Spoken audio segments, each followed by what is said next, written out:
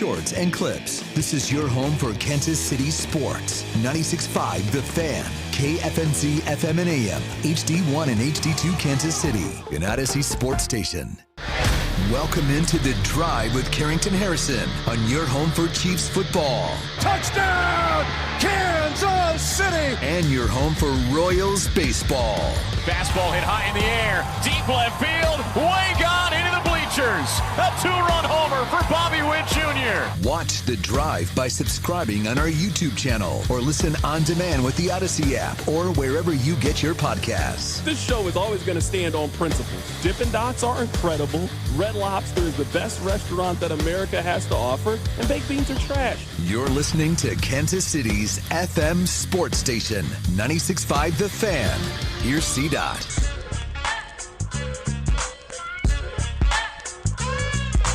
Let's do this. Another day, another dollar, another edition of The Drive. You are listening to The Drive on 96.5 The Fan, 96.5thefan.com, and also the Odyssey app. My name is Carrington Harrison. Excited to be here.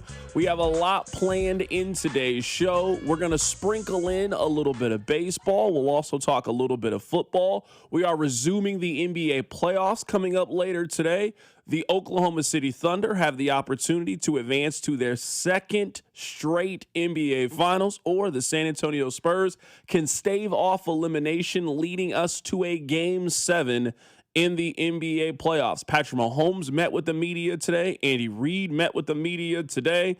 Kyler Murray and J.J. McCarthy are in a quarterback battle. A.J. Brown is probably going to be traded here in the next 4 to 5 days. There is a lot happening in the world of sports, and we appreciate you guys listening. Before we talk a little Royals baseball to kick off the show, I need you guys to do me a couple of favors. Number one, I need you listening to The Drive each day at 2 o'clock right here on 96.5 The Fan. Number two, I need you to tell one friend to check out the show. I would greatly appreciate it. And number three, and most importantly, I need you to remember that the open of the show each and every day is brought to you by our dear friends over at The Other Place. So stop in. Maybe you want to watch a little Spurs and Thunder coming up later today. Maybe you're happy that the Royals don't have a game today, that they can't upset you and they can't ruin your mood, and you want to go have yourself a cold beer. Where, you know what? Go do that with the fine people, with our friends over at The Other Place. This is where I would like to begin today's show, and we're not going to spend a lot of time today talking about the Royals, but I felt very conflicted about what the open of the show was going to be today. I was between two things. I was between talking about Patrick Mahomes, and trust me, we'll talk about him enough today, but there really was no new information. Mahomes is ahead of schedule. He feels good. The plan is for him to participate in week 1 of the NFL season. I mean, you knew that already. Now, on the other side, what I'm going to tell you about the Royals, you probably also already know. But I was thinking this. I was wondering this. And I am very unsure. 913-586-7965 as we kick off the show today. Is this what rock bottom feels like with the Royals? Because I saw a tweet come across my timeline a couple of days ago. The Royals were 19-21, and they were a half game out of first place on May 10th with a chance to sweep their division rival Tigers on national television. They also were going to have 10 of their next 16 games at home. I remember it. People were so hopeful. People were so optimistic. We were having conversations about the playoffs. We were looking at the standings. There was an aura of confidence around the Kansas City Royals. Since that day, the Royals are now 3-12. They have been outscored 81-45, and they go on a 10-game road trip starting tomorrow. How did it get this bad with the Royals? Why are they this bad? Is this what rock bottom feels like?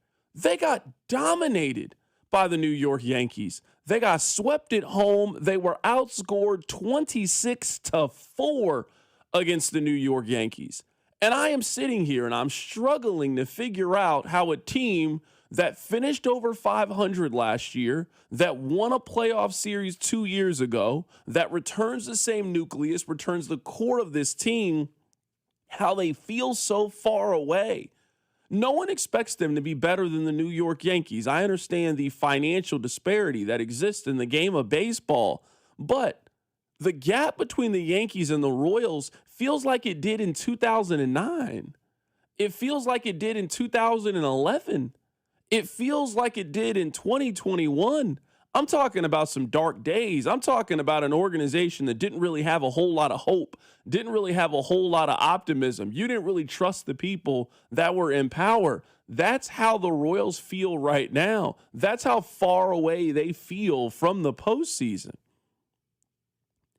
I promise you guys, I want to come on here. I want to be positive about the Royals. I want the Royals to perform at a high level. I want the Royals to matter. I want you to care about the Royals. I can't force you to do that because they haven't given you a reason to feel that way about their team. They're bad. They're really bad. This season has gone really, really bad. Vern said this not that long ago, and I'll find the audio cut from it, that he believed that this is the most disappointing Royals team, certainly during his time here in Kansas City. I can't tell him that he's wrong for feeling that way. This season was supposed to be about taking a step forward. This season was about to be about one of the young guys. This season was supposed to be about growth and development. But all we've seen the Royals do is find a time machine, and not back to a happy time in our lives, not back to 14 or 15 or even the hopefulness of 2013. They have made a descent back into the dark ages and era of apathy, of disappointment, of frustration. Here is Vern on the morning show. This was 10 days ago he said this, and all they've done is get beat around since then. 7 games below 500. To me, this has been the most disappointing season, 47 games in, but the most disappointing season that I've been a part of. I haven't been here forever, but dating back to 2012, there was never this type of anticipation, these type of expectations, this type of talent, only to lay this large of an egg. So, 7 games below 500, a 1-5 road trip. You are the worst road team in all of Major League Baseball. The tenor shouldn't be good. I'm glad to hear that the fans are not just disappointed, but angry because the expectations in this city, not just from the Royals, but all teams, the expectations have been raised over the past decade. We expect more. It feels like there is so much growth that is happening in the city from a sports aspect. Salute to the Kansas City Current. The streetcar has expanded and now goes right in front of their stadium. That's growth. That's improvement. The Royals are getting a brand new stadium in downtown Kansas City that is going to be a model that other American cities use for their downtown baseball stadium. The Chiefs are getting a stadium. The Chiefs have been champions. They've hosted parades. They've won Super Bowls. They have first ballot Hall of Famers. It appears to be so much growth in Kansas City sports, and it is just incredibly frustrating. I mean, makes you want to pull your hair out that the Royals have just quite simply regressed to the organization and the team of our childhood. That's how it felt. This week, it felt like if you wanted to go out to the stadium, you were going out to see the other team. That's how it was when we were kids. When you went out to see the Yankees and the Red Sox, or the Cardinals would come into town for an interleague matchup, and other teams would just take over the stadium, and when they got a hit or a home run, it sounded like you were at a road game and not at Kauffman Stadium. That's what this team has done. Now we sit here off day, nothing's going to change. I mean, they basically blame the Yankees series on Bailey Falter. That's the only thing that's different. So Macacharo will be back tomorrow. J.J. Piccolo will be back tomorrow. Alex Zumwalt will be back tomorrow. And everybody will be out there just trying to give it a good old college try to turn this thing around. We'll get to the Chiefs coming up on the other side, but I don't care how dark it is. I don't care how grim it is. We have standards on this show. Rob, hit me. We're where you want to be. Baseball with the Royals. Carrington, a little peek behind the covers for listeners. Before we came on the air, talking about the Royals with the boss, and he said, I need a nice 20-13 lineup. So here is your lineup from today in 2013 in Royals baseball history, where they did lose at home 4-1 to the St. Louis Cardinals. Let's get it. They also had 2 hits, so that feels familiar. Leading off in left field, Alex Gordon. Batting second, the shortstop, Alcides Escobar. Batting third, the center fielder, Lorenzo Cain. You could just get a sense that the tide was turning. They're building the foundation of a winner. By the way, I mentioned they had 2 hits today. They both came from the 4-hitter, Billy Butler. The Royals don't even know what that's like in 2026. You can get production from that spot in the lineup. Batting fifth, the first baseman, Eric Hosmer. Here's the fall-off. Batting sixth, at third base, Miguel Tejada. Miguel Tejada was on the Royals. I completely forgot about that. I want a Miguel Tejada Royals throwback jersey. Royals Authentics. You guys got that? I'll go buy one right now. I want a Miguel Tejada Royals throwback jersey. By the way, third base, Miguel Tejada. Woof. Batting seventh, the right fielder, Jeff Francoeur. Jeff Francoeur would fit right in with this team. Batting eighth, the catcher, George Kataris. I remember him. I do remember Big George. And batting ninth, the second baseman, Elliot Johnson. By the way, the Royals did lose today, but of course, that was not a shock. It's not the fault of Irvin Santana, who went 7 1/3, only giving up 3 earned runs as the Royals lost on this date in 2013. Coming up on the other side, the quarterback of the Kansas City Chiefs met with the media earlier today. This is the last time that we will hear him speak before training camp. We'll play for you what the quarterback had to say next. Keep it right here. It's The Drive. The Drive with Carrington Harrison and Rob Brenton. You losers is what you are. On your home for Kansas City sports. 96.5 The Fan. As a paramedic, do you recommend seatbelts? I'm definitely an advocate for seatbelts. Why? When you're in a wreck, the seatbelt immediately will lock you in place and hold you exactly where you are. And if the vehicle rolls, spins, or just sustains a lot of force, you're going to stay right where you are, protected and cushioned. That's how they're designed. But it's my choice if I wear one. You can't make me. It's your decision, but you're going to see me if you decide to not wear your seatbelt, and it might not be a good situation for you. Always buckle up. A message from the Kansas Department of Transportation and your local law enforcement community. Spring is here, and as the weather heats up, the sports action heats up at Circa Sports. From baseball to basketball, hockey to golf, Circa Sports has it all. Circa Sports isn't just sports betting, it's sports betting the way it should be. High limits, player-friendly pricing, and exceptional customer service. Whether you're looking for playoff futures or props on your favorite players and more, Circa Sports has you covered. Download the Circa Sports app or visit circasports.com today. Must be 21 or older. Gambling problem? Call 1-800-GAMBLER. The wild weather this spring has brought hail to New Century Chrysler, Dodge, Jeep, and Ram in Paola. What that means is they've got plenty of new and used cars and trucks with light cosmetic hail damage. New Century is having a hail of a sale to clear them all out. You can save as much as $15,000 and still receive all the factory incentives. The hail of a sale will not last long at New Century Chrysler, Dodge, Jeep, and Ram. Remember, you always pay less in Paola.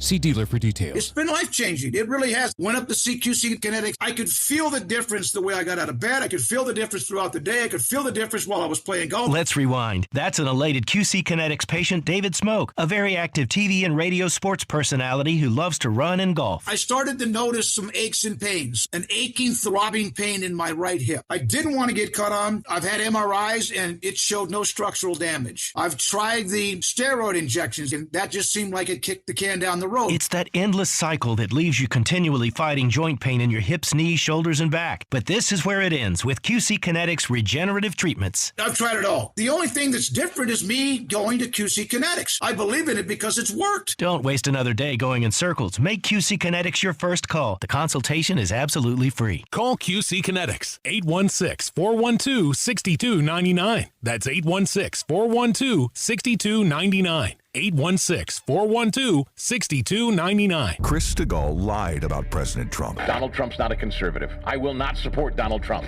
And now he's lying about Nathan Willett. Woke Willett spent $631,000 of your money on transgender outreach programs. Those are flat-out lies from Chris Stegall, who attacks President Trump. And here's the proof. He voted against trans surgeries and trans bathrooms. Nathan Willett is a Christian, conservative, and seventh-generation North Missourian. I'm Nathan Willett. I'll fight for President Trump, and I approve this message. Paid for by Nathan Willett for Congress. Replacing your HVAC doesn't have to be an emergency. Plan now, pay less later. For a limited time, take advantage of an HVAC replacement with financing starting as low as $149 a month. More options, better timing, and less stress for your home. It's game day. Are your moderate to severe Crohn's disease or ulcerative colitis symptoms keeping you from the action? Skyrizi, risankizumab Riza, could help you get back to the game. Skyrizi is proven to help people feel significant symptom relief, achieve remission, and visibly improve damage of the intestinal lining. Skyrizi is a prescription injection medicine for adults. Don't use if allergic to Skyrizi.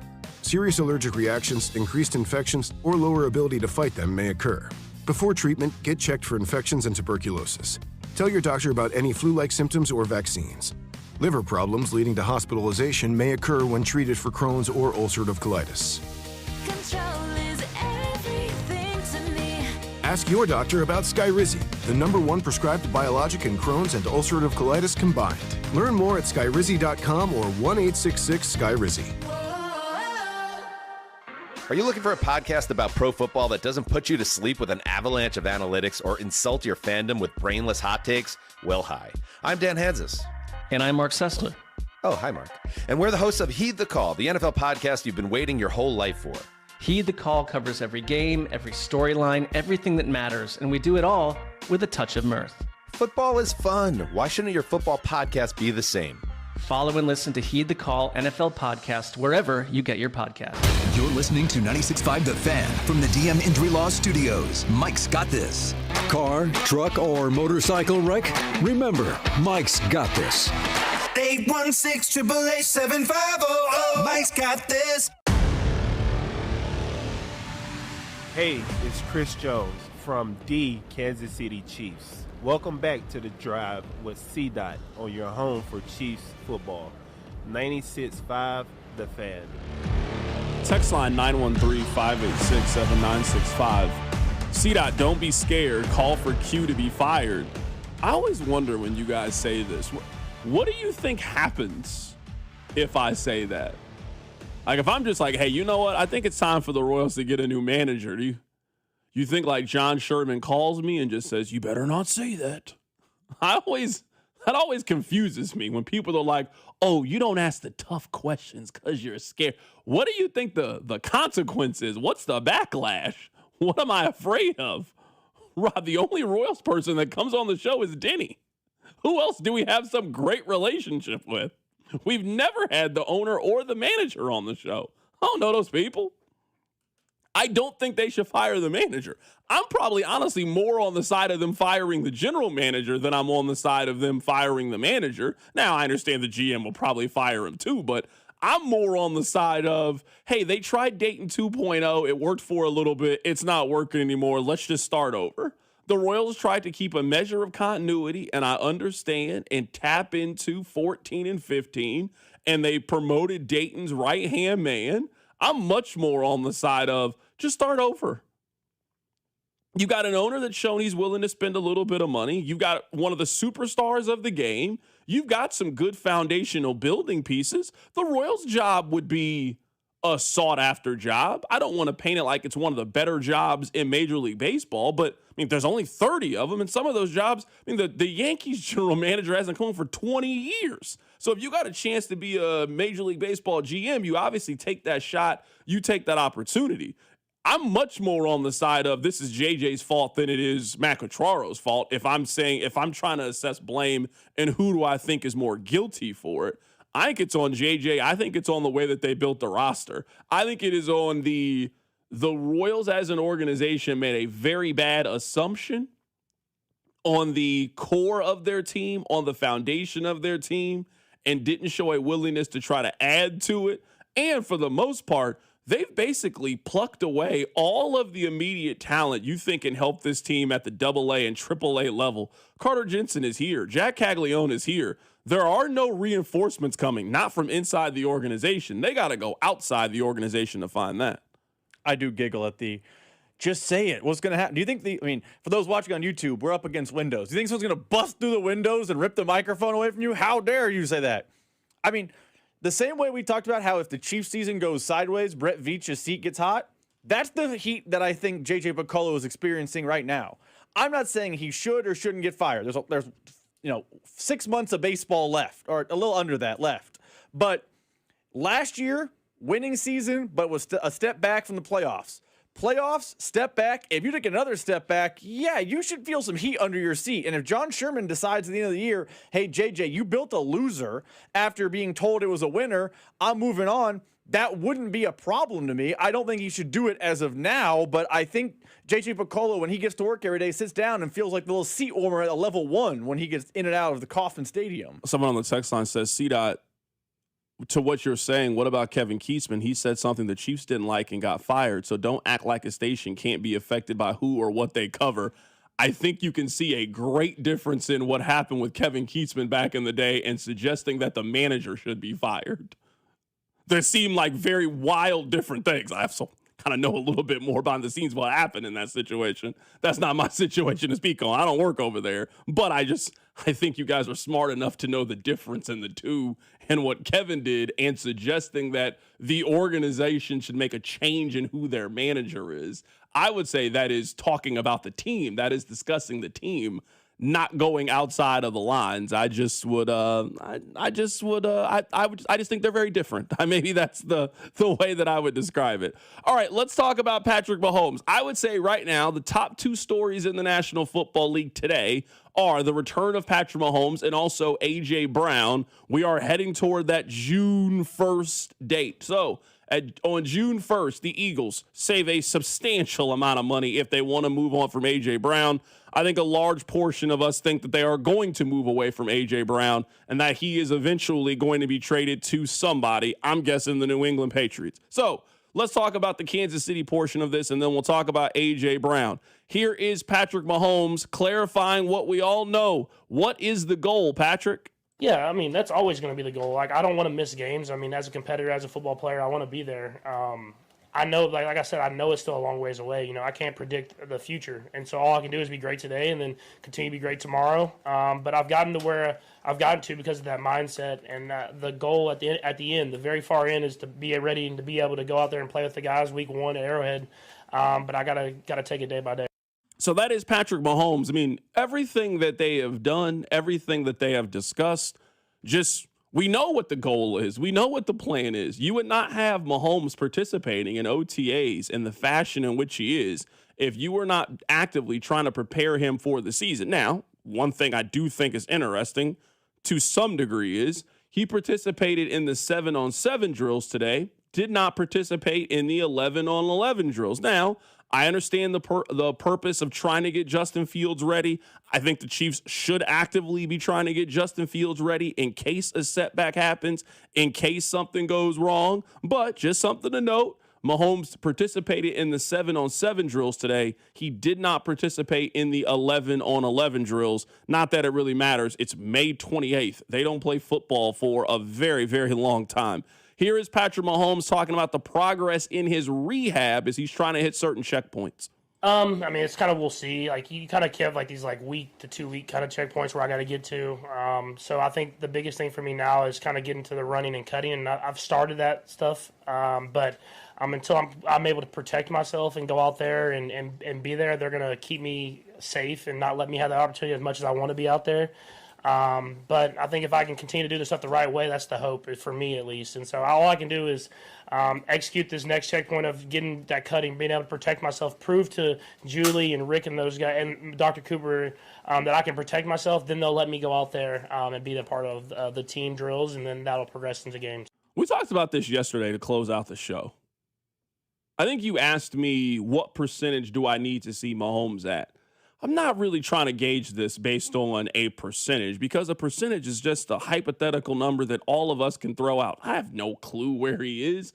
80%, 85%, 90%. What's this magical number that he needs to be at? It just seems like a poppycock conversation. Just seems like a lot of nothing. But what I do think is important, what he just said, I have to show Julie, I have to show Rick that I can defend myself. Remember, Rob, last week we had on Aaron Borgman, who used to work the sidelines, who used to be a personal trainer in the NFL. What did he say that he needs to see? What is a checkpoint that you need to make? Can you protect yourself? The goal of this cannot be Patrick needs to be 100%. If that's the goal, let's just stop this conversation about him participating in week 1. He will not participate in week 1 if that's the barrier of injury. But can he protect himself? Can he move around? Is there risk for further injury? Does he feel comfortable on the leg? Those are all questions that I think need to be asked and answered before Pat gets back on the field. Now, this I thought was the most interesting quote of the entire day, of the entire press conference. Listen to this. I told Coach Reed I think it's helping me a little bit because I can't move around, so it's kind of settling my feet down. It's kind of like when I hurt my ankle. Sometimes it's like I can't scramble and I can't do these things, so it makes me sit in the pocket and go through the reads and do that stuff. So I'm gonna try to use it to my advantage. You know, like it's stuff that I can get better at as progression through the entire concept and stuff like that. And I don't have the ability to scramble and do that stuff right now, and so it should help me in those things that hopefully whenever I get that ability back, I still will go through the progressions at a higher rate than I've done in the past. You believe that?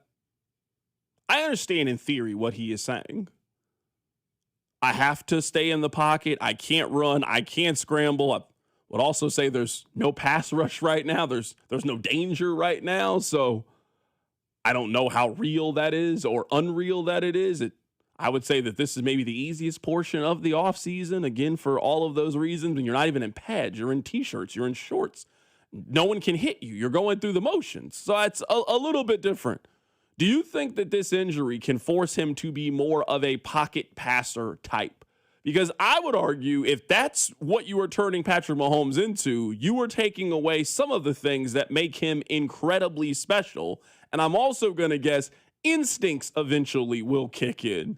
Once you get out there, once you start playing, those habits that you have been building over years are going to override the habits that you have been building over the last 3 to 5 months of how you play.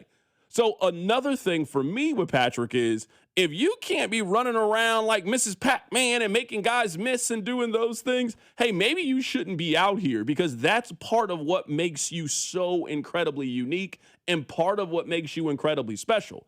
For example, the play that he made, the first, to me, Mahomes throw, the one to Chris Conley. Can he still physically do that? Can he still keep his balance in that way? Can he still set his feet in that way and make that throw?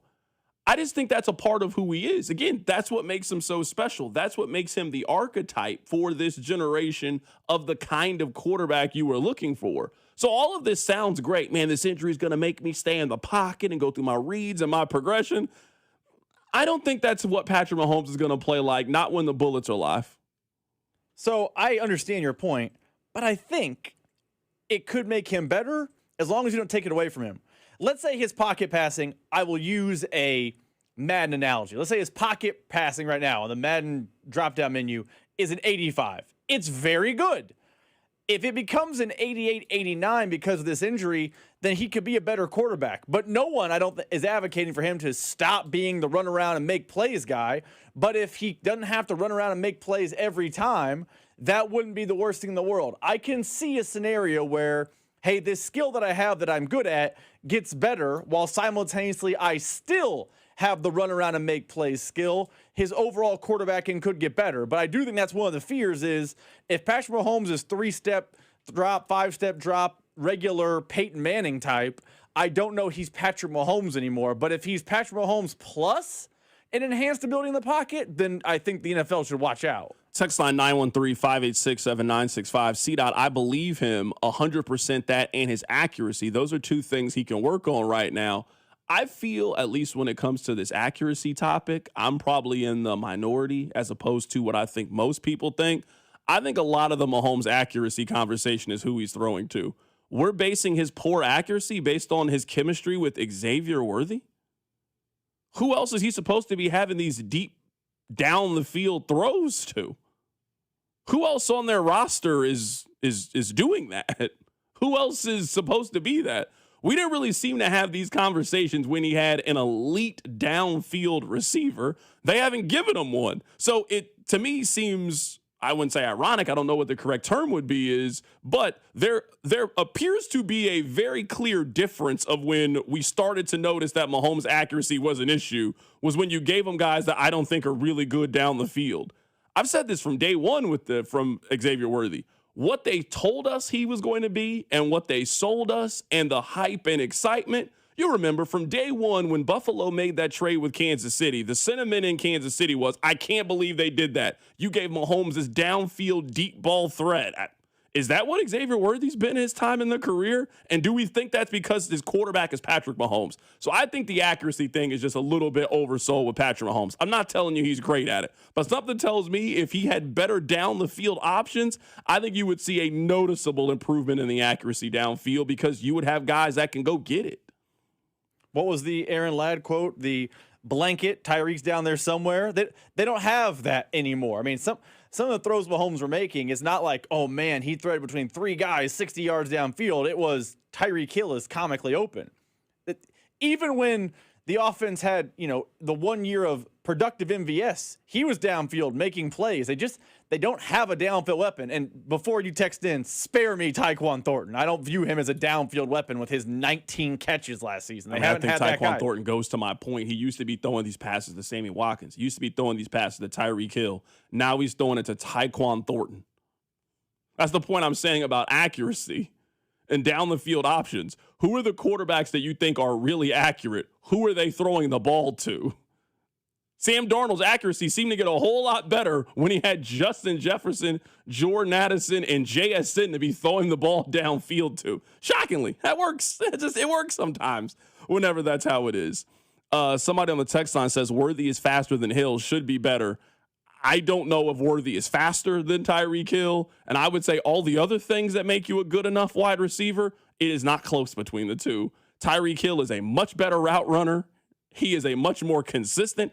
I also think with Tyreek, I don't think that Tyreek gets enough conversation about his ability to high point the ball and jump up and go get it, have you ever seen Xavier Worthy has bad football IQ and doesn't know where the sideline is for the most part. So, yeah, I think a lot of the Mahomes accuracy issues just stem from who you are throwing the ball to.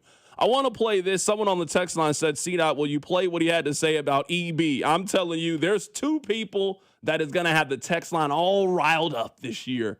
Chad O'Shea and EB. You can already see the foundation cooking. Our guy Mac, he was out at the OTAs earlier today, and he was like zoomed in on Chad O'Shea, like, man, watch this guy work. See the passion. He's helping them with the drill. Oh, my goodness. That's red meat to you guys. Here's Patrick Mahomes on EB. There's a standard that you have to practice with and you have to play with, and he's going to hold you to that standard no matter who you are, from the first guy to the 90th guy right now. He's going to hold you to that standard, and I think that's something that it's hard to replicate. I think that's the best way to say it, and he has brought in a lot of concepts and a lot of things that I've really liked that we've added in now, and so I think it's good to have him back in the building, having that energy back. A lot of these guys haven't had a EB, and so they understand it. And but honestly, I think it's been cool. They're really receptive of it, and even though it's hard, I mean, there's hard days. They know why we're doing it. I think it's kind of, you can see it, the guys, and they want to be great, and they want to be better than we were last year. And so we've had a good start to these OTAs, and we just got to keep pushing through. I'm telling you, there's some things football fans love. Football fans love it. You've been out at training camp. Whenever the coaches start yelling at the players, the fans might not even know why they're yelling at the player. Just gets them going, Just gets them excited. Whenever a coach is taking a guy off to the side and he's just ripping them, they go crazy at St. Joe for those kind of plays. Hey, you got two of those guys. EB back. I'm sure you're going to hear him. He's going to have that whistle. He's going to be yelling at guys, challenging guys, holding guys accountable. Oh, man, we love all of those things. We'll talk about Chad O'Shea in the wide receiver room coming up at the top of the hour. Rob, I spent a lot of time today looking up Chiefs rookie wide receivers and Jalen Royal. So I'm excited to tell you all of my findings. We'll do that coming up in about 20 minutes or so. So I told you guys, that is thing number one. Thing number one is Patrick Mahomes. Thing number two right now in the league is A.J. Brown. Now, I know he's going to the Patriots. Rob knows he's going to the Patriots. You know he's going to the Patriots. Somehow they're still trying to figure it out. I just don't know that it's going to be like snap your fingers and the deal is done, because the two sides are where they have been, which is the Eagles wanting a first-round pick in 2027. The Patriots, the most likely destination. We'll see if someone else arises, but Patriots, the most likely destination, not being willing to give up a first-round pick as of right now. That means they're not particularly close, and yeah, there's a chance this could drag on for the foreseeable future. Do you know what this feels like? You remember when Aaron Rodgers was going to go to the Jets, and you remember how long it took? And we all were just thinking, bro, can you just get this over with already? Everybody knows what team he's going to. Can you go ahead and do it? Now, I understand the Patriots' position. I wouldn't give up a first if you don't have to give up a first, especially not in next year's draft class, which everybody tells me is this magical draft class. I mean, I wouldn't be excited about it, but I would ask the Patriots. I'd also ask the Eagles, what other choices do you have? Is there a market right now for A.J. Brown, or has the rest of the league just conceded to, hey, he's going to play for the New England Patriots? When was the last time that A.J. Brown was linked to any other team in the National Football League? Is there another team, another story that I'm missing? If you guys have seen it, certainly let me know. 913-586-7965. I try to keep up on these things. Is there another team that seems interested in acquiring A.J. Brown? Which, I mean, he's a phenomenal player. You should be. But a large majority of those teams that you think would be interested have already addressed and answered that or made a trade. Buffalo would have made a lot of sense. They made a trade to go get DJ Moore. Do you think Kansas City's interested in going to get A.J. Brown? I mean, they haven't been interested really at any point this season to go get themselves a wide receiver. Really, the only other team that would make a lot of sense to me to go get A.J. Brown would be the Commanders. But are the Eagles trading him to a team in their division? I'm going to guess the answer is probably no for a 28-year-old. I think he's still a top 10 player at his position. Ultimately, this gets done, I think, between New England and Philadelphia. But this is just one of those things that you got to go through when you're trying to get a trade for a superstar-like player. I mean, in all honesty, no one should trade for A.J. Brown if the cost is a first-round pick. If I have to absorb that contract and then I have to give him an extension to kind of spread out the money, it's not an extension of we believe in you, it's a spreading the money. Yeah, I'm not giving up a future first either. And A.J. Brown's a good player. I'm not giving up a first for A.J. Brown. So if the hang-up right now is the Eagles are saying after June 1st, once we get cap relief from having him on our roster, it's a 2027 first, and he's all yours, New England, everyone in the league should be saying, yeah, no, we're good. No first-round pick. You're screwed by carrying him on the roster, not us. So I think right now what's happening is just negotiations. The Eagles are saying we want a first, and everyone else is saying no. And everyone else should say no. A.J. Brown is not worth a first-round pick on June 2nd or June 3rd. He just isn't. So I think the hang-up is the Eagles have a pie-in-the-sky price, and the Patriots aren't willing to pay it. But I have a hunch. When's the first week of June? Next week? Yep, sometime Monday. Next week, the breaking news sounder goes, and the Patriots have A.J. Brown. For what? I don't know, but I don't think a first-round pick is good value for him. I also think it's just very obvious that no other team in the league was willing to trade a first-round pick for A.J. Brown, because if they were, you would have already traded him. If A.J. Brown was worth a first-round pick, the Eagles would have had a first-round pick in the 2026 NFL draft. This was not some master manipulation to keep him on June 1st and then get a first-round pick in the far more valuable draft. They will get a decent draft pick. I'm assuming they'll end up getting a 2 and a 4 or 5. That seems more than fair to me. The Patriots will then reach an extension. The Patriots will then have, I would say, a pretty decent wide receiver room after they made that trade. I would say be good. They have a good, Romeo Dubes and A.J. Brown. That's a good room. For sure. I mean, if you're telling me that their room is Romeo Doubs, Kashawn Boutte, and Mac Hollins, and A.J. Brown, I mean, that's a legitimate 1 through 4. I'm not mad at that if that's your wide receiver room. if you're them. You still got Hunter Henry. You got a couple of different options at running back. We know the defense should be good. That Patriots offense, you add a little bit more firepower. If Drake May can keep developing and be better in the postseason than he was last year, no reason for New England not to feel like they're a contender and that they can make a deep run again in the playoffs. But a lot of it's predicated on this trade going through, and ultimately it is going to happen. The Eagles spent a first-round pick on a wide receiver because they know that A.J. Brown is not going to be there. The Patriots didn't make a whole lot of other moves at wide receiver because they also know that A.J. Brown is going to be there. The relationship with Vrabel, it just makes way too much sense for that to be the case. All right, coming up at the top of the hour, we're going to get back to the NFL. I looked up some rookie wide receiver numbers. I want to talk a little bit more about Jalen Royals. Andy Reid spoke on him earlier today, but I've got a news story that you absolutely have to hear. We'll get to it. Keep it right here. It's The Drive. The Drive with Carrington Harrison on your home for Royals baseball. 96.5 The Fan. What if you could have the most reliable fiber-powered Wi-Fi? And get this, what if you could keep it at the same price for 5 years? During the Xfinity Summer Savings Event, now through June 15th, new customers can get our best price on gig Wi-Fi, just $50 a month for 5 years. And get online in minutes with same-day Wi-Fi. It's Wi-Fi that finds and fixes problems before you even notice them, like super intelligent Wi-Fi with a sixth sense. Plus, add one line of Xfinity Mobile Select and you can save an average of $60 a month over Verizon and AT&T. You can even try it free for a year. Lock in your price and unlock the possibilities during the Xfinity Summer Savings Event. Get it now at Xfinity.com. Xfinity. Imagine that.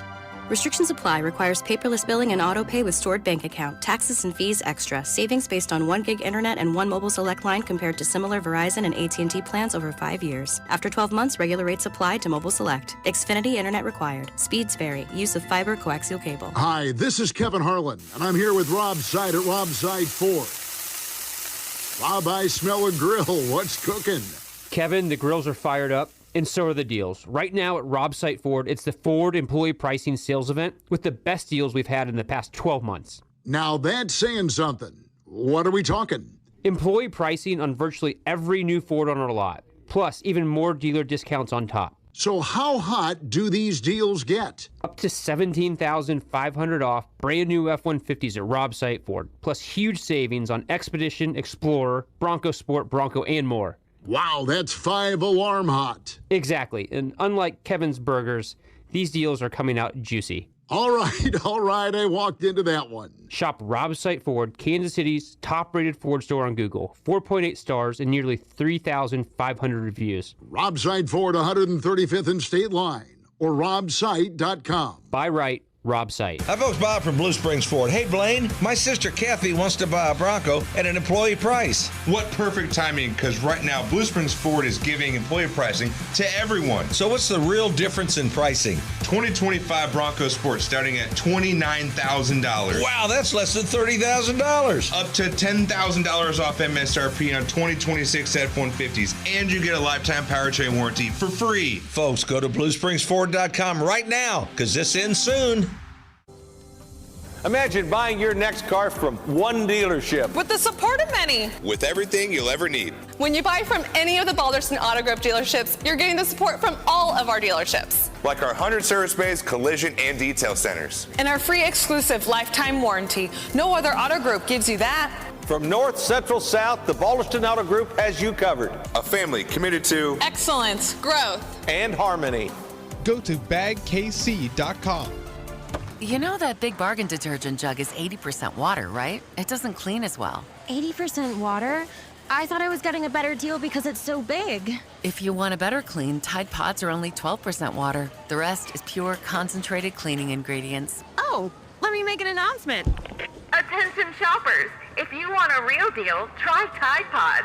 Stop paying for watered-down detergents. Pay for clean. If it's gotta be clean, it's gotta be Tide Pods. Water content based on the leading bargain liquid detergent. I built this business the old-fashioned way. Hard work and a whole lot of spreadsheets.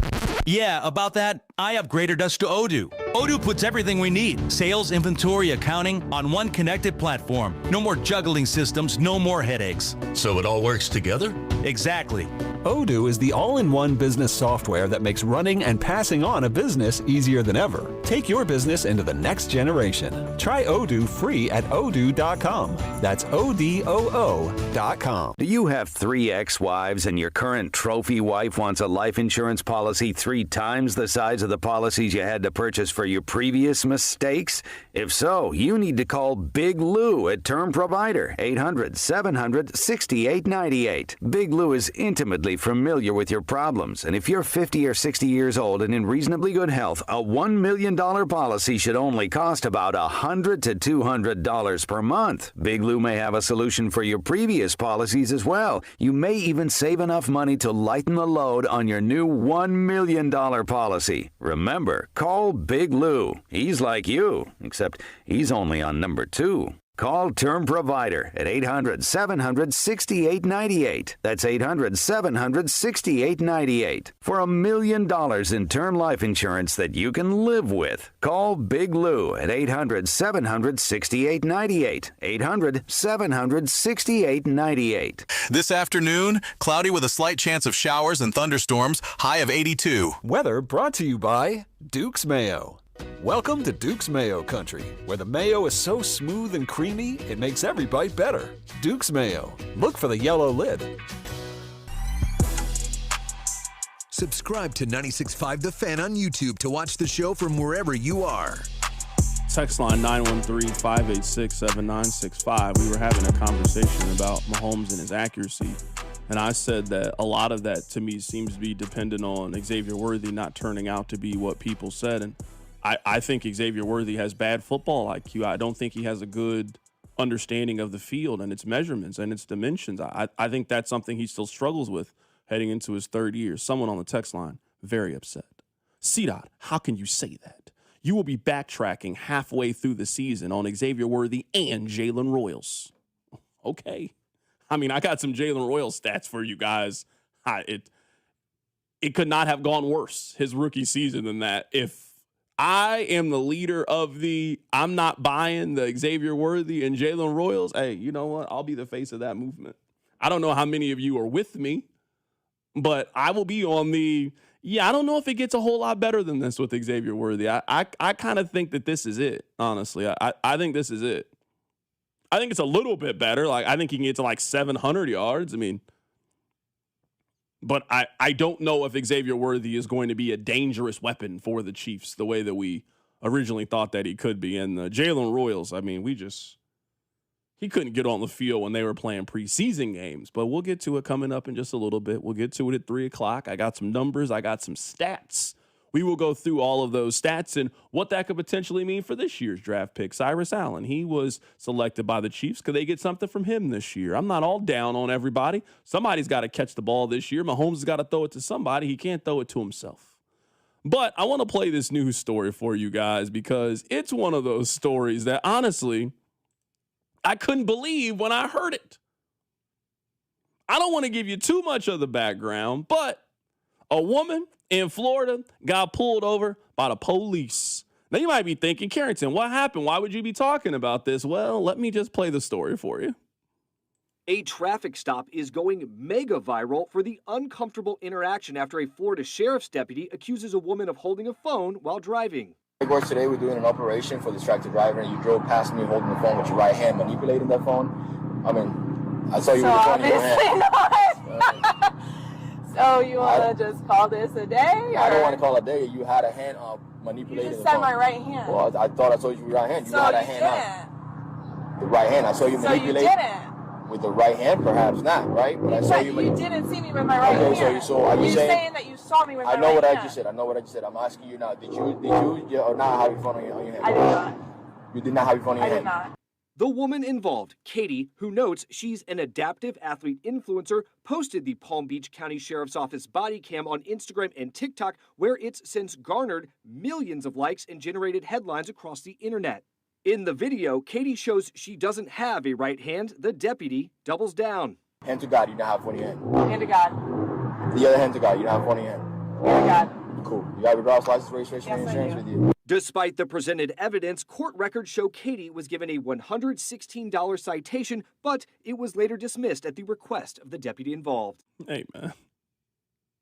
maybe you have had this kind of run-in with the police, and I haven't had this happen in my life. Why can't the cop just be like, yo, that's my bad. Yo, you right.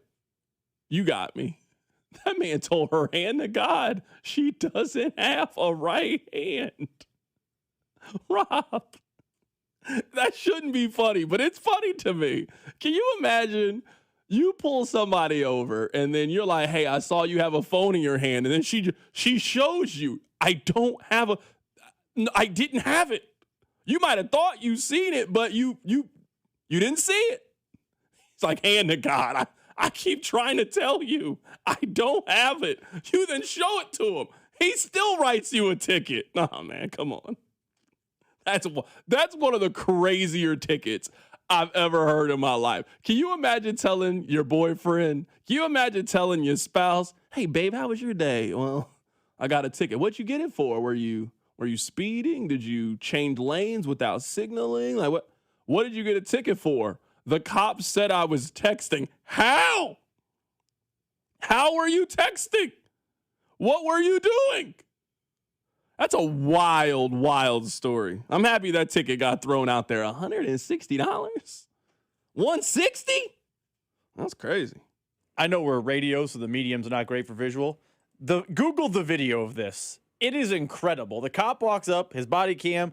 Hey, I saw you were texting with your right hand. And she's like, really? And she lifts what would be a right hand. And he's like, well, yeah, I saw it. So what are you going to do? You didn't see it. It didn't happen. It did not. She was not texting with her right hand. I promise you. You're right, though. I don't understand why the cop wasn't like him doubling down and being like, hand to God, promise you weren't texting. Just whoops-a-doodle, my bad. Go about your day, ma'am. I don't understand this. This is, let's go back now, because now I've got distracted from the text line. You guys heard the story, though, so that's fine. Text line 913-586-7965. C-Dot, I partially agree with the other texter. One thing that confuses me with C-Dot and Worthy is he had one good year and one subpar year, but you said that you could use the B word. How or why is anyone a bust after 2 years? Well, hold on. How could anyone be a bust after 2 years? You guys needed more time with Breland Speaks to know that he wasn't a good NFL player? You need more time with Felix Anudike-Uzomah to know that it's not going to work out?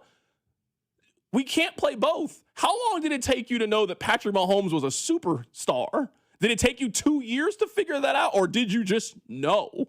Or did you know in 4 or 5 games if that's the case?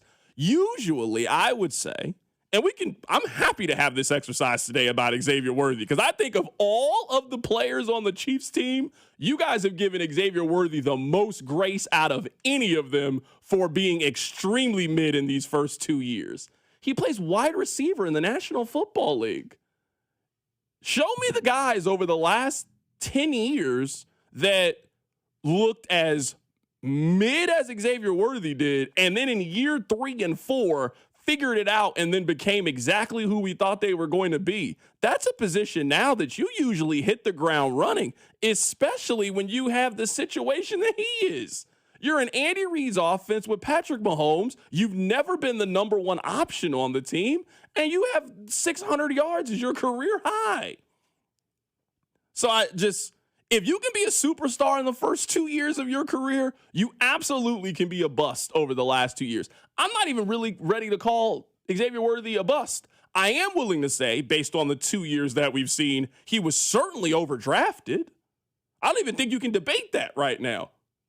If you did a redraft of that one, would Xavier Worthy be a first-round pick? Would Xavier Worthy be a second-round pick if you redrafted it? I would say the answer to both of those things is no. I would also say, text line 913-586-7965. Tell me how many yards you think Xavier Worthy has this year. We don't got to talk about any other player. How many yards do you think Xavier Worthy has this year? Because if you're going to tell me 700, then he's a bust. What are we arguing then? You're telling me through 3 years you have 600 yards, 300 yards, and 700 yards, and you were the 21st overall pick. What other word am I supposed to use? I don't know how Xavier Worthy still gets this measure of protection. Some guys get it and some guys don't. I feel like you guys turned on Clyde Edwards-Helaire really, really quickly. What makes Clyde Edwards-Helaire any different than Xavier Worthy or vice versa? They feel like they're the same to me. came in with big-time expectations. You were excited about what they could do in the offense. They haven't lived up to the measure of expectation. I feel like at this point, you kind of know what it is. We didn't know what Clyde Edwards-Helaire was after 2 seasons of watching him in the Chiefs offense. You needed more time to figure out what he was. I would also say, as a running back hater, Clyde was more productive in year 1 than Worthy was. Relative to running back, I know it's apples to oranges running back to wide receiver, but didn't Clyde have like 900 or 800 yards his rookie year? Like he was a more productive rookie than Xavier Worthy. And you're right, everyone was out in year 2. They were done. It was over. I don't know why Worthy gets this protection. Someone on the text line says, C-Dot, those are terrible examples. Those guys never had a good season. Xavier Worthy's never had a good season. Xavier Worthy had a decent season. He had a decent season his rookie year.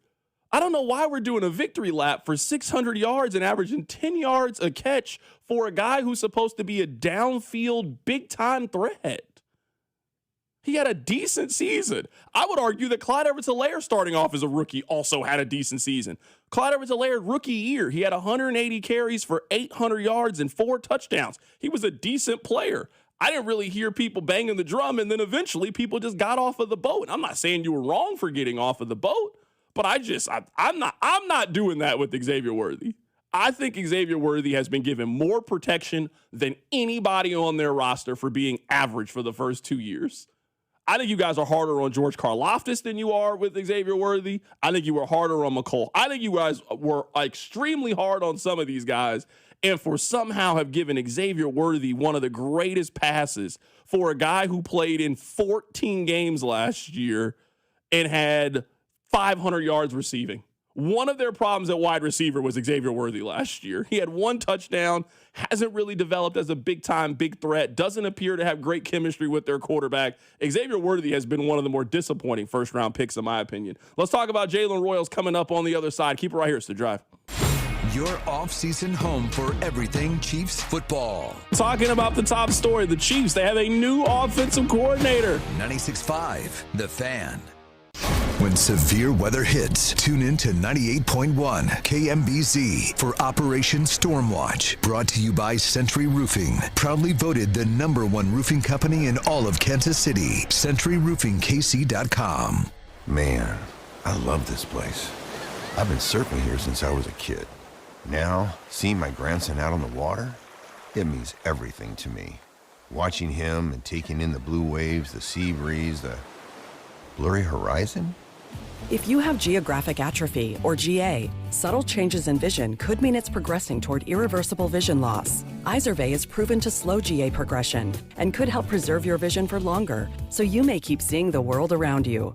Izervay, or avacincaptad pegol, is an eye injection. Don't take it if you have an infection or active swelling in or around your eye. Izervay can cause eye infection, retinal detachment, or increased risk of wet AMD. Izervay may cause blood in the white of the eye, blurred vision, or a temporary increase in eye pressure. Do not drive or use machinery until vision has recovered after an eye injection or exam. Ask your retina specialist how you can slow your GA with Izervay. To learn more, call 1-855-IZERVAY or go to izervay.com. Paid for by Astellas Pharma. Performance matters in intimate moments. Don't let ED ruin them. This is Jeff for Heartland Men's Health, and I want to assure you that if you're like the vast majority of guys, you don't have to suffer with ED anymore. In fact, you might be pleasantly surprised at how the right treatments could positively impact your love life. At Heartland Men's Health, our advanced medical therapies go far beyond pills. We have treatments that are effective in well over 90% of cases, and we offer specific and combinative treatments that can dramatically enhance both your performance and your stamina. You could even last up to an hour or more and bring a far greater level of intimacy to both you and the one you love, perhaps performing like you haven't in years. So call us today and find out why our advanced treatment strategies offer so much more. Your first visit is just $99 and gets you blood work, a medical consult, and if medically advised, a test dose. And if that test dose doesn't work in the office, your visit is free. Call 844-447-6600 or go to heartlandmenshealth.com. Heartland Men's Health, advanced medical science to improve men's lives. The Kansas City Auto Show is back, taking over the Overland Park Convention Center with more brands, more test drives, free parking, and all new family-friendly features. Get your tickets now at kcautoshow.com. The Kansas City Auto Show, June 4th through 7th. At Liberty Mutual, we love helping people with things like customizing car insurance, just like how we customize a song for you. Catered country tune. Liberty Mutual, saving you bucks by protecting your truck. Cause Birdie told me to only pay for what I need. Thank you, Limu. I'll always trust in Limu with Liberty, Liberty, Liberty, Liberty. At Telly Tire, when it comes to car problems, we've heard it all. From tires to timing belts to faulty air conditioning. Ooh. At Telly Tire and Auto Centers, we've been fixing problems like these and customers' bad days for over 80 years. So relax and take it to Telly. Schedule your service at tellytire.com. The U.S. Treasury just released its official financial report for 2025. Buried in it is a startling admission. By its own numbers, it appears the U.S. government is insolvent. When governments go this deep in debt, they print money, raise taxes, or cut benefits, none of which can help protect you. That's why people move part of their savings into physical gold and silver. Call Monetary Gold at 877-NOW-GOLD for their complimentary gold and silver guide. That's 877-NOW-GOLD. Call Monetary Gold now at 877-NOW-GOLD. Do it before the next headline, not after. Performance may vary. You should always consult your financial and tax professional. Yo, it's Jay Uso from WWE, and I'm Jimmy Uso. Chumba Casino and WWE are hyped for the biggest event of the summer, SummerSlam. I know, I can't wait. There's nothing better to do while we're waiting than playing Chumba Casino. Sign up today, and you could win a VIP experience with Chumba Casino and WWE for SummerSlam. So what are you waiting for? Play Chumba Casino and enter for your chance to win. Let's Chumba. Yeah. Sponsored by VGW Group. No purchase necessary. See terms at ChumbaCasino.com. Must be over 21 and present in a state where it's legal to play. Royals coverage brought to you by Metal by the Foot, your metal project superstore. Who is the area's only dealer for Fronius professional welding equipment?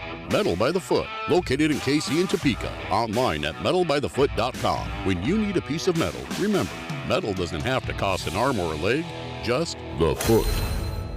The Cody and Gold Garage Sale benefiting the Negro Leagues Baseball Museum is on Wednesday, June 10th on your home for Kansas City sports. 96.5 The Fan, KFNC FM and AM, HD1 and HD2 Kansas City, an Odyssey sports station.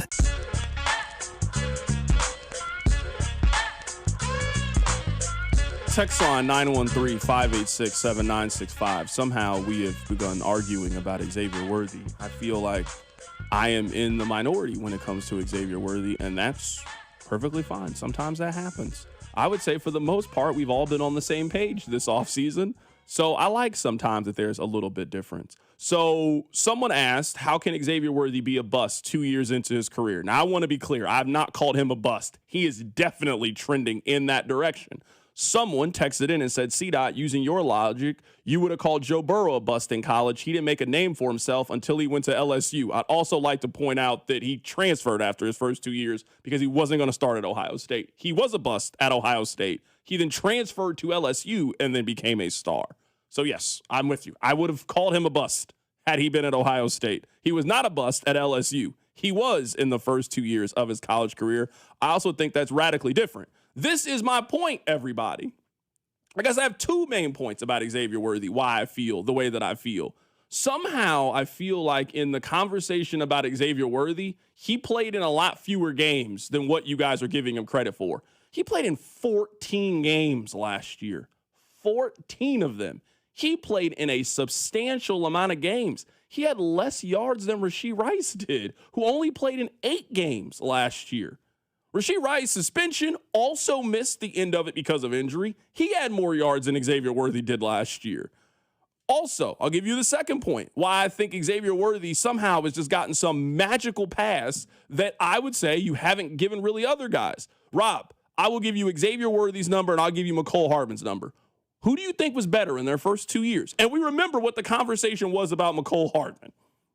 McCole Hardman's first 2 years of his career, he had 67 catches for 1,098 yards. He averaged 16.4 yards per catch. He had 10 touchdowns. Xavier Worthy has 101 catches. He has 1,170 yards, averaging 11.6 yards per catch, and has 7 touchdowns.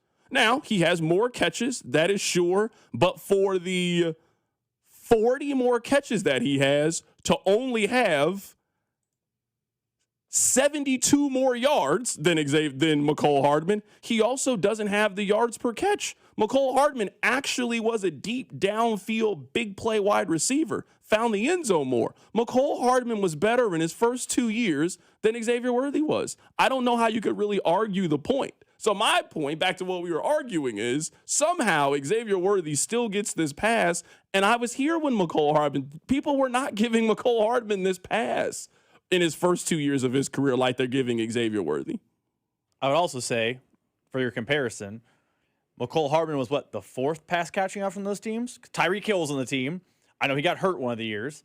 Sammy Watkins was on the team, and Travis Kelce was on the team. Xavier Worthy has more opportunity and has done less with it than McCole Hardman. And by the way, this is semantics. I also don't think Xavier Worthy's a bust. He's just not a hit. He's just What fine. word would you use? Disappointment? I mean, I'm with you. Bust is maybe like, he's not a bust in the same way that Sky Moore. Correct. So I feel like when people hear the term bust, they're equating it to Sky Moore or Breland Speaks. Or those like guys Ryan are Leaf. bust. But this is the point I would make, because someone on the text line says, C-Dot, you're discrediting the fact that last year he played with a torn labrum and a dislocated shoulder. Those are fair points. No one on the text line can explain to me then, with all of these injury concerns that Xavier Worthy has, why he played in 2 of the Chiefs' preseason games.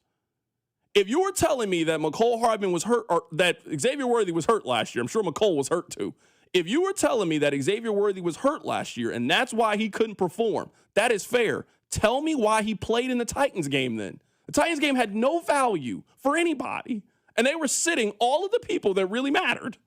It's not like the Chiefs weren't sitting guys at the end of the year. Rice didn't play at the end of the season. McDuffie didn't play at the end of the season. You have to explain to me then, if you are willing to give Worthy the pass for last year that he was hurt, why he played in the Tennessee game and then played in a short week against the Broncos with Chris Oladokun as their starting quarterback. Wouldn't that be the perfect time to sit somebody down who's hurt? You can't play both sides to me with Xavier Worthy. You have to then be able to explain to me why the staff felt he was healthy enough to play in 2 of their last 3 preseason games. They were eliminated from the postseason. Those games had no bearing. If anything, the Chiefs, in my opinion, they were trying to lose to ensure that they could get a top 10 pick. You have to explain to me how Xavier Worthy was playing in those games if you're going to tell me why he couldn't perform when the games mattered, is that he was hurt. I also would say with Xavier Worthy, we have 2 years of sample size. The year before that, he was just fine while being healthy the entire season. His rookie year, you're right. The level of protection he gets for the injury that he played with all season is crazy to me. I mean, I think the average fan would be surprised how many players play through an injury, but that's not here nor there. His rookie year, he was just blah. He was a 600-yard guy. That's fine. It's not bad, but it's not like, wow, what a guy as a first-round pick. He has been just totally meddling. Maybe you asked earlier what word I use. I would use meddling. He's been a meddling player with the Kansas City Chiefs. Not bad, but not good. He's a meddling player that people now don't really seem to have a good grasp on what his ceiling is. I mean, I'm asking the text line. Text line 913-586-7965. How many yards do you think Xavier Worthy gets? Because if you're really high on Xavier Worthy this year, and fine, like we're having a sports conversation, you're allowed to be there then. I'm telling you then there's money to be made. Because when his over-under comes out on FanDuel and DraftKings, you will be way over what they think it is. If that's the case, then you'll hit the over-under by week 10. You'll hit by week 10 if he's what you think he will be. What do you think his over-under is going to be set at? 650. Somewhere in that range. 650 yards. Vegas is telling you they think he's a 650-yard receiver. And Vegas can be wrong. Of course they can be wrong. What's a great year from Xavier Worthy? What's a year that you expect? Do you think Xavier Worthy will have 900 yards in a Chiefs uniform? Will he have 850 yards in a Chiefs uniform? We're heading into year 3, and you think he's their 4th option in their offense. He's behind Kelce. Mm-hmm. He's behind Rice. He's behind Kenneth Walker. He's their 4th option in their offense, and it's year 3. This is a big-time year for him to determine if you want to pick up his 5th-year option or not. He was less productive last year than Hollywood Brown. Hollywood Brown was not well-liked in Kansas City. He was less productive last year than Hollywood Brown. So if Xavier Worthy turns out to be what Hollywood Brown was in Kansas City, that's not first-round pick good, but there's a role for that in the league. He is never going to be the player the Chiefs drafted that night. The straight line 40-yard dash, record breaker, blah, blah, blah. Those dreams are dead and gone. I think there are still fans holding on to those dreams, but those dreams are very dead and gone. What do you think he is? Like, I asked this question. I think he's Hollywood Brown. Not Hollywood Brown in Baltimore. I think he's Hollywood Brown. Hollywood Brown was fast, but Hollywood Brown is just a fine 700-yard receiver in the league. Like, if you pull Hollywood Brown's numbers right now and you said, what's his average year? I'm betting it's like 700. That's what he is. No one's upset with him on their roster, but no one's like, oh, boy, we got Hollywood. Watch out. Yeah, I'm with you. Someone on the text line. Worthy isn't great, but he's not a bust. He needs to be wide receiver number 2. So far, if Xavier Worthy is your number 2 wide receiver, it explains why their wide receiver room is so bad. It explains why people are clamoring to bring back Tyreek Hill. It explains why people want to bring in Keenan Allen and Stephon Diggs. If that's your number 2 wide receiver, we all watch the NFL. He's a bottom half number 2 then, if that's what we're arguing, if that's what we're debating. He's a bottom half number 2 based on what he's been so far. What's his skill set? What does he do well? Is he a great route runner? Does he create great separation? For a guy who has the speed, has he proven to be a burner in this league? I don't think he's proven to be that. I think the absolute best case scenario for him, let's say if everything works out, I think it's Alec Pierce.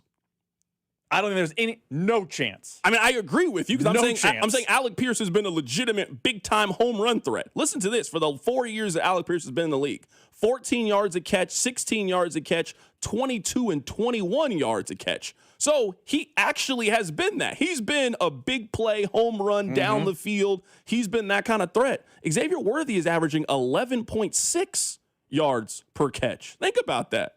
Alec Pierce is averaging 20. That would be a substantial difference in terms of being a home run threat. He's not Alec Pierce. Alec Pierce's worst season's been better than Xavier Worthy's best season. Like he hasn't shown he can be that player, and that player was polarizing this year for making a ton of money. Someone on the text line says, I think he can be Mike Wallace. Okay, let me look up Mike Wallace here really quickly. Hold on, let me pull it up here. Mike Wallace stats. Not the guy from 60 Minutes. Hold on. Mike Wallace. That Mike Wallace has very bad stats. Okay, if you think he can be Mike Wallace, that's great. Mike Wallace's second year in the NFL, he had 60 catches for 1,200 yards and 10 touchdowns. His third year in the league, he had 72 catches for 1,100 yards and 8 touchdowns. That ain't Xavier Worthy. You know who Xavier Worthy is? Khalil Shakir. That's who he is. He's Khalil Shakir. You would take Khalil Shakir, right? I agree with you, but I'm just saying I would say that's who he can most likely be. I think he can be Khalil Shakir. That's what you think. If you look at their numbers and what you think he can be, last year, Khalil Shakir had 72 catches for 700 yards and 4 touchdowns. Now, again, that's not a bad player. That player was also a 5th-round pick out of Boise State. If Xavier Worthy was a 5th-round pick, if that's what Cyrus Allen turned out to be, we wouldn't be having this conversation. I'd be touting the hell out of Cyrus Allen. Hey, they hit in the 5th round. We're talking about a guy the Chiefs traded up for in the NFL draft. He was the 28th overall pick in that year's NFL draft. And that's who he is. He is Khalil Shakir.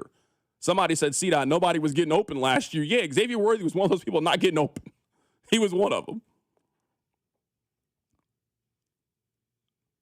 So, yeah, I'm down on Xavier Worthy, if you can't tell. I'm down on him. And I think the text line is holding on to the hope. And I get it. You guys do this with people from time to time. There's people I still hold on to hope to. Yeah, they'll figure it out. I get it. Xavier Worthy is the guy that you guys are still holding on to, and I let Xavier Worthy go. And I don't put the stock in the injury the way that everybody else does. I still haven't really seen a good answer on the text line. If you're telling me it's because of the injury, you have to explain to me why he played the last 2 games of the season. Why was he healthy enough to play against Tennessee and healthy enough to play against the Broncos despite this very serious injury that made him a 500-yard receiver this year with 1 touchdown? He had 1 touchdown this season. He was bad. He was real bad this season for the Chiefs. And part of the reason why you are so worried about their wide receiver room is because their wide receiver room is so dependent on Xavier Worthy being good this year. Why you wanted them to spend a 1st-round pick on a wide receiver and go get these guys is because they are relying on Xavier Worthy being good. That is why. Let's keep our wide receiver conversation going. Let's talk about Jalen Royals next. Keep it right here, it's The Drive. The Drive with Carrington Harrison on your home for K-State Athletics. 96.5 The Fan. Staples presents Celebrations Made Easy. I went to Staples for a custom printed graduation banner and invites and saw that Party City is now at Staples. Wait, what? Party City is now at Staples. So now Staples has balloons? Yep. Decorations? Yes. Streamers, cups, table covers? Yep, Staples has everything for a party. And now buy two, get one free on select foil balloons. Holy confetti! So the best party started at Staples.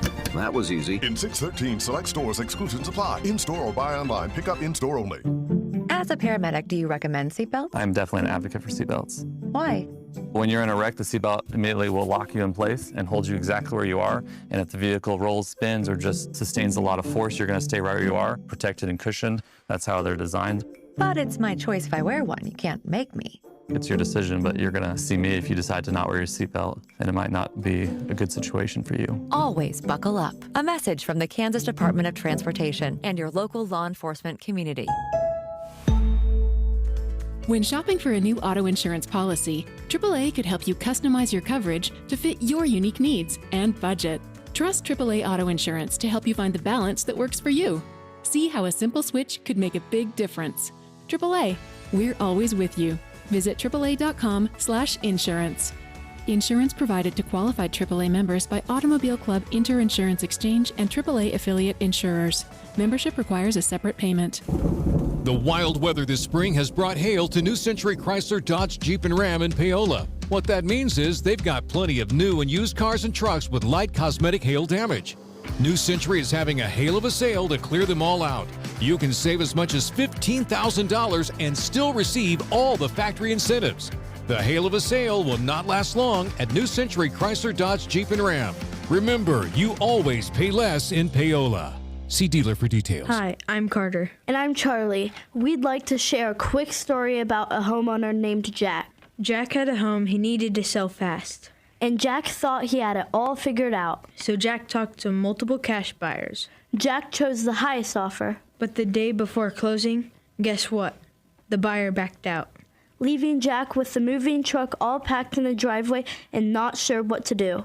Jack learned the hard way that the highest offer isn't always the right offer. Jack got suckered. Make sure you aren't hung out to dry. Call our dad at Rex Buys KC. Our dad is local, he knows Kansas City, and he actually closes deals. No repairs, no fees, no showings, no surprises. Just a fair cash offer and a smooth process. Now, don't be like Jack. Call 816-330-6000 or visit rexbuyskc.com. Rex Buys KC, helping people make smart choices one home at a time. Too many tools, too much stress, and way too many bills. Odoo replaces it all. One connected platform for every part of your business, so you can work faster, smarter, and for less. Odoo, the only software you'll ever need. Try it free today at odoo.com. That's ODOO.com.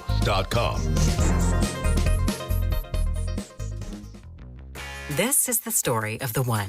As a procurement manager for a hospital system, she keeps every facility in her network stocked and ready. That's why she counts on Grainger to be her single source for thousands of products, from disinfectants to lighting, air filters, and more. And with fast, dependable delivery, Grainger helps her keep every facility stocked, safe, and running smoothly. Call 1-800-GRAINGER, click Grainger.com, or just stop by. Grainger, for the ones who get it done.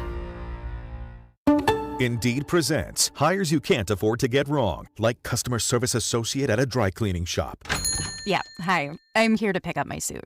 Ah, yes. Here you go. There must be a mistake. This is too small. It shrunk a whole lot. Look on the bright side. Now you have a suit you can give to a child. This is a job for sponsored jobs. This is what happens when you don't sponsor your job on Indeed. Next time, get matched with quality candidates with Indeed sponsored jobs. Visit Indeed.com/hire now and sponsor your job today. You're listening to 96.5 The Fan from the DM Injury Law Studios. Mike's got this. Car, truck, or motorcycle wreck? Remember, Mike's got this. 816-888-7500. Mike's got this. The countdown to the World Soccer Championship is brought to you by Blue Cross and Blue Shield of Kansas City. From here, for wherever you are, that's the benefit of blue. Visit bluekc.com/benefit of blue for more information. Here's Here's your traffic report on 96.5 The Fan. Brought to you by SWL Injury Law, the Car Crash Kings. It's what they do. Visit SWLinjurylaw.com. This one brought to you by Kansas City Auto Show at the Overland Park Convention Center, June 4th through June 7th. We've got the problem in Blue Springs, 70 eastbound just before Woods Chapel. Right lane is blocked. I see a lot of folks tapping their brakes. And then crash 35 northbound at 56 Highway. Right lane is blocked through there. Yep, scoot to the left. The Kansas City Auto Show back at the Overland Park Convention Center. The latest cars and trucks, exclusive test drive. See the future of driving. Tickets now at kansascityautoshow.com. The KC Auto Show, June 4th through June 7th. Hey, it's George Karlaftis from the Kansas City Chiefs. Welcome to The Drive with CDOT on your home for Chiefs football. 96.5 The Fan. All right, one of my good friends sent me some numbers because he is on I would say he's on the text line side of the Xavier Worthy argument. We'll get back to it here in a bit. I'll save this topic for a little bit later in the show. Now, I will tell you right now, I think I'm going to get addicted to this over the offseason. The excuse train on the text line, it is rolling for Xavier Worthy. So right now, Rob, I'm writing down all the excuses for Xavier Worthy. Right now, I have lack of run game, I have injuries, I have coaching, I have Mahomes accuracy. I have those four things down right now as why Xavier Worthy hasn't reached potential yet. Is there anything that you're seeing on the text line before we move to Jalen Royals that you would like to add right now to the Xavier Worthy excuse train? Because I would say that has been the theme. If we're playing Family Feud, the number one answer has been injuries. A lot of people are making the point about Chad O'Shea, which I do think is a good point. I don't want to make you seem like I don't think you guys are making good points. I do think the Chad O'Shea thing is a good point. Having a different voice in the room could end up turning his career around. We've heard that before. Lack of run game is kind of low on the list for me. Mahomes would be number 3. Lack of run game would be a 4. Is there anything else before we move on and talk Royals? I would say lack of run game is pretty high on the text line, which is just puzzling to me, but I digress.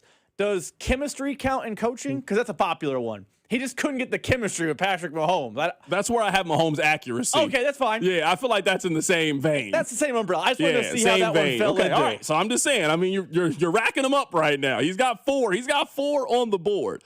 All right, let's talk about Jalen Royals. Here is Andy Reid. So, Rashee Rice, he's in county right now. He's locked up. So somebody's got to get those reps. Jalen Royals is the one getting those Rashee Rice reps. Here's what Coach Reid had to say. Yeah, so they're rotating in with the first group, and with Rashee not here, it gives Jalen some great reps. At the wide receiver position, he's strong. He looks strong out here and running well and that whole deal. So it's good. It's great for him. It's great for him to and the quarterbacks to see what he's all about on repeated reps. All right, so that was head coach Andy Reid. I looked up 2 things for you guys, and I'm not incredibly down on Jalen Royals. I mean, I'm maybe more down than everybody else is. I still don't really understand why he couldn't get on the field when the Chiefs had those preseason games. Like, they kind of got a gift in terms of player development. One of the reasons you feel good about Ashton Gelati is he got to play in those preseason games. One of the reasons why you feel good about Noah Williams is he got to play in those preseason games. One of the reasons why we haven't spent a lot of time talking about Jalen Royals is, you guessed it, Rob, they didn't really let him play in those preseason games. He only got 4 targets last year. That's just a criminally low number if we are talking about just opportunities and chances to have success. But I looked up a couple of things. Now, this applies more to Cyrus Allen more than it applies to I completely forgot his name. Jalen Royals. Jalen Royals, my bad. This applies more to him than it applies to Royals. Rookie wide receivers under Andy Reid, now it's skewed because they've had first-round picks and second-round picks.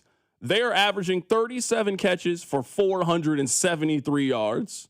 Now, I don't really see a world in which Cyrus Allen gets that. Do you see any world in which Cyrus Allen has 37 catches for 437 yards, which has been the average for a rookie wide receiver in a Chiefs uniform? I don't think he gets that, but if you were to ask me who's more likely to get 37 for 450, Jalen Royals or Cyrus Allen, I would take Cyrus Allen. Okay. So no is the answer, but I think if you're asking me, is it the rookie or the fake rookie, I would say Cyrus Allen. Okay, yeah, I was just curious. 37 catches. Now, to be fair, these are guys who are mostly first and second round picks. I mean, they have yet to really hit on a mid-round pick as a wide receiver. Remember Cornell Powell? Cornell Powell never caught a pass in a Chiefs uniform. So they just haven't really hit on this kind of receiver. Not saying they can't, but under Brett Veach, they have not had the 4th or 5th round pick guy exceeds expectations. They haven't really had that guy yet in their locker room. And let's see if you can get that with Cyrus Allen. I don't want to poison the well before the guy ever gets out there. Rob, I looked this up today because I was genuinely curious. Do you know how many players in the NFL had more receiving yards this year than Jalen Royals? Just if you would just randomly guess, how many players last year in the National Football League had more receiving yards than Jalen Royals? This is going to be a big number. 215. Much bigger. Okay. All right. That was a good. How much? 415. 454. I'm serious. There were 454 players last year in the National Football League that had more receiving yards than Jalen Royals. I mean, he only had 4. So there's just not a lot of players who actually caught a pass who had less receiving yards than him. One of them, shockingly enough, was on the Chiefs team. Robert Tonyan. Robert Tonyan last year was a guy who had a catch and also had fewer yards than him. Like, you can't really have a worse rookie season than what Jalen Royals had. It's really, really difficult, I think, to have a worse season than him. A, you didn't really get on the field, and they just didn't really use you for a wide receiver room that was trying to figure it out basically the entire season. They could have used a spark. They could have used a little something, and they just never got it from Jalen Royals. Now, I'm not ready to completely throw this pick out the window. They are giving him the reps. Let's see how it is. But, I mean, as weird as it may sound, I mean, the depth chart is a little bit stacked. So you're going to be fighting for opportunities. You're going to be fighting for yards. You're going to be fighting for chances. I mean, you're behind Rice. You're behind Worthy. You're behind Tyquan Thornton. They just spent another mid-round pick on a wide receiver. You're still battling with Nico Remigio and Jason Brownlee. All 4 of those guys, between Royals, Allen, Remigio, and Brownlee, all 4 of them are not helping. At least not in the receiving game. Some guys are going to do some special teams. Somebody will end up being the kick returner, punt returner, be able to help you in special teams. But everybody out of that 3 ain't eating unless an injury happens. And if your offense is overly reliant on one of those other 4 guys, we're probably going to be having the conversation in September or October of, are they going to make a move before the deadline to try to help them in the second half of the season? Let me ask you a question. You two are not willing to throw away the pick yet. Why?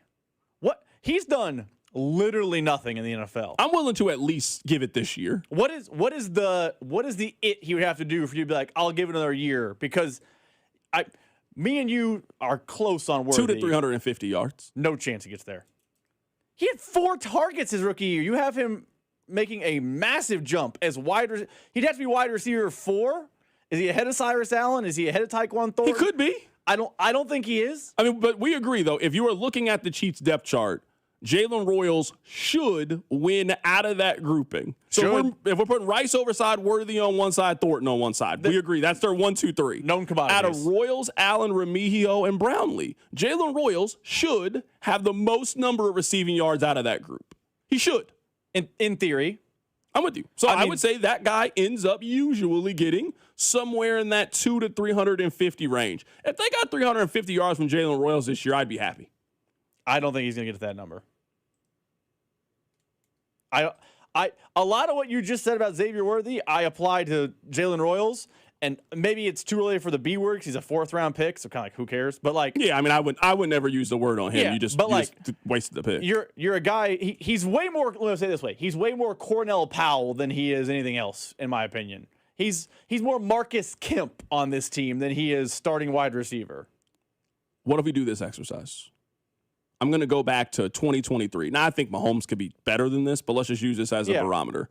He threw for 4,200 yards and 27 touchdowns. That seems about right to me in terms of yards. I think he can throw for more touchdowns than that, but you follow me. So I'm going back now. Let's take a look at receiving-wise, and let's see how it stacked out. So Kelsey led in receiving yards. Rice was second. Juju. Justin Watson, MVS, Noah Gray. So MVS had 315. Noah Gray had 305. Can you get 28 catches for 305 from Jalen Royals this year? Is Jalen Royals going to outdo Noah Gray this year? Yeah, I think Noah Gray's been phased out of their offense, at least based on what it was last year. They didn't really use him last year. He had 170 yards receiving last year. You say that. That's 170 more than Jalen Royals. That's fair. I can't debate that. You made a good point. You made a good counter. I did that math pretty quickly. You made a good counter. I can't argue that. He had 170. Jalen's at 0. Let me do that quick math. Yeah, if you're telling me they're phasing Noah Gray out, they haven't phased in Jalen Royals is a better way to say it. I'm just okay. I'm just asking. And you know what? I'll combine our Xavier Worthy conversation. You're talking about the Chiefs got lucky. They had 2 preseason games. He didn't play in those. They had 3 preseason games. They had Tennessee, Denver, and Vegas. If you want to tell me Tennessee, they were still quasi-trying, okay, they were cool. out. They were eliminated. There was no reason to be trying in the Tennessee game. But I certainly hope they're not trying. They got handled by a team that picked in the top 5. I hope that wasn't the Chiefs putting their best foot forward. Jalen Royals couldn't make any plays, and was Shane Buechele against the first overall pick team? I guess not. I can name some scrub wide receivers in Chiefs history that if you pull up the numbers, like, oh, they had a good, that game didn't. Jeff Webb one year, Brody Crowell had a good game against a nothing team at the end of the season. Jalen Royals couldn't do that? Do you think he knew the playbook? Someone on the text line made this point earlier, and I don't think it's a bad point. Was Royals in the you don't know the playbook doghouse? Only getting 4 targets last year is crazy from a rookie. It's crazy. Now, I understand the Chiefs have a perception of they're not good with rookie wide receivers. And at least under this, I mean, they haven't really had that wide receiver that takes that big step. They at least usually are incorporated in the offense. And usually in the second half of the season, they start to figure out how they can be a part of their offense. Jalen Royals was never a part of their offense. He was getting healthy DMPs in the very beginning of the season. So I'm at least open to, you're going to be in the rotation now for OTAs. Make the most out of these OTAs in minicamp. And when we go to training camp, it's going to be one of the storylines, not the top storyline is, can you win that wide receiver 4 battle? Are you the most impressive out of the other groups? Because there's 2 groups of wide receivers. There's the one that we all know that I would call them established NFL players. They're established NFL guys. And then there's 3 or 4 of those other guys. And you and I both know there's always a wide receiver that just pops up, a training camp darling that everybody loves, that somebody thinks has a chance to make the roster. That guy always appears at wide receiver. But I would say that wide receiver 4 spot to me is open in Kansas City. I don't think any of them have it. Who has it? Jason Brownlee has it. Nico Remigio has it. I think wide receiver 4 is open in KC. It's also possible they add a receiver still. For sure. Which, well, if that's the case, then we don't need to talk about Jalen Royals no more because he ain't doing nothing. He ain't doing anything if that's the case. Well, yeah, I'll just say this last thing. It's not hard to be down on Jalen Royals because there's nothing that's happened. He's been less productive than Justin Ross. And Justin Ross did nothing for this team. I mean, he had 4 catches, or he had 4 targets for 7 yards. So he didn't do a whole lot. He didn't do a whole lot last season. Let me play this for you. We mentioned it with Mahomes. Mahomes is really happy to have EB back, happy to have him in the mix. You know, EB's yelling at guys, holding them accountable. Here's Andy Reid talking about Chad O'Shea and his presence being felt. Yeah, you notice it. Yeah, I think they love what they're doing. I think all of them. They love what they're doing, and they're not afraid to express that. The players feel it. I think that's healthy, and I think that discipline on offense is very, very important. That you maintain that and incorporate that into the structure of what you're doing as far as running plays. So that is Andy Reid talking about new Chiefs wide receiver coach Chad O'Shea. We'll see if he can come in and work his magic with this wide receiver room. I want to play one more cut for you guys from Andy Reid. So Andy Reid met with the media today. He'll meet a couple of times, but we know this. He only talking about Rashee Rice one time. He is not talking about Rashee Rice every time he is available between now and training camp. This is the one time this offseason that he is answering any questions about Rashee Rice. Here's what he said.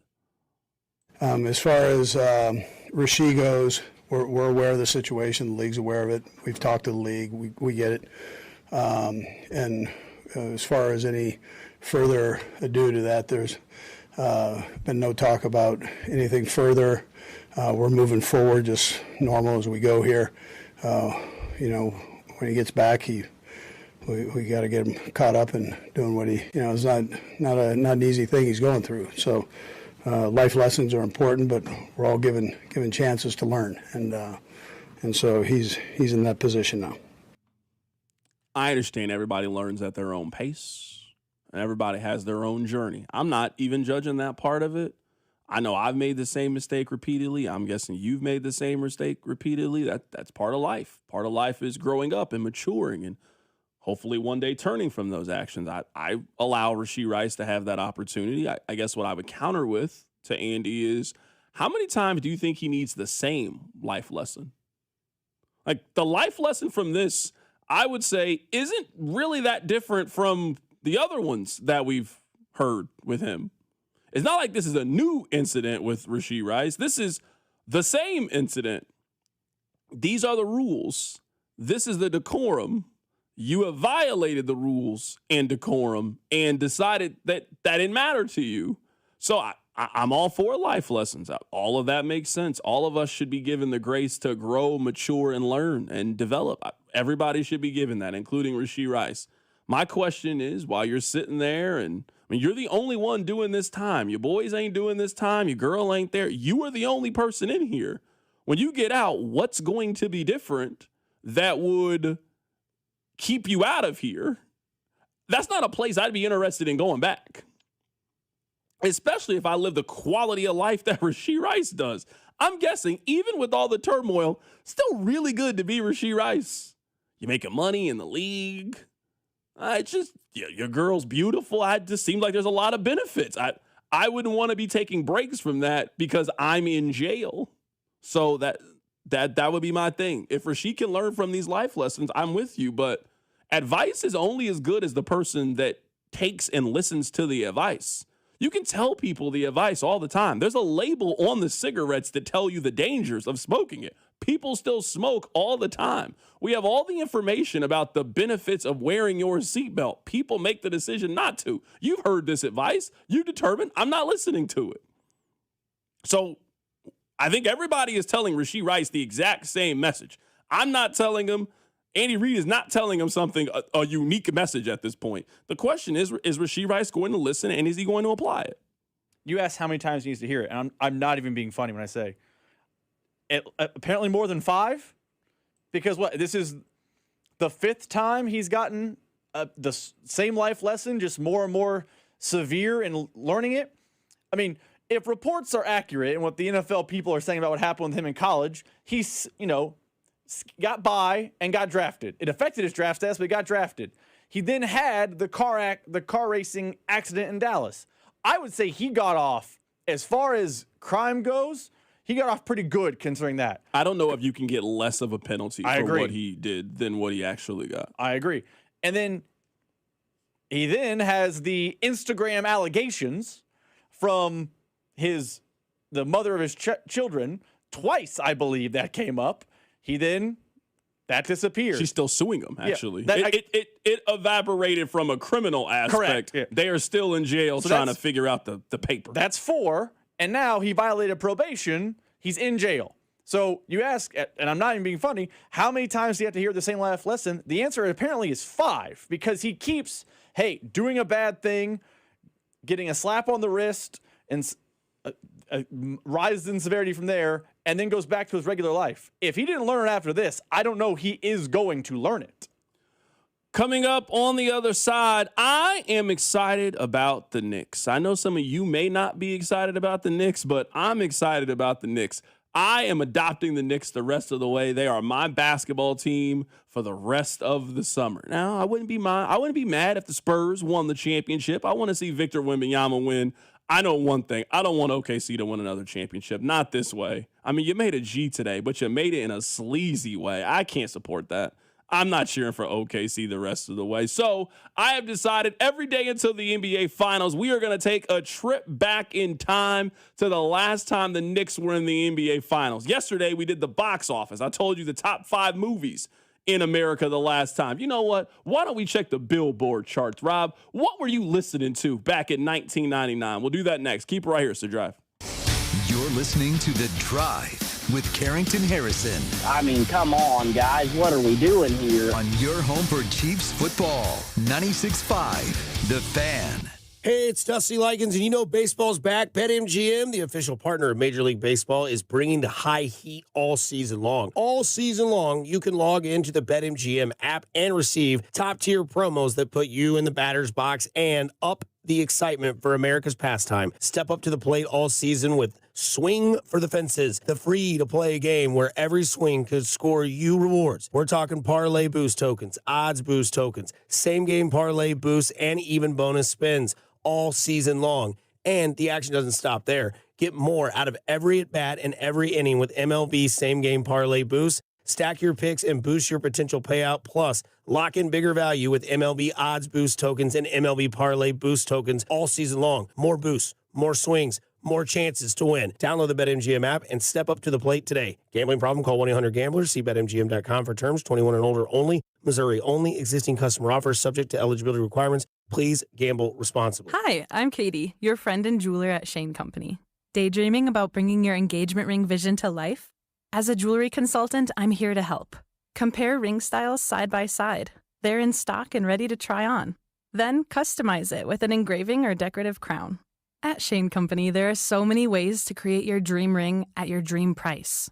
Visit us in-store or at shaneco.com because a friend wants you to get exactly what you want. Shane Company, your friend and jeweler. Getting a little older doesn't have to mean, well, getting older. This is Jeff for Heartland Men's Health, and if you're feeling low energy, can't sleep, can't lose weight, or struggling with brain fog, or your sex drive is off, it's time to change it up. At Heartland Men's Health, our advanced medical strategies featuring TRT, GH peptides, NAD+, GLP-1s, PDA, and more treat low T and other hormonal issues to help you shed pounds, have more energy, enhance your body composition, improve sleep, increase your sex drive, and so much more, getting you back in the game again. So don't be older. Be stronger in the gym. Be sharper at work. Be better in the bedroom and be more confident in every part of your life. So call us today and find out how our advanced treatment strategies could change the game for you. Your first visit is just $99 and includes blood work and a medical consult. And if you start on one of our advanced treatment plans on the day of your appointment, your visit is free. Call 844-447-6600 or go to heartlandmenshealth.com. Feature therapies are compounded and have not been evaluated nor approved by the FDA. Provider prescription required. See website for details. At Uline, they know going the extra mile takes hard work. For companies pushing to go further, Uline will go the distance with you. 24/7, they answer the phone to get you the shipping and industrial supplies you need. Business can move fast. Unexpected large orders, adverse weather, new safety guidelines, and changing economic trends. Uline works hard keeping 41,000 items ready to ship, minimizing detours on your way to the extra mile. Visit uline.com. Finding great candidates to hire can be like, well, trying to find a needle in a haystack, but not with ZipRecruiter. Its powerful technology actively finds and invites qualified candidates to apply to your job. So while other companies might deliver a lot of hay, ZipRecruiter finds you the needle in the haystack. See why 4 out of 5 employers who post a job on ZipRecruiter get a quality candidate within the first day. Try ZipRecruiter for free at ZipRecruiter.com/team. That's ZipRecruiter.com/team. ZipRecruiter. Lunch was great, but this traffic is awful. Can we stop at a bathroom? Are you all right? I keep having stomach issues after eating, like diarrhea, gas and bloating, abdominal pain, and sometimes oily stools. Sound familiar? Those stomach issues may actually be a pancreas issue called exocrine pancreatic insufficiency, or EPI. Creon pancrelipase may help manage EPI. Creon is a prescription medicine used to treat people who can't digest food normally because their pancreas doesn't make enough enzymes. Creon may increase your chance of fibrosing colonopathy or rare bowel disorder. Tell your doctor if you have a history of intestinal blockage or scarring or thickening of your bowel wall. If you are allergic to pork, or if you have gout, kidney problems, or worsening of painful swollen joints. Call your doctor if you have any unusual or severe gastrointestinal symptoms or allergic reactions. Take Creon as directed by your doctor and always with food. Do not chew capsules as this may cause mouth irritation. Other side effects may include blood sugar changes, gas, dizziness, sore throat, and cough. These are not all the side effects of Creon. Call 800-633-9110 or visit creoninfo.com to learn more. That's creoninfo.com. I'm asking my doctor about EPI and if Creon could help. Brought to you by Climate Control Heating, Cooling, and Plumbing. Visit ClimateControlKC.com. Climate Control has been serving KC homeowners for over 35 years and know how to get your cooling system ready to handle the scorching hot summer. Schedule your AC system tune-up for just $49. Don't wait. Visit ClimateControlKC.com today. Climate Control Heating, Cooling, and Plumbing. Here's your traffic report on 96.5 The Fan. Brought to you by SWL Injury Law, the Car Crash Kings. It's what they do. Visit SWLInjuryLaw.com. Okay, big problems at this junction, 70 and 635. A couple of exits that are closed. You just cannot get off there at that Cloverleaf, 70 westbound at 635 northbound. And also 635 northbound closed just past 70. They're keeping tabs and will let us know, and I will let you know as soon as we know that's going to be cleared, when that's going to be cleared. 35 northbound at 29. That's a two-car crash with a left lane blocked there. I'm Val with traffic on 96.5 The Fan. Welcome to your home for Royals baseball. 96.5 The Fan.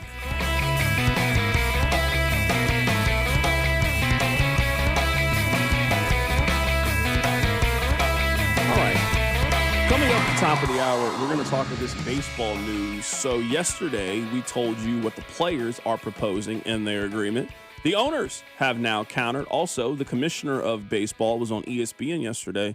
We'll talk about that coming up at the top of the hour. We'll also continue our Xavier Worthy conversation. My friend sent me some stats. He is on the other side. We'll go through those stats. So we have been taking nostalgic trips down memory lane with the New York Knicks. I'm happy about the Knicks. I will not let the Royals ruin my sports excitement. Maybe I'm not watching a whole lot of baseball right now, certainly not watching it with the sound, but I'm dialed into these NBA playoffs. We got a great game coming up later today, Game 6, to see if either OKC is advancing or we're going to have a Game 7 coming up on Saturday. So every day until the Knicks are in the NBA Finals, until Game 1, we're taking a trip down memory lane. Yesterday, I gave you the box office, the top 5 movies in the country the last time the Knicks went to the championship. Rob, today we're taking a look at music. Rob, you want to know who the coolest people to me were back in the day? You're going to laugh at me for this. Did you have somebody in your life, maybe your brother, maybe your cousin, that it felt like they had all the CDs? Do you remember right on the little visor, they would have that little sleeve and you could have 8 to 10 CDs up there? Did you guys have the person in your life that used to have that big binder of CDs that you'd be riding in the car and you're like, man, I really want to hear fill in the blank. Like, oh, reach in the back seat. And then you would, and just like they had everything. I always thought those people were the coolest. These were some CDs that you might have had back on June 16th of 1999. This was on Game 1 of the NBA Finals, Knicks and Spurs. Rob, number 5. Fan Mail by TLC. You might remember that album. That's the one that had No Scrubs on it. You seem like a guy that used to love No Scrubs. Used to. No Scrubs plays at certain bars. I'm still enjoying No Scrubs. Is No Scrubs a karaoke record for you? Are you doing the No Scrubs karaoke? No. Not Caroline might. Caroline seems like she might go up there and sing a little No Scrubs. She might not even need the words. She might get through a No Scrubs. No Scrubs is not for me, but yeah, it definitely is a karaoke song. If we were at the other place tomorrow night, it definitely pops up. Okay, Ride or Die Volume 1 by Rough Riders. Number 3, Baby One More Time by Britney Spears, timeless music. Number 2, Ricky Martin.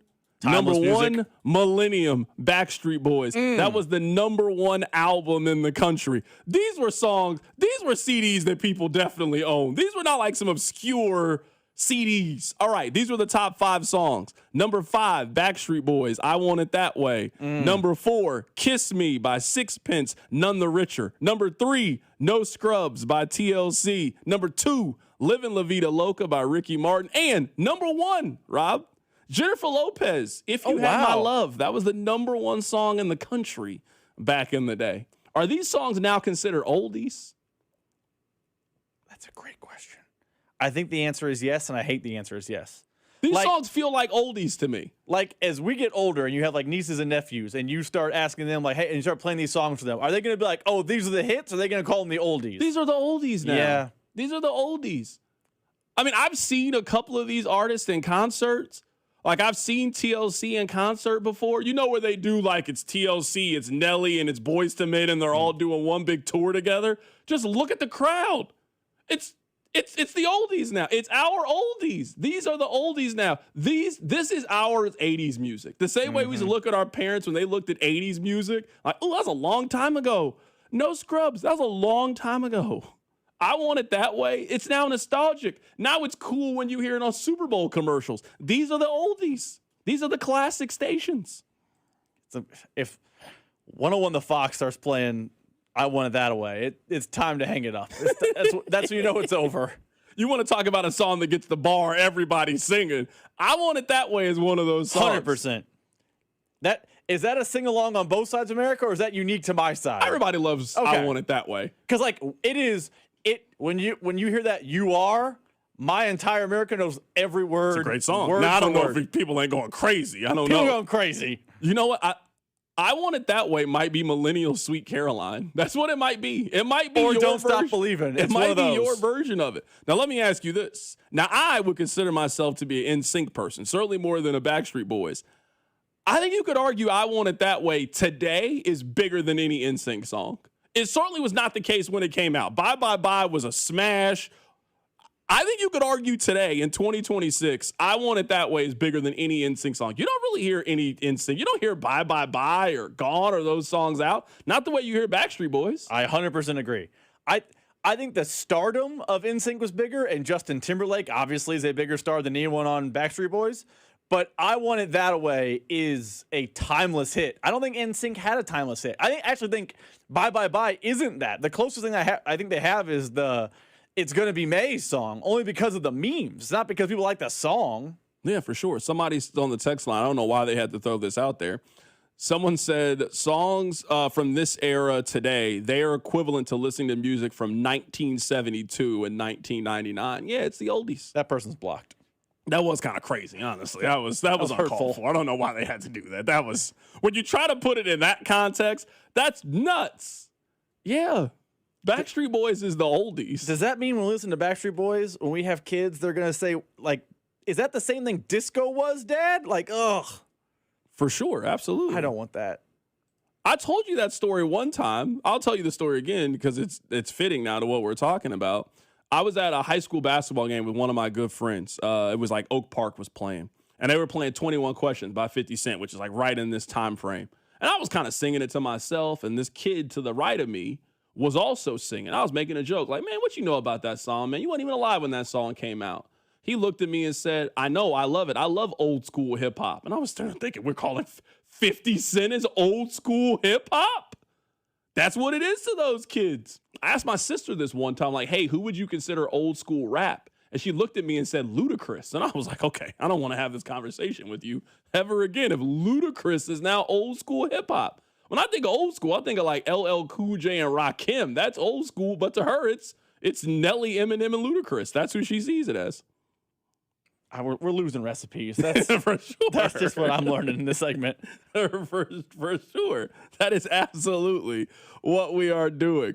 Let me play this for you here. Coming up at the top of the hour, we'll talk about the baseball negotiations. Patrick Mahomes met with the media earlier today. Here he is talking about his health.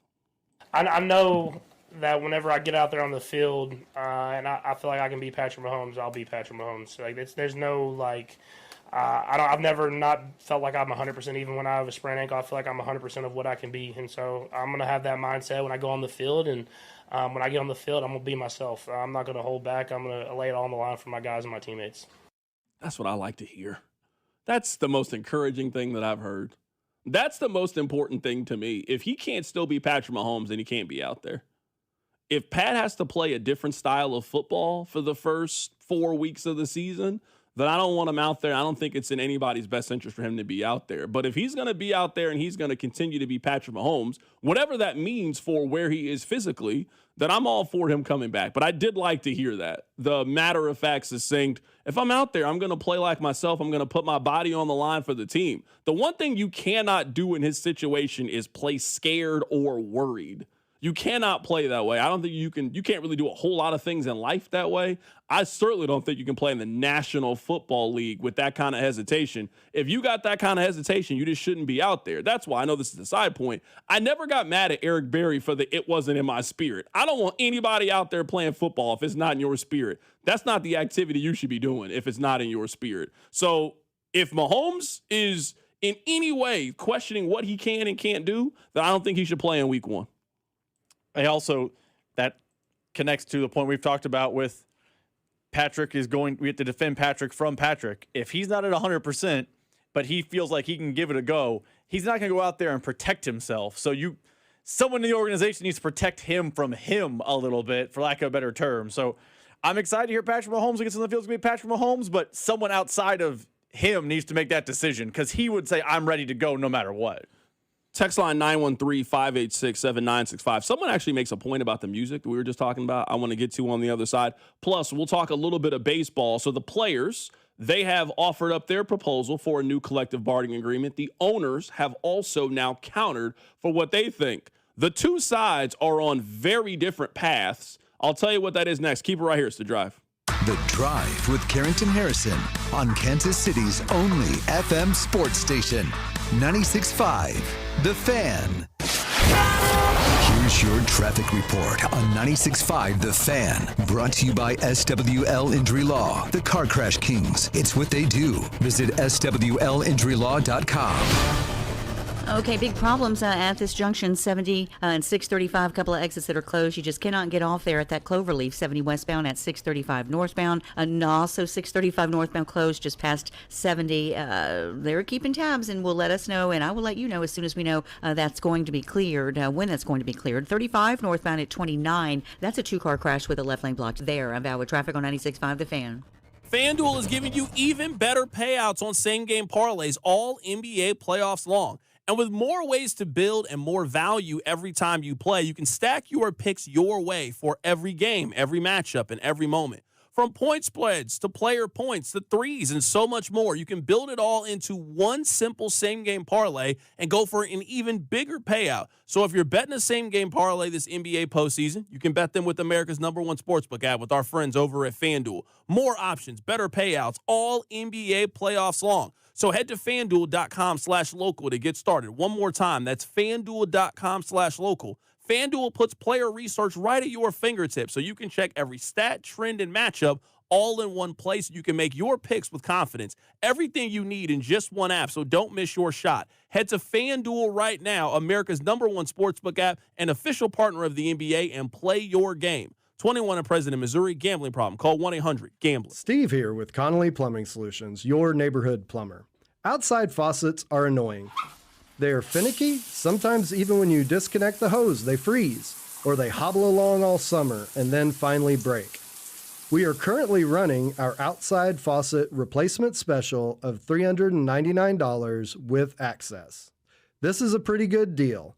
If you haven't used us yet, we would love to win you over. Visit ConnollyPlumbingSolutions.com to schedule. This deer season, John Deere wants to give you the home field advantage. We're bringing you the best offers of the season, whether that's cash off on select new machines or a shot at the ultimate Major League Baseball prize package. Because right now, you can enter for a chance to win an MLB All-Star experience for you and 3 friends, complete with travel and lodging for All-Star Week this July. Deer season is going on now through June 3rd. Visit johndeere.com/deer season to enter and view the offers and complete contest rules. Major League Baseball trademarks used with permission. Doug. There's nowhere I wouldn't go to help someone customize and save on car insurance with Liberty Mutual, even if it means sitting front row at a comedy show. Hey everyone, check out this guy and his bird. What is this, your first date? Oh, no. We help people customize and save on car insurance with Liberty Mutual together. We're married. Me to a human, him to a bird. Yeah, the bird looks out of your league anyways. Get a quote at libertymutual.com or with your local agent. Liberty, liberty, liberty, liberty. The Kansas City Auto Show is back, and we're taking over the Overland Park Convention Center with more brands, more test drives, free parking, and all new features. Join us June 4th through 7th at our exciting new location at the Overland Park Convention Center. Get up close to the latest cars, trucks, and SUVs. It's fun for the whole family. Don't miss your chance to see your future of driving all in one place. Get your tickets now at kcautoshow.com. The Kansas City Auto Show, June 4th through the 7th at Overland Park Convention Center. Chris Stegall lied about President Trump. Donald Trump's not a conservative. I will not support Donald Trump. And now he's lying about Nathan Willett. Woke Willett spent $631,000 of your money on transgender outreach programs. Those are flat-out lies from Chris Stegall, who attacks President Trump. And here's the proof. He voted against trans surgeries and trans bathrooms. Nathan Willett is a Christian, conservative, and seventh-generation North Missourian. I'm Nathan Willett. I'll fight for President Trump, and I approve this message. Paid for by Nathan Willett for Congress. Rob Sight Ford, your 2025 Ford volume leader. Top rated on Google with 4.8 stars and 3,000 plus reviews. The best selection, best prices in Kansas City's best customer service. Visit Rob Sight Ford at 135th and State Line. Buy right, save big, and drive home a winner. Only at Rob Sight Ford. New treatments for joint pain are here. By now, you've heard about regenerative medicine. If you're wondering if you're a good candidate, answer these questions. First, does chronic pain in your knees, hips, shoulders, or other joints keep you from doing the things you enjoy? Golfing, jogging, time with the family. Does it hurt doing the things you need to do? Like getting out of bed, sleeping, working, and walking. And finally, do you want to avoid surgery and all of the pain, long recovery, and uncertainty that comes with it? If you answered yes to any of those, you need to call QC Kinetics now. Learn about exciting advancements in regenerative treatments that can give you long-lasting pain relief with no drugs, no surgery, and no downtime. Get your free consultation today. Call QC Kinetics. That's QC Kinetics. Here's the phone number. Call now, 816-412-6299. That's 816-412-6299. QC Kinetics, 816-412-6299. Car, truck, or motorcycle wreck? Remember, Mike's got this. Paid for client portrayal and endorsement. Choice of a lawyer is an important decision and should not be based solely upon advertisements. After my car wreck, there was a lot I didn't know. I do know. If you've been hurt in a car wreck, call me. I've got this. Mike's got this. 816-888-7500. Mike's got this. Range Bait with Dusty Likens is now up on the Fan's YouTube, Instagram, and Twitter channels. 96.5 The Fan, KFNZ FM and AM, HD1 and HD2 Kansas City, an Odyssey Sports Station.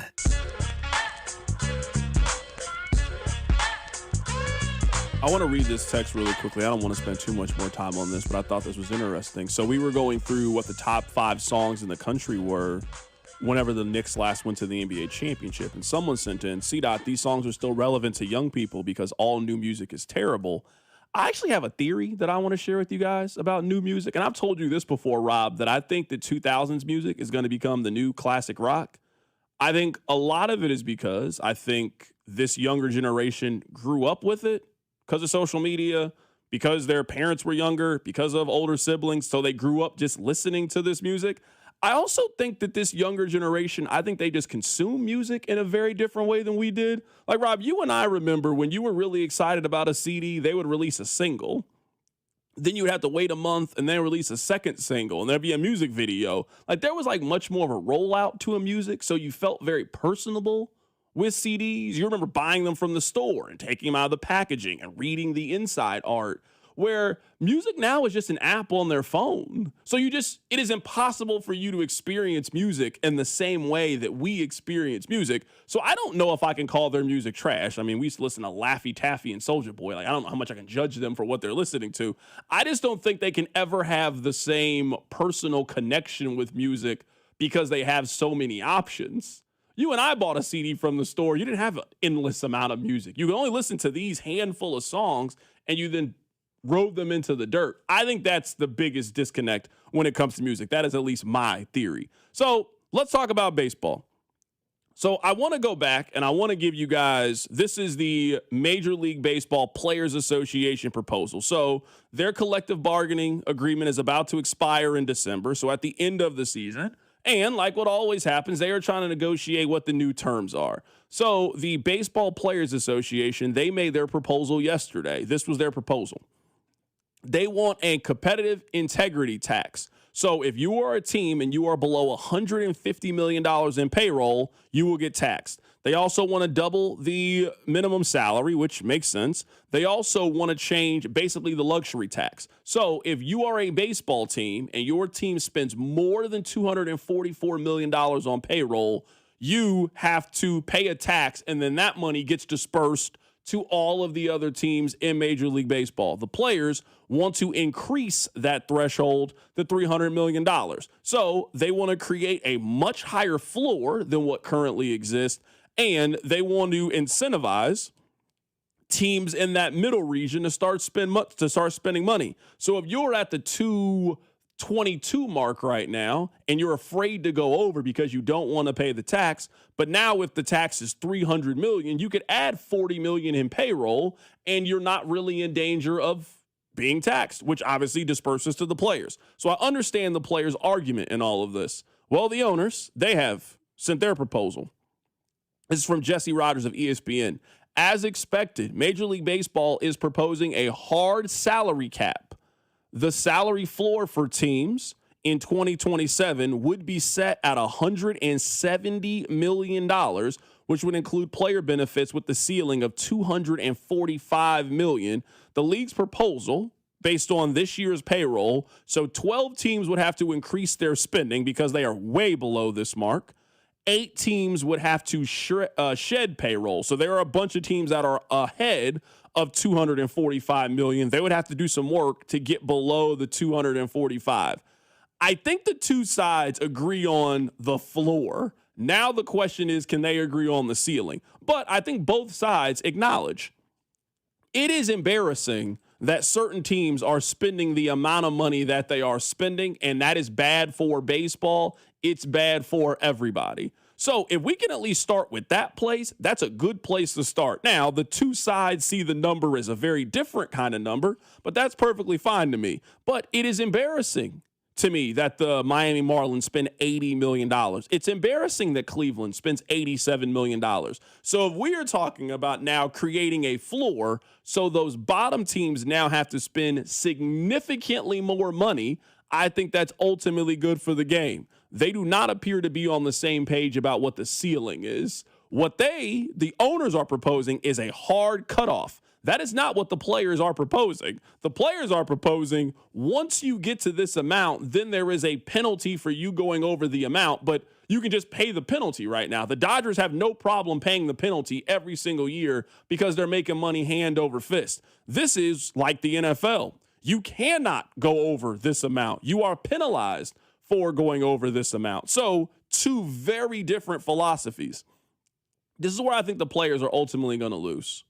I think the public wants them to have a hard salary cap. I think the public wants that. So, ultimately, we know how these negotiations work. The players are going to try to play this out in the media. They're going to try to play this out in the public. And usually the players try to appeal to our humanity and being an employee. Hey, well, wouldn't you like it? Or wouldn't you hate it if your job did this and did that? And sometimes, you guys know, sometimes I'm on their side. More times than not, I am on their side. There is no way they are going to be able to spin it to the public where the public doesn't want a hard salary cap. Because I think the fans understand what a hard salary cap would be. We are going to limit the Yankees. We're going to limit the Dodgers. We're going to give everybody a chance, which is ultimately what everybody in baseball has been screaming for the last umpteen amount of years. Now, maybe they don't get a hard salary cap, or if they do, I think the number's going to be significantly more than this on $245 million. Like those 8 teams they're talking about shedding payroll, those are the elite teams. They're going to propose something that forces the Yankees to do this and focuses all these teams. I'm going to guess they're going to find some middle ground. I do think we are heading towards a hard salary cap in baseball. I just think the number is going to be substantially bigger than this number. I don't think it's going to be 245. I think the number is going to be closer to 300 million, and ultimately the players agree. I know that they are far apart. I'm not here, saying like, oh man, they're so close. They're a lot closer on May 28th than I thought they'd be. The fact they agree on a floor is actually a huge win if you were someone who does not want to see a lockout. Because I was 1,000% convinced they were not going to see eye to eye there. It does not surprise me that the owners want a hard cap. I think it was Jeff Passan was on McAfee, and I think I cut it and put it in the system if you want to play it. But he says the players need to concede a cap is coming. They just have to figure out a way to make the cap flexible. Kind of like the NBA. The NBA has a cap, and you know this better than me, Carrington. You follow the NBA. The NBA has a cap, but it's soft. It is not like the NFL where they punish you for going over the cap. For sure. There's manipulations and maneuverings and levers you can pull where technically the Lakers are over the cap, but there's all sorts of rules. If baseball can find something like that with a floor, I think they can avoid a lockout. The question will be, can they get to there? Because I understand why the owners want what they want and why the players want what they want. Yeah, I also think, and I agree with this. Someone just texted in, CDOT, the owner's proposal is very reasonable, especially if the hard cap goes up to around $260 million. I think for the most part, that's true. Now, this is the part where I just don't think the players are going to have a lot of success with all of this. I think the players' argument is going to be, why are you capping our earnings? Which, it's America. You should be allowed to make as much money as you want. Everybody signs up to that. But in this instance, it damages the integrity of the game. It damages the competitiveness of the game. It's just going to be hard to get people on your side with that argument, especially if they are talking about raising the salary floor.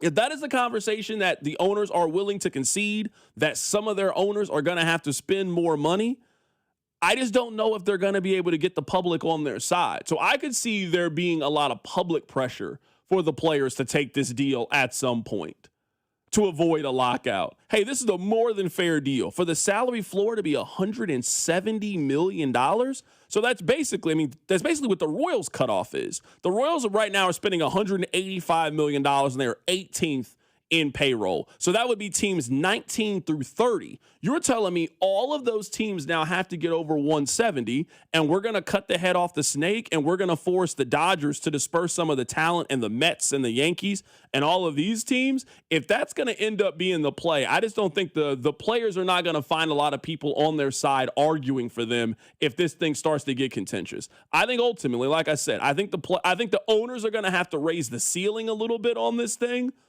But I think the players are going to be forced to take this deal. Do you know what's interesting to me? I think this might be the first time in labor negotiations where the PR win is for the owners. Usually the PR battle is won by the players. Hey, look, these greedy billionaires are hoarding cash. I don't think people are going to see it that way. I think people are going to see it as, hey, the players are trying to screw competitive balance by having no cap. The owners want competitive sports. I think for the first time in a long time, the PR battle, which I know doesn't matter, but it's interesting to me, is the PR battle is going to go the way of the owners. People are in line with the owners on the cap. Yeah, and someone on the text line is arguing this. CDOT, no one is talking about capping earnings. They just can't all join the team. Someone else says they aren't capping how much money a player can earn. They're capping how many players on each team can be great players. Let's label the field. I mean, it's 6 in one hand, half a dozen in the other. Yes, Patrick Mahomes can make.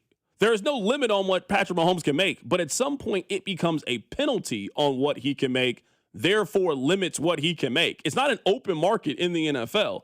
Everyone would agree that Patrick Mahomes, in theory, is underpaid, and we can also agree in the NFL, the system, usually the more you make, the more you are incentivized to take less to help out the rest of the group.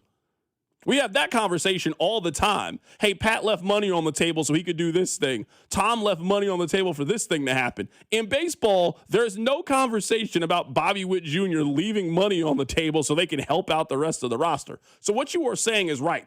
No one is saying this is the most you can make. But if you have created a hard ceiling the way the NFL has, you have absolutely limited how much players can make. So I could understand how if I'm an employee where I go from a system in which there is absolutely no cap on what I can make to now a hard cap on what I can make, I can understand there being a fight, hence the negotiation between the two sides.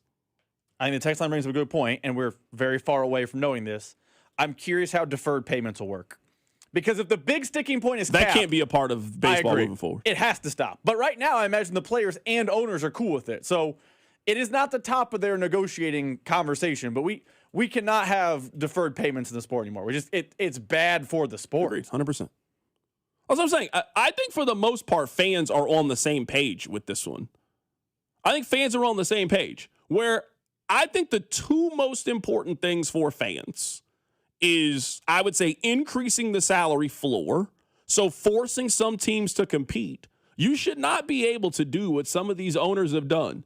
They strong-arm cities into paying for everything, paying for the stadium, paying for these things. They get to pocket Dodger money. They get to pocket Yankees money, and then they're not forced to put that money into the team. How can the Chicago White Sox, given the media market that they're in, how can they spend $70 million less than the Royals? How is that even possible in a place like Chicago where the White Sox spend that much less than everybody else? They're 27th in spending. Their owner is pocketing the money. We all know this. We've been having this conversation about the White Sox. So I think the fans want two parts. Number one is a floor.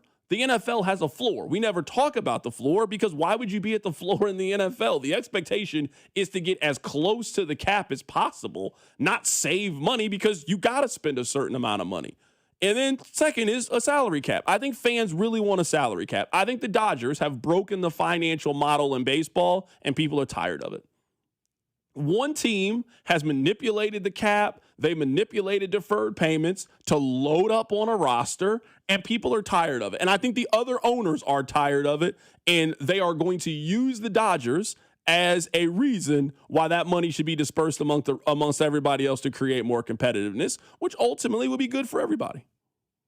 I feel like we talked about when we knew this was going to come up. Step one in negotiation was getting the owners on the same page. And I think the fact that the Dodgers are the only outlier in baseball, and maybe the Mets, but like the Yankees don't do what the Dodgers do. The Red Sox don't do what the Dodgers do. The Cubs don't do what the Dodgers do. The fact that that group of the other high money people can look at the Dodgers and go, we don't like that, gets all the owners on the same page, and fans will then fall in line with, yeah, you're trying to fix the competitive problem. We're on board.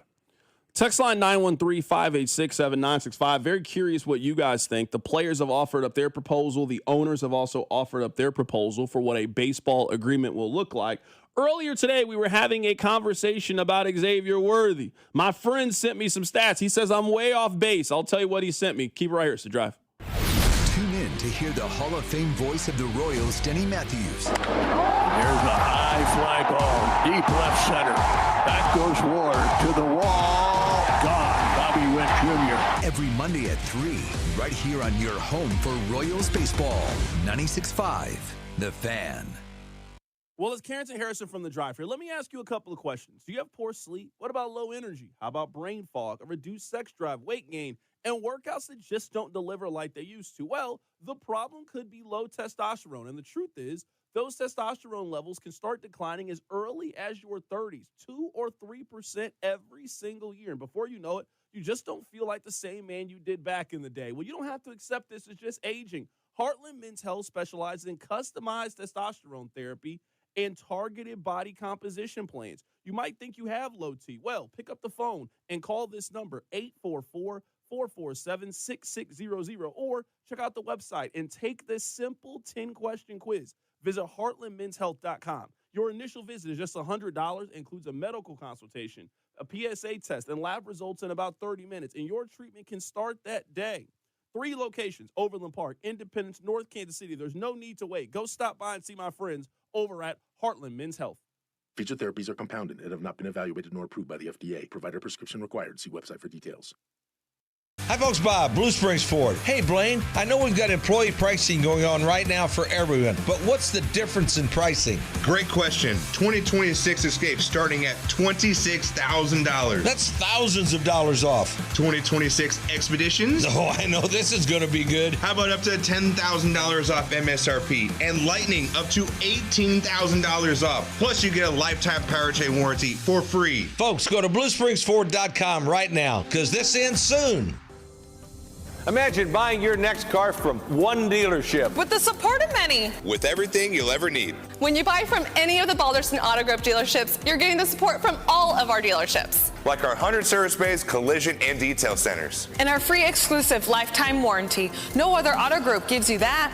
From north, central, south, the Balderston Auto Group has you covered. A family committed to excellence, growth, and harmony. Go to bagkc.com. The world's biggest soccer tournament has arrived, and you can trade the entire tournament over on Kalshi. On Kalshi, you can trade every match from the opening stage all the way to the final. For me in particular, I'll be honest, I kind of like going the standard where I can trade France at 17.9%, meaning a $100 investment could see $5.59 in return, or even Spain at 16.8%. On Kalshi, you're trading against your peers in a live market, meaning there is no house, and the probability changes. You can buy in and out of your position as you see. For a limited time, download the Kalshi app and use promo code TAPP, T-A-P-P, to get $10 when you trade 10. K-A-L-S-H-I, Kalshi. Trade on anything. 18 plus only. Restrictions and eligibility requirements apply. Event contract trading involves risk and may not be suitable for all investors. Prices, values, and available markets may differ from those mentioned. For more information, see kalshi.com/regulatory. Lunch was great, but this traffic is awful. Can we stop at a bathroom? Are you all right? I keep having stomach issues after eating, like diarrhea, gas and bloating, abdominal pain, and sometimes oily stools. Sound familiar? Those stomach issues may actually be a pancreas issue called exocrine pancreatic insufficiency, or EPI. Creon pancrelipase may help manage EPI. Creon is a prescription medicine used to treat people who can't digest food normally because their pancreas doesn't make enough enzymes. Creon may increase your chance of fibrosing colonopathy, a rare bowel disorder. Tell your doctor if you have a history of intestinal blockage or scarring or thickening of your bowel wall, if you are allergic to pork, or if you have gout, kidney problems, or worsening of painful swollen joints. Call your doctor if you have any unusual or severe gastrointestinal symptoms or allergic reactions. Take Creon as directed by your doctor and always with food. Do not chew capsules as this may cause mouth irritation. Other side effects may include blood sugar changes, gas, dizziness, sore throat, and cough. These are not all the side effects of Creon. Call 800-633-9110 or visit creoninfo.com to learn more. That's CREONinfo.com. I'm asking my doctor about EPI and if Creon could help. And Doug. There's nowhere I wouldn't go to help someone customize and save on car insurance with Liberty Mutual, even if it means sitting front row at a comedy show. Hey everyone, check out this guy and his bird. What is this, your first date? Oh, no. We help people customize and save on car insurance with Liberty Mutual together. We're married. Me to a human, him to a bird. Yeah, the bird looks out of your league anyways. Get a quote at libertymutual.com or with your local agent. Liberty, liberty, liberty, liberty. This is Modelo Especial, a full-flavored golden lager with a crisp, refreshing taste from start to finish. Brewed with time, effort, and determination to get the balance just right. Because when a beer is made right, you can feel it. Modelo Especial, the model for everyday beer. Drink responsibly. Beer imported by Crown Imports, Chicago, Illinois. You're listening to 96.5 The Fan from the DM Injury Law Studios. Mike's got this. Car, truck, or motorcycle wreck? Remember, Mike's got this. 816-888-7500. Mike's got this. The countdown to the World Soccer Championship is brought to you by Blue Cross and Blue Shield of Kansas City. From here, for wherever you are, that's the benefit of blue. Visit bluekc.com/benefit of blue for more information.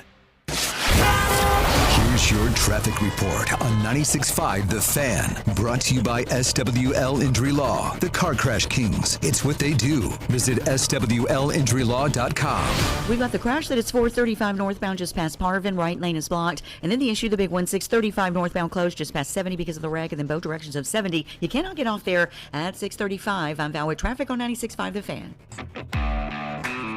Hey, it's Trey Smith from the Kansas City Chiefs. Welcome back to the Drive with CDOT on your home for Chiefs football. 96.5 The Fan. All right, let's go back in time. So earlier today, Texan and I were debating about Xavier Worthy. I don't really even know how it started, but someone pointed that I have hinted that I would use the B word to describe Xavier Worthy.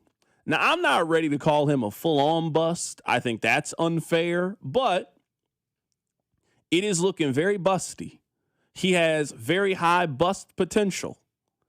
And I think that Chiefs Kingdom, I think the text line, I think they have backed up the excuse train for Xavier Worthy in a way that they have not done in quite some time. I have been here for some of the disappointments.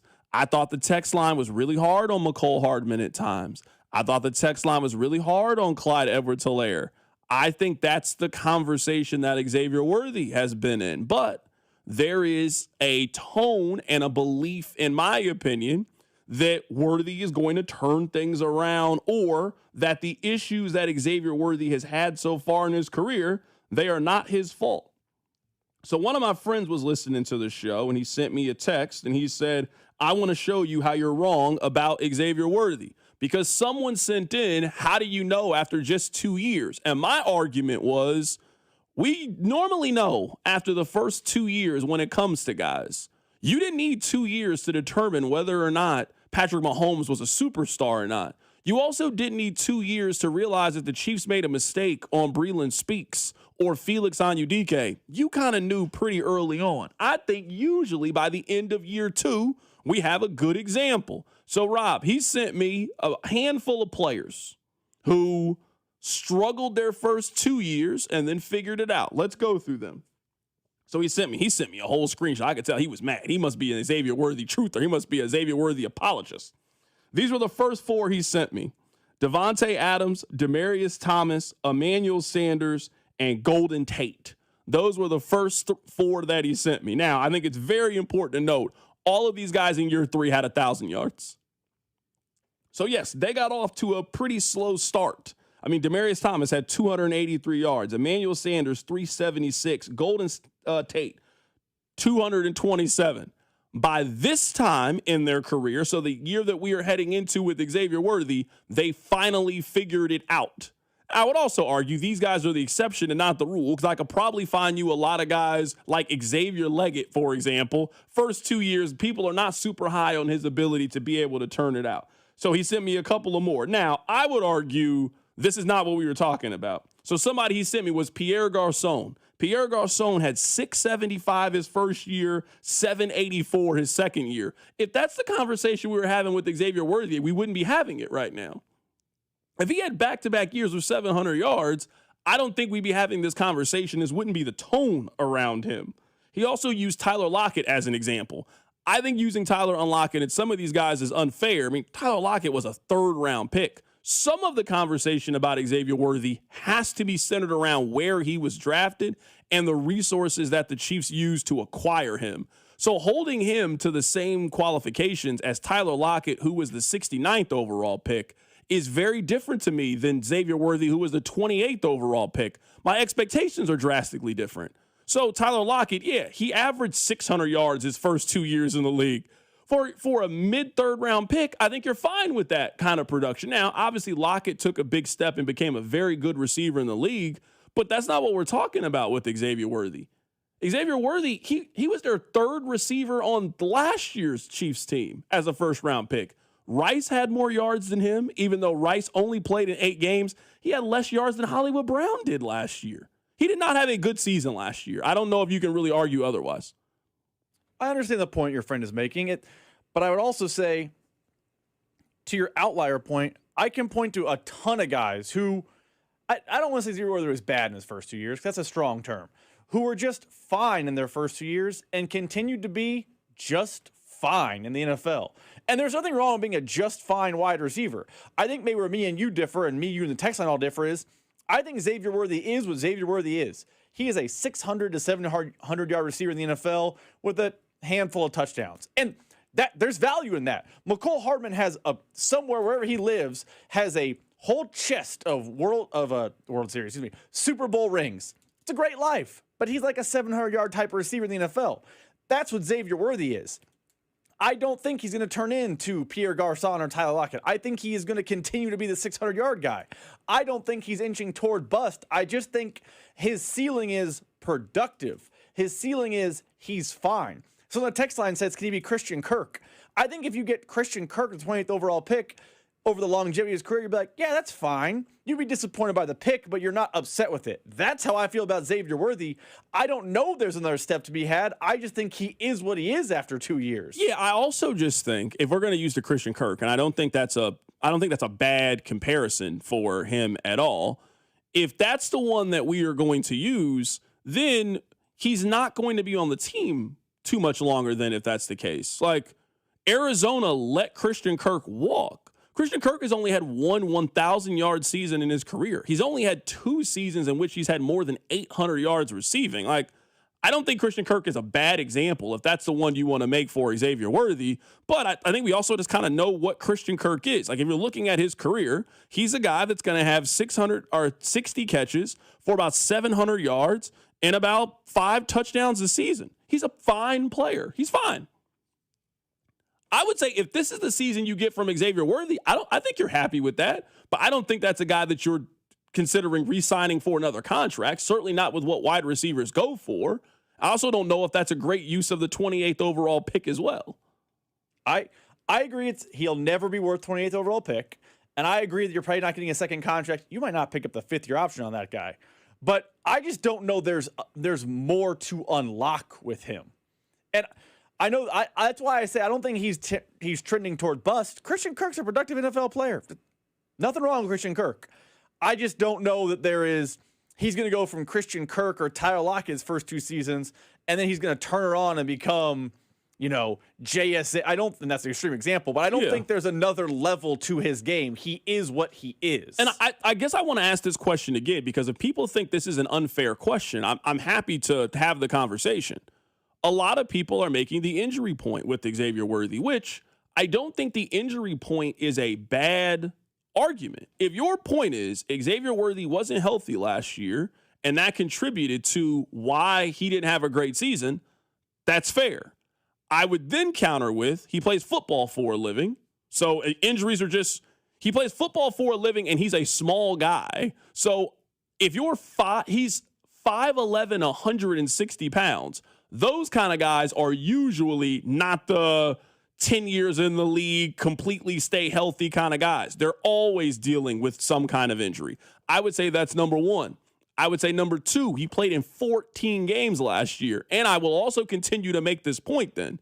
You were telling me then that you think the Chiefs training staff was incredibly negligent last year to let a player who had a significant injury play in games that didn't matter for the team. No one can still give me a good reason of why they felt. If you feel like Xavier Worthy couldn't contribute last year because of the injury, that is a fair point.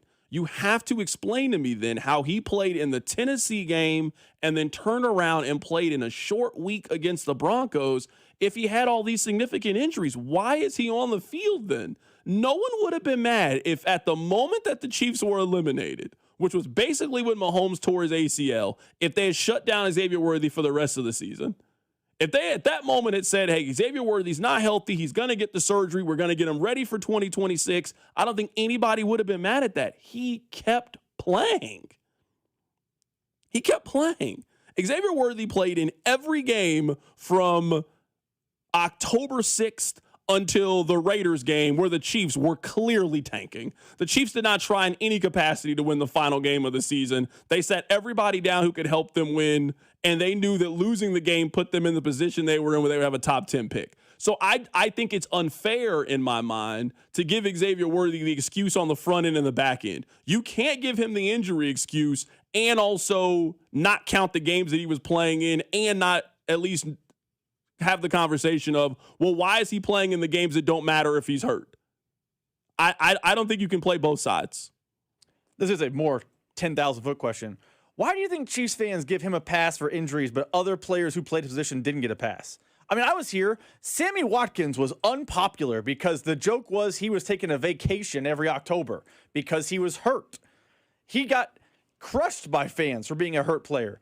Xavier Worthy, I'm sure he was hurt last season, doesn't get that same level of ire. Why is Xavier Worthy getting injury, excuse making where other players who played for the same team haven't gotten those excuses made for them? Yeah, and like this part here, I understand the argument. We're allowed to be on different sides. Someone says CDOT, so he's going to get blindsided by Kelsey again. No injury history before, and that's as fluke as he gets. So yes, they stupidly played him. It's okay to call them stupid for doing something stupid, but maybe Xavier Worthy was also healthier than you guys want to admit. Like, why are we not willing to entertain that possibility that maybe Xavier Worthy was actually a lot healthier than people think, and he just had a bad season? Like, I don't feel like anybody is ready to have that conversation really other than me. Hey, maybe he was healthy enough to contribute last year, and he just wasn't good last season. Maybe that is also what happened last year with Xavier Worthy.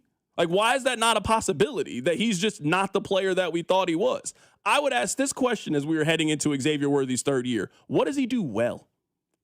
What does he do well? I mean, what's his skill? For example, Travis Kelce. Travis Kelce is one of the best players in the league at finding zones, finding open spots in the defense where Mahomes has a clear lane to get him the football. He catches it, gets down, and moves the chain. We have seen over 30 games of Xavier Worthy. What's he great at? What's his skill set? Is he a deep ball threat? Is he a jack of all trades kind of guy? Is he a great route runner?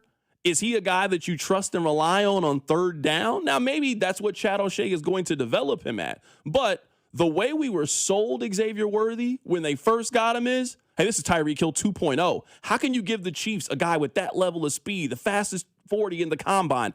Oh, man, he's going to be flying around making plays. That's not what he's been. That's not what the numbers say that he's been. He hasn't been a big play down the field kind of guy. In fact, he's been one of their worst, I think, in those kind of situations and trusting him to kind of be those kind of guys. And I asked this question during the season, Rob. You were here. Why does it appear that Patrick Mahomes had better chemistry down the field with Tyquan Thornton than it appears he had with Xavier Worthy? Tyquan Thornton just got here. Tyquan Thornton did not work in the league. He then joins Kansas City, and I thought he clearly had the trust of Patrick last year on those deep 50-50 balls and extending the defense. Not in a way that Xavier Worthy does. I also think I am more on your side with Xavier Worthy. I'm not all the way in the boat with you, but I'm more on your side. I think too often people are ignoring his rookie year. His rookie year, he was also not elite at not knowing where the boundary marker is and staying in bounds. Like, we all remember that play from the Buffalo game a couple of years ago. So I think Xavier Worthy is just, you know what he is? He's untapped potential. For a college sports analogy, he's a 5-star recruit to show up on campus, and you're just waiting for him to look like a 5-star. And it hasn't happened yet, and I don't think he's ever going to look like that 5-star prospect. I think he just is what he is, and I'm cool with that. The Chiefs have to prepare for him to be a wide receiver 3 gadget type of player, but I think the fans believe inexplicably to me that there's more there. I don't get the why. What would you classify as a good year for Xavier Worthy? Because I'm reading the text line, and a lot of you were saying, hey, he was banged up last year. You're not being fair on him. Okay, perfectly fine. Let's move on. What would be a good year for Xavier Worthy? Because so far in his career, in year 1, he had 59 catches for 630 yards and 6 touchdowns. He had a decent rookie year. Not a great. That's a good, productive rookie season that you are hoping to build on. It's obviously not what happened last year. Text line is saying it's injuries, it's coaching, whatever it is. He had 42 catches for 532 yards last year and 1 touchdown. What's a good year for Xavier Worthy? My expectation is 700 to 750. So I would call that good. Anything above that is great. But it's also, this is important to know about, like I keep saying, he is what he is. I think he is a 700-yard receiver in the NFL. So I think if he gets 750 yards, makes a few explosive plays, a souped-up version of his rookie season, that's what the Chiefs need him to be. I don't know there's a level beyond that. So I'm going to try to put names with this. I said earlier, I think his ceiling is Khalil Shakir. Last year, Khalil Shakir had 72 catches for 719 yards and 4 touchdowns. Let's use Troy Franklin as an example. Troy Franklin, 65 catches, 709 yards, and 6 touchdowns. Romeo Doubs last year. I like Romeo Doubs. I think Romeo Doubs is a good player. 55 catches, 724 yards, and 6 touchdowns. You think that's who he can be? If that's who he turns out to be this year, that's a positive player for Kansas City. If they add this receiver, 55 catches, 724 yards, and 6 touchdowns, I'll take that as a win. Now, we'll have a conversation about, are you going to pick up the 5th-year option on Xavier Worthy? I don't know if I'm picking up if that's what he turns out to be, and I'm probably letting that guy walk in free agency. But there's definitely a role for you if you can be that kind of guy. If you're telling me he can be Romeo Doubs. Now, I think we're going to have a different conversation. Is Romeo Doubs was a 4th-round pick from a P5 school. So we're holding our number 1 pick, the 28th overall pick, who played at Texas in the SEC. Telling me that's who he turns out to be, Romeo Doubs. I can live with that. You would still want, if he's Romeo Doubs, you would still want more around him. You would want, we'll use the Patriots example because where Romeo Doubs is now. You'd want A.J. Brown and Keyshawn Boutte, but you can be productive and successful with Romeo Doubs on your roster. But I'd be fine if he's Romeo Doubs. That's kind of the number I feel like he would fall into. Someone on the text line says, C-Dot, get out of here with Khalil Shakir. Are you kidding me? Was he even drafted? Khalil Shakir was drafted. He was a fifth-round pick. He was the 148th overall pick in the NFL draft. I would like to point out, if we were just looking at the last 2 years, Khalil Shakir has been significantly more productive than what Xavier Worthy has been. It's not even really been close. So, I know you hear Khalil Shakir as a diss. I promise you it's not a diss. I mean, over the last 2 seasons, Khalil Shakir has 148 catches for 1,500 yards and 8 touchdowns. Xavier Worthy has 101 catches for 1,100 yards and 7 touchdowns. Him turning into Khalil Shakir would be an upgrade over what he has been so far. He would be a better player if he turned into Khalil Shakir. That, again, is not living up to the 28th overall pick. Maybe we're over that conversation with Xavier Worthy, and he will never be worthy of the 28th overall pick. But can you get more out of him than what you have? The last 2 seasons, Khalil Shakir had 76 catches for 821. Last year, he had 72 catches for 719. If you can get that for the next 2 years with Xavier Worthy, sign me up. I think that's really close to the ceiling of what he is. I think Khalil Shakir is a very good analogy. He's a very productive player for the Bills. I mean, he's not the best receiver in the league, but you can be a productive offense with Khalil Shakir.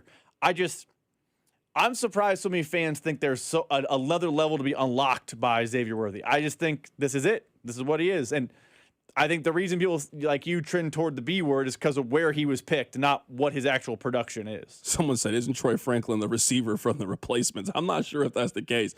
Troy Franklin, though, he plays for the Broncos, and he was from the University of Oregon. Isn't he related to Bo Nix? They're like adopted brothers or something? There's some familiar relationship. Or is that somebody different? I remember there was some story like that he was related to somebody. I can't remember what it was. But Troy Franklin, he's a good player.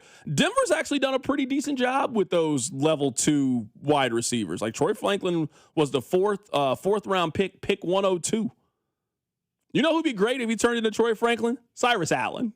You'd be thrilled if Cyrus Allen turned into Troy Franklin. It's actually been a while since the Chiefs had developed one of those kind of receivers. I'm not talking about Tyreek Hill, who obviously was underdrafted and turned out to be a Hall of Fame player. I'm saying it's been a while since the Chiefs have spent a 4th or a 5th round pick on a wide receiver, and that guy turned to even fit that criteria. We'll do that next. Keep it right here. It's The Drive.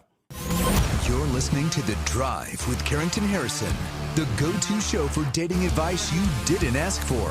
If you got to ask your girl to help on the bill on Valentine's Day, you've done something wrong. On your home for Kansas City sports, 96.5, The Fan. FanDuel is serving up a happy hour every day during the playoffs. We're talking special drops you don't want to miss, from profit boosts to bonus bets and more. And the best part, it's every single day. So head to FanDuel.com/local to get started. Here's how I'm handling the daily happy hour. I open the app, see what's available, and suss out. Maybe it's a profit boost on a player point total. Maybe it's a bonus bet, and I'll take a big swing and try to make some mega money and keep that bonus bet in my back pocket. So whether you're betting the early game or gearing up for prime time, make sure you open the FanDuel app and see what's waiting for you today. So go to FanDuel.com/local to get started. That's FanDuel.com/local. FanDuel is an official partner of the NBA and the official sportsbook of 96.5 The Fan. 21 and present in Missouri. Opt-in required. Rewards are non-withdrawable. Restrictions apply, including bonus and token expiration, leg requirements, and max wager amount. Gambling problem? Call 1-800-GAMBLER.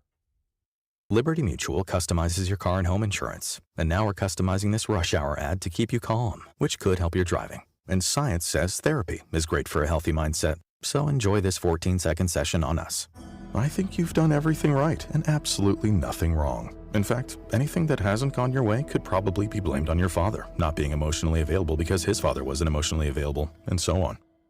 And now that you're calm and healing, you're probably driving better too. Liberty, liberty, liberty, liberty. Mia from the Winnings Desk. Every Missouri lottery ticket helps support Missouri public education. Over $8 billion and counting. I was going to list every school, but yeah, there's over 2,400 of them. See the full list at molottery.com/education. Play it forward and play responsibly. Steve here with Connolly Plumbing Solutions. Outside faucets are annoying. We are currently running our outside faucet replacement special of $399 with access. Visit ConnollyPlumbingSolutions.com to schedule. As a paramedic, do you recommend seatbelts? I'm definitely an advocate for seatbelts. Why? When you're in a wreck, the seatbelt immediately will lock you in place and hold you exactly where you are. And if the vehicle rolls, spins, or just sustains a lot of force, you're going to stay right where you are, protected and cushioned. That's how they're designed.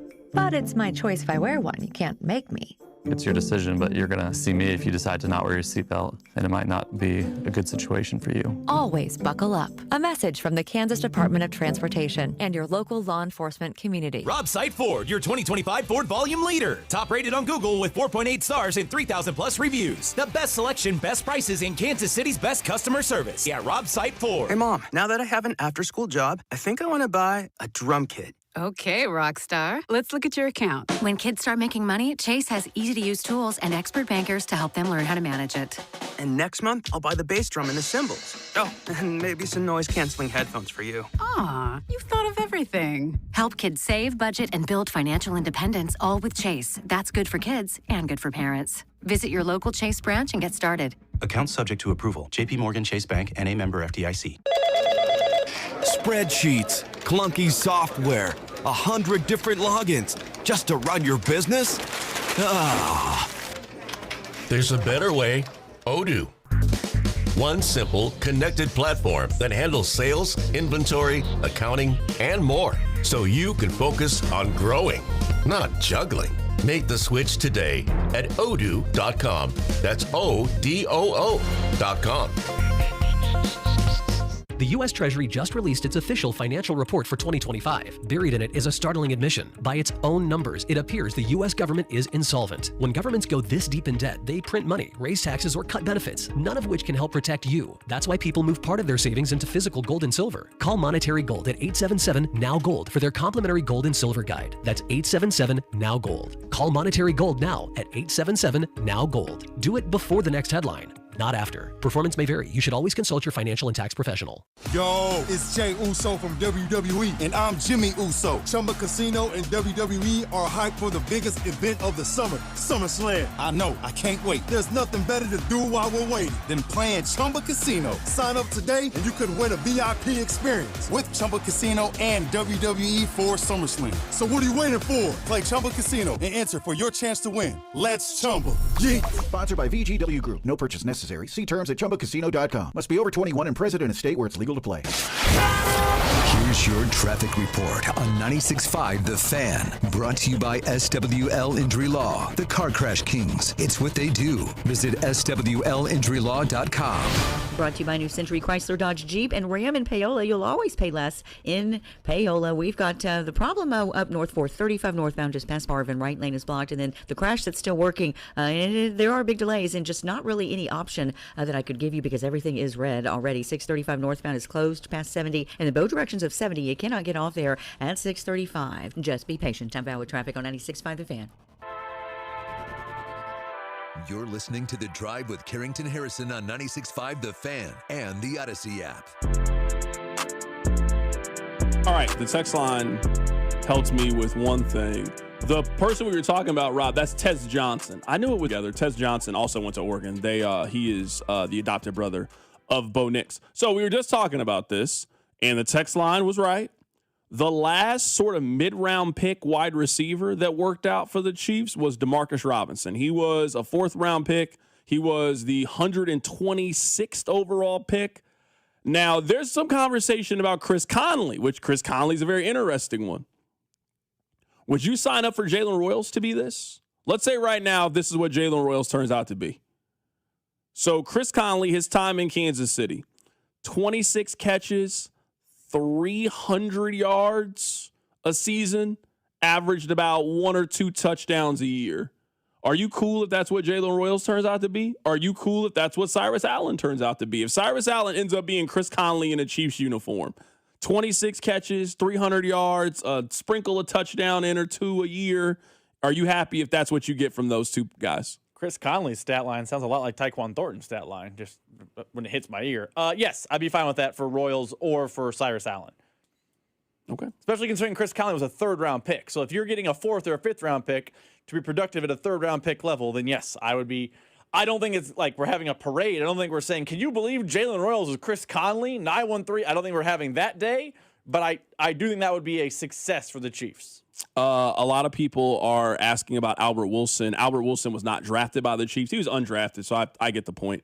Same thing with Byron Pringle, not drafted by the Chiefs, but did turn out to be a pretty decent player. Had a little run with the Chiefs as well. DeMarcus Robinson's in. I mean, they've really had one of those guys in the last 15 years, honestly, if you were looking at it. Like, they don't really have a great track record of that. They have a great track record of a lot of things in the mid-round. Corner, linebackers, offensive linemen. They do not have a great track record of turning the Jalen Royals or Cyrus Allen type. They do not have a great history of turning them into productive wide receivers, basically outside of Tyreek Hill and DeMarcus Robinson, who, strangely enough, were both picked in the same draft.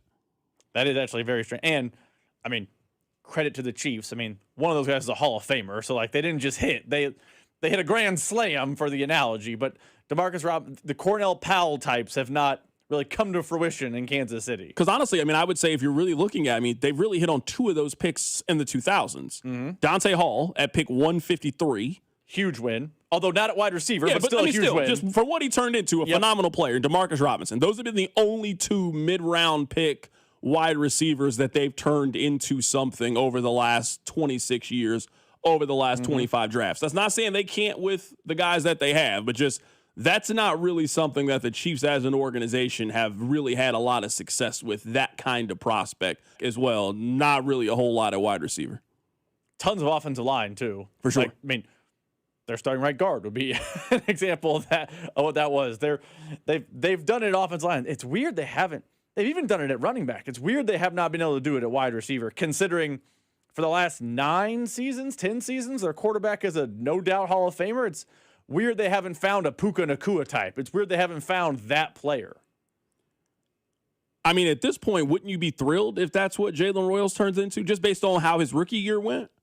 Like, the fact that he couldn't get on the field has to be a little bit alarming to Chiefs fans. If he turned out to be Chris Conley, I would say that's turning his career in a very positive sense. Like, Chris Conley then went on to have a pretty decent career, played 10 years in the league. Like, we see guys like Jalen Royals flame out of the NFL rather quickly. Like, remember Cornell Powell was a guy we talked a lot about. Cornell Powell never played for the Chiefs. For all the conversations we had about him and the excitement and the enthusiasm, Cornell Powell never caught a pass or got a target from the Kansas City Chiefs. If that's what Jalen Royals or Cyrus Allen turns out to be, Chris Conley, a guy that plays 10 years in the league, I think you got to be happy with that. Again, this is where I think fans get a little confused. It's success based on their pick.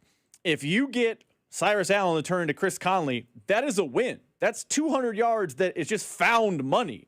You don't have to then go sign, no offense, Tyquan Thornton. You don't just have to sign Tyquan Thornton because you drafted Tyquan Thornton in the 5th round. You don't have to go sign, whomever, because you've drafted that guy in the 5th round. And now your 5th round pick opens up to take whomever going forward. That's a win relative to their draft position if the Chiefs do get Chris Conley, Tyquan Thornton type of production out of those players. A lot of people on text line keep saying, what about Tyreek? We know Tyreek. The point was outside of Tyreek, who have they have? Yes, Tyreek was a massive win. They turned a mid-round draft pick.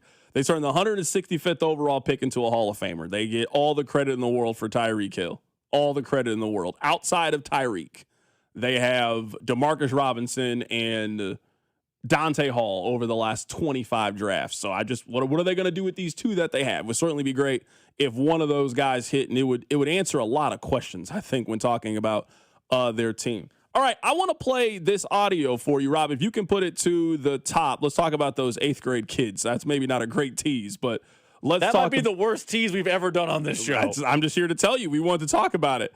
I found it, actually. You don't got to worry about it. I found it. You know that we love a good youth sports story on our show. We're a big fan of a youth sports story. Listen to what some parents are doing with their 8th graders.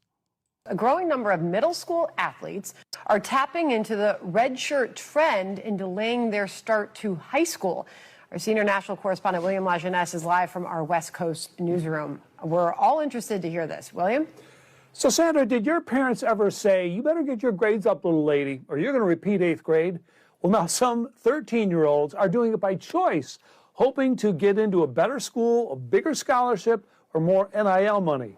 Carter Cancellieri is attending 8th grade a second time by choice. It's given him an extra year to work on both his academic skills and his athletic skills. 15-year-old Carter is part of a growing trend of young athletes reclassing. It's for students that are currently in 8th grade, and they get an additional year of middle school to delay their start of high school. Once you start high school, you have a 4-year clock, academically and athletically.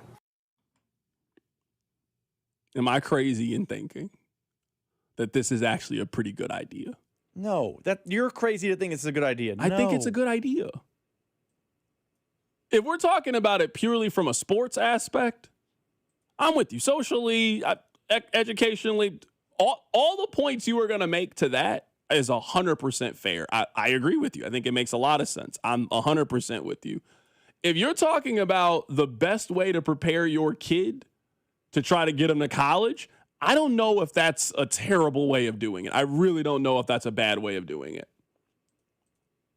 Start high school a little bit later, more time to train. You dominate high school. You give yourself a chance, because I would say one of the negatives of the transfer portal is I don't really know why you would recruit a lot of high school kids right now.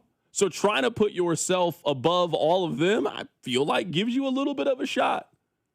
I mean, 1 to 2% of high school athletes go D1. You're telling me an extra year is going to make them stars?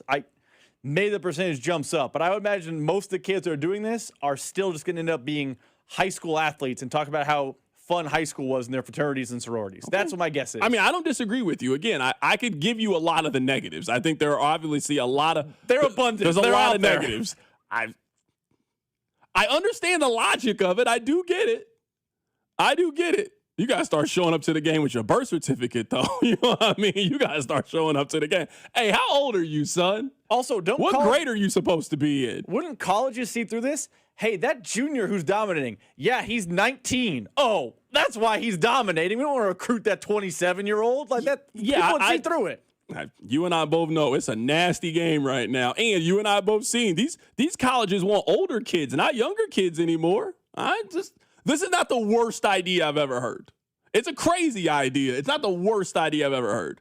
Coming up at the top of the hour, we'll talk about Chiefs OTAs. If you missed it, we are going to play Patrick Mahomes' press conference. We're going to give you the best of it. If you missed what the quarterback had to say, we'll play it for you in the hits. We'll also talk about the Royals. Keep it right here. It's The Drive. The Drive with Carrington Harrison on your home for Kansas City sports. 96.5 The Fan. Here's your traffic report on 96.5 The Fan. Brought to you by SWL Injury Law, the Car Crash Kings. It's what they do. Visit SWLinjurylaw.com.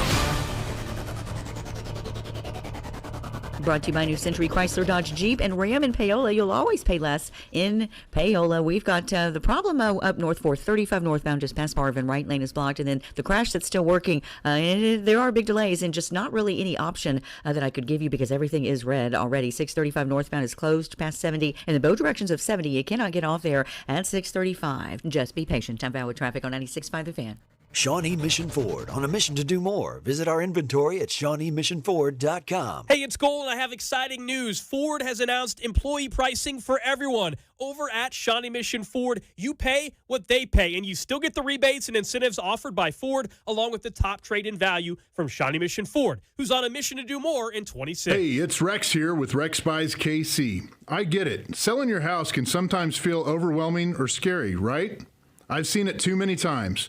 A homeowner thought they had a deal, only to have the buyer back out at the last minute. That's not how we do business at Rex Buys KC. I'm local, I know Kansas City, and I make sure every deal actually closes like it's supposed to. No hidden fees, no showings, no last-minute surprises, just a fair cash offer and a process you can count on. We buy homes in any condition and judgment-free. So whether your house needs repairs or you just want a fast, hassle-free sale, we can make it happen. If you want certainty, transparency, and someone local who actually delivers, call 816-330-6000 or visit rexbuyskc.com. Rex Buys KC, helping people make smart choices one home at a time. 816-330-6000 or rexbuyskc.com.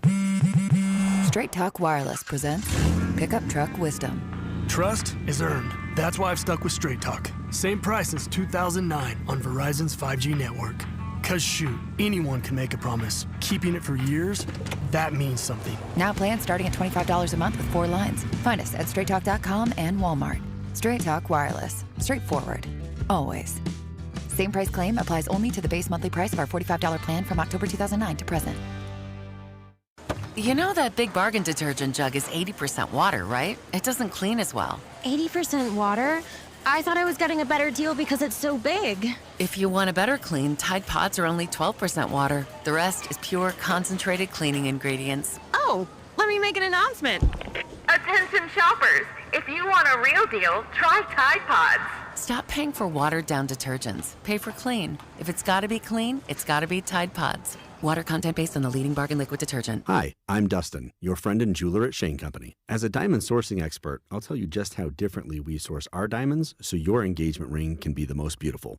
We work directly with our diamond partners who reserve the best stones just for us. We handpick and inspect each diamond, then negotiate the best price. At Shane Company, we believe this is the only way to properly buy a diamond, because a friend goes the extra mile to make sure you get your dream diamond at your dream price. Visit us in store or at shaneco.com. Shane Company, your friend and jeweler. Chris Stegall lied about President Trump. Donald Trump's not a conservative. I will not support Donald Trump. And now he's lying about Nathan Willett. Woke Willett spent $631,000 of your money on transgender outreach programs. Those are flat-out lies from Chris Stegall, who attacks President Trump. And here's the proof. He voted against trans surgeries and trans bathrooms. Nathan Willett is a Christian, conservative, and seventh-generation North Missourian. I'm Nathan Willett. I'll fight for President Trump, and I approve this message. Paid for by Nathan Willett for Congress. Baseball season is in full swing, and that means the summer heat is coming. The guys at Climate Control have been serving KC homeowners for over 35 years, and they know how to get your cooling system ready to handle our scorching hot summer weather. Stay cool and comfortable this summer. Call Climate Control today at 816-265-2830. 816-265-2830 for all your cooling, heating, and plumbing needs. Don't wait. Visit ClimateControlKC.com today. Climate Control Heating, Cooling, and Plumbing. Performance matters in intimate moments. Don't let ED ruin them. This is Jeff for Heartland Men's Health, and I want to assure you that if you're like the vast majority of guys, you don't have to suffer with ED anymore. In fact, you might be pleasantly surprised at how the right treatments could positively impact your love life. At Heartland Men's Health, our advanced medical therapies go far beyond pills. We have treatments that are effective in well over 90% of cases, and we offer specific and combinative treatments that can dramatically enhance both your performance and your stamina. You could even last up to an hour or more and bring a far greater level of intimacy to both you and the one you love, perhaps performing like you haven't in years. So call us today and find out why our advanced treatment strategies offer so much more. Your first visit is just $99 and gets you blood work, a medical consult, and if medically advised, a test dose. And if that test dose doesn't work in the office, your visit is free. Call 844-447-6600 or go to heartlandmenshealth.com. Heartland Men's Health, advanced medical science to improve men's lives. Royals coverage is brought to you by Blue Cross and Blue Shield of Kansas City. Brought to you by Blue KC is the Coaches with Character program. Do you know a rock star high school coach in your district? Nominate them for the Blue KC Coaches with Character program at bluekc.com/nominate coaches with character. Let's make our coaches feel special and make our community a better place to live, work, and play. The 5th annual Cody and Gold Garage Sale is back Wednesday, June 10th, with all auction items benefiting the Negro Leagues Baseball Museum. This is your home for Kansas City sports. 96.5 The Fan, KFNC FM and AM, HD1 and HD2 Kansas City, in Odyssey Sports Station. Rob, I don't know if you saw this or not, because if you saw this, you would have told me. Did you see the Texas Tech says they want to play Texas this year? Texas Tech says they want to play Texas on September 5th. Now, Texas Tech is scheduled to play ACU. I'm assuming that's Abilene Christian? I'm assuming. Yes, that's Abilene Christian and Texas State in week 1 and 2. And Texas, both teams would have to buy out of it. Now, this could be selling wolf tickets, but, I mean, it sounds to me like Texas Tech wants to smoke. The head coach at Texas Tech says that Cody Campbell, so basically how Texas Tech got really good, they got one oil guy paying for everything. That's how they got really good. That's what your school needs. One oil man paying for everything. So Texas Tech says that Cody Campbell has reached out to the Cowboys about playing in the stadium. He's also talked to the coaches of both of the mid-majors about what the financials would look like in order to make this happen. I don't know about you. I'd be thrilled if this ended up being the case.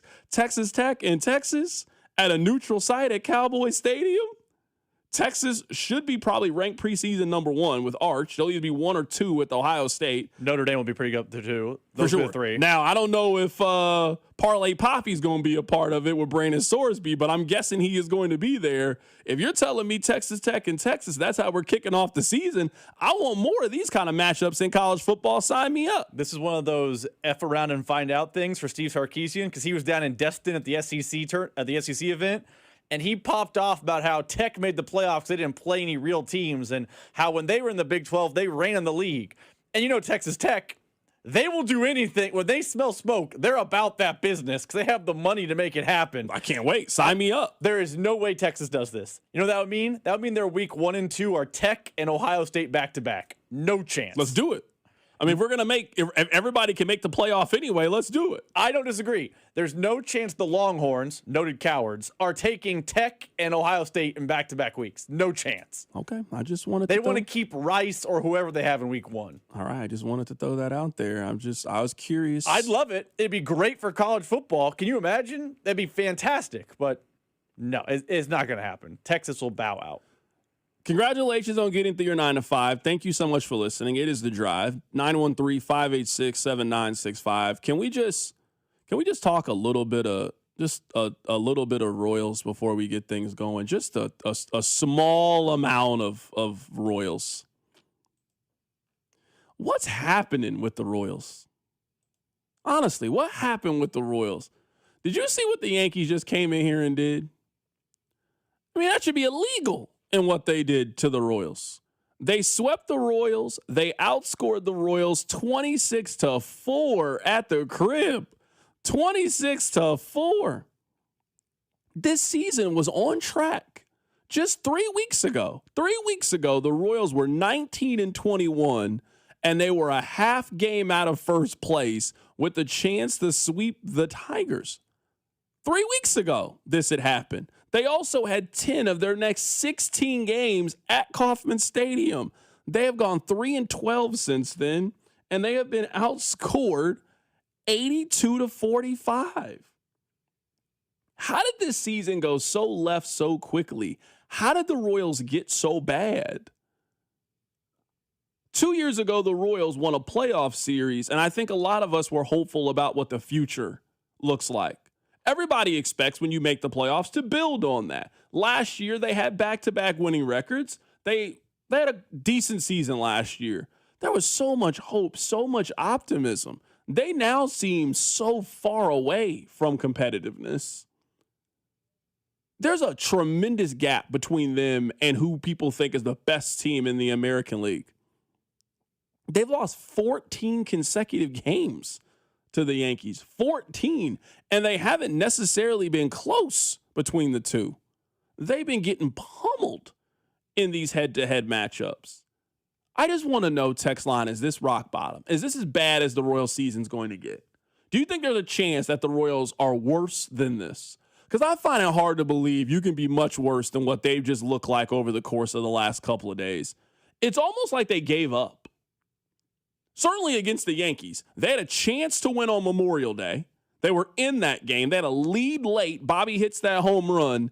And it almost like when the Yankees came back and won that one, it was like it broke the spirit of the Royals. It broke their will. And now the Royals are going on the record. I mean, how bad can this thing fall to? Are the Royals even considering making changes? Because I think if you just had that kind of homestand in your Seattle, for example, if you're Texas, for example, I think you do something. But the Royals just appear to be, hey, we're going to let this ride. You're going to have ups in the game. You're going to have downs in the game, but we're going to stay consistent to what it is that we do. That appears to be the Royals' philosophy in all of this. The only person they really made pay for any of this was Bailey Falter. They haven't really made anybody else pay for how bad they've been for the last 3 weeks. I mean, they got him off the team. That was the easiest decision in the world to make. I just want to know, is this rock bottom for the Royals? Do you think it can get any worse than this? Because they're terrible.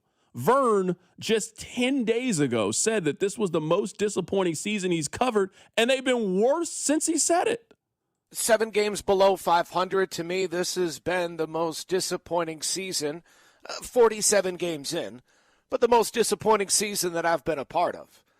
I haven't been here forever, but dating back to 2012, there was never this type of anticipation, these type of expectations, this type of talent, only to lay this large of an egg. So, 7 games below 500, a 1-5 road trip. You are the worst road team in all of Major League Baseball. The tenor shouldn't be good. I'm glad to hear that the fans are not just disappointed, but angry, because the expectations in this city, not just from the Royals, but all teams, the expectations have been raised over the past decade. We expect more.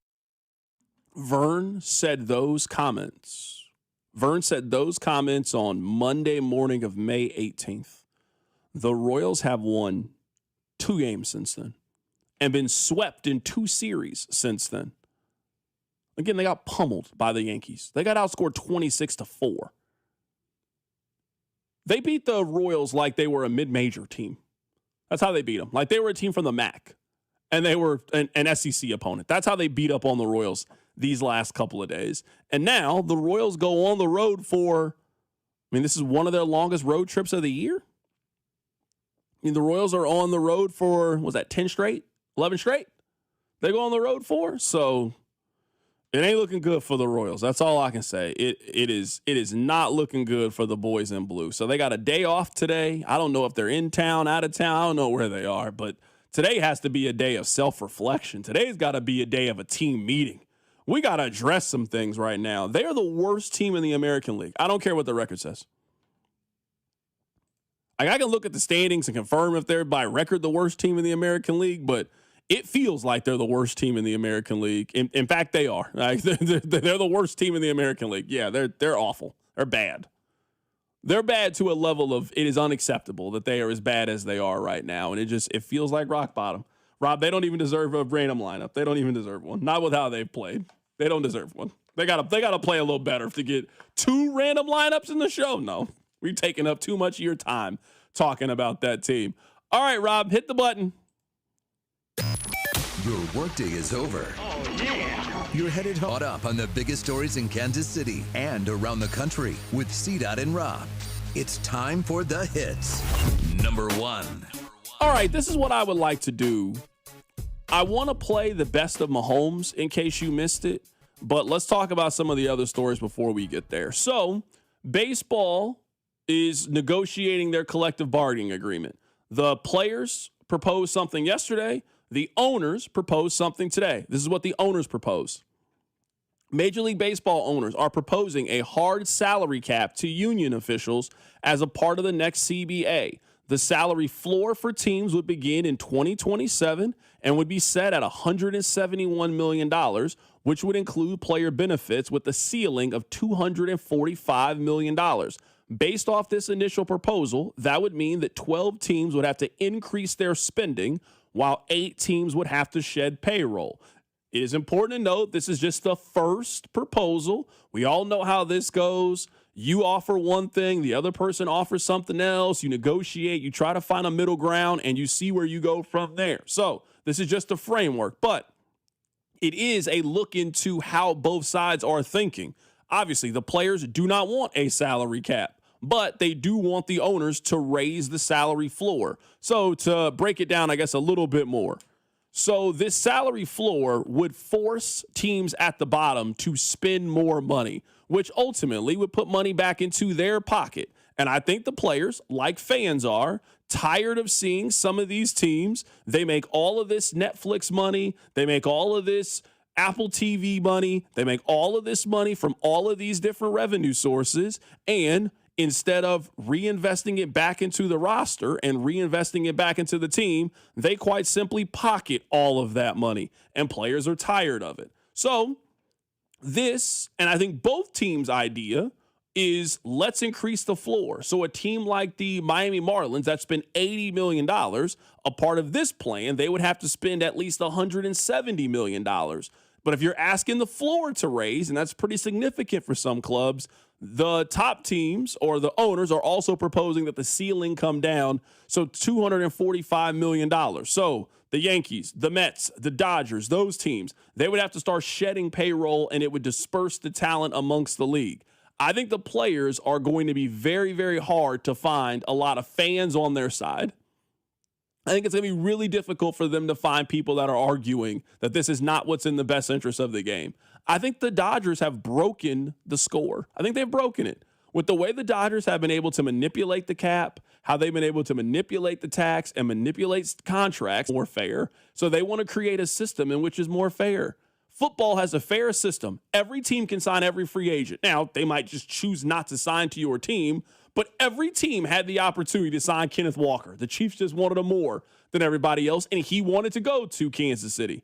Every team has a chance to sign every free agent. Same thing in the NBA. Now, they have it kind of where you can keep this guy and keep this guy, but the way the NBA is structured, every team can sign Anthony Edwards when he hits free agency. Every team has the ability to do it. That's not the way that baseball is set up. That's not the way that the financials work, and that's the league that I think the fans want to see. Ultimately, I think the owners are going to have public sentiment on their side.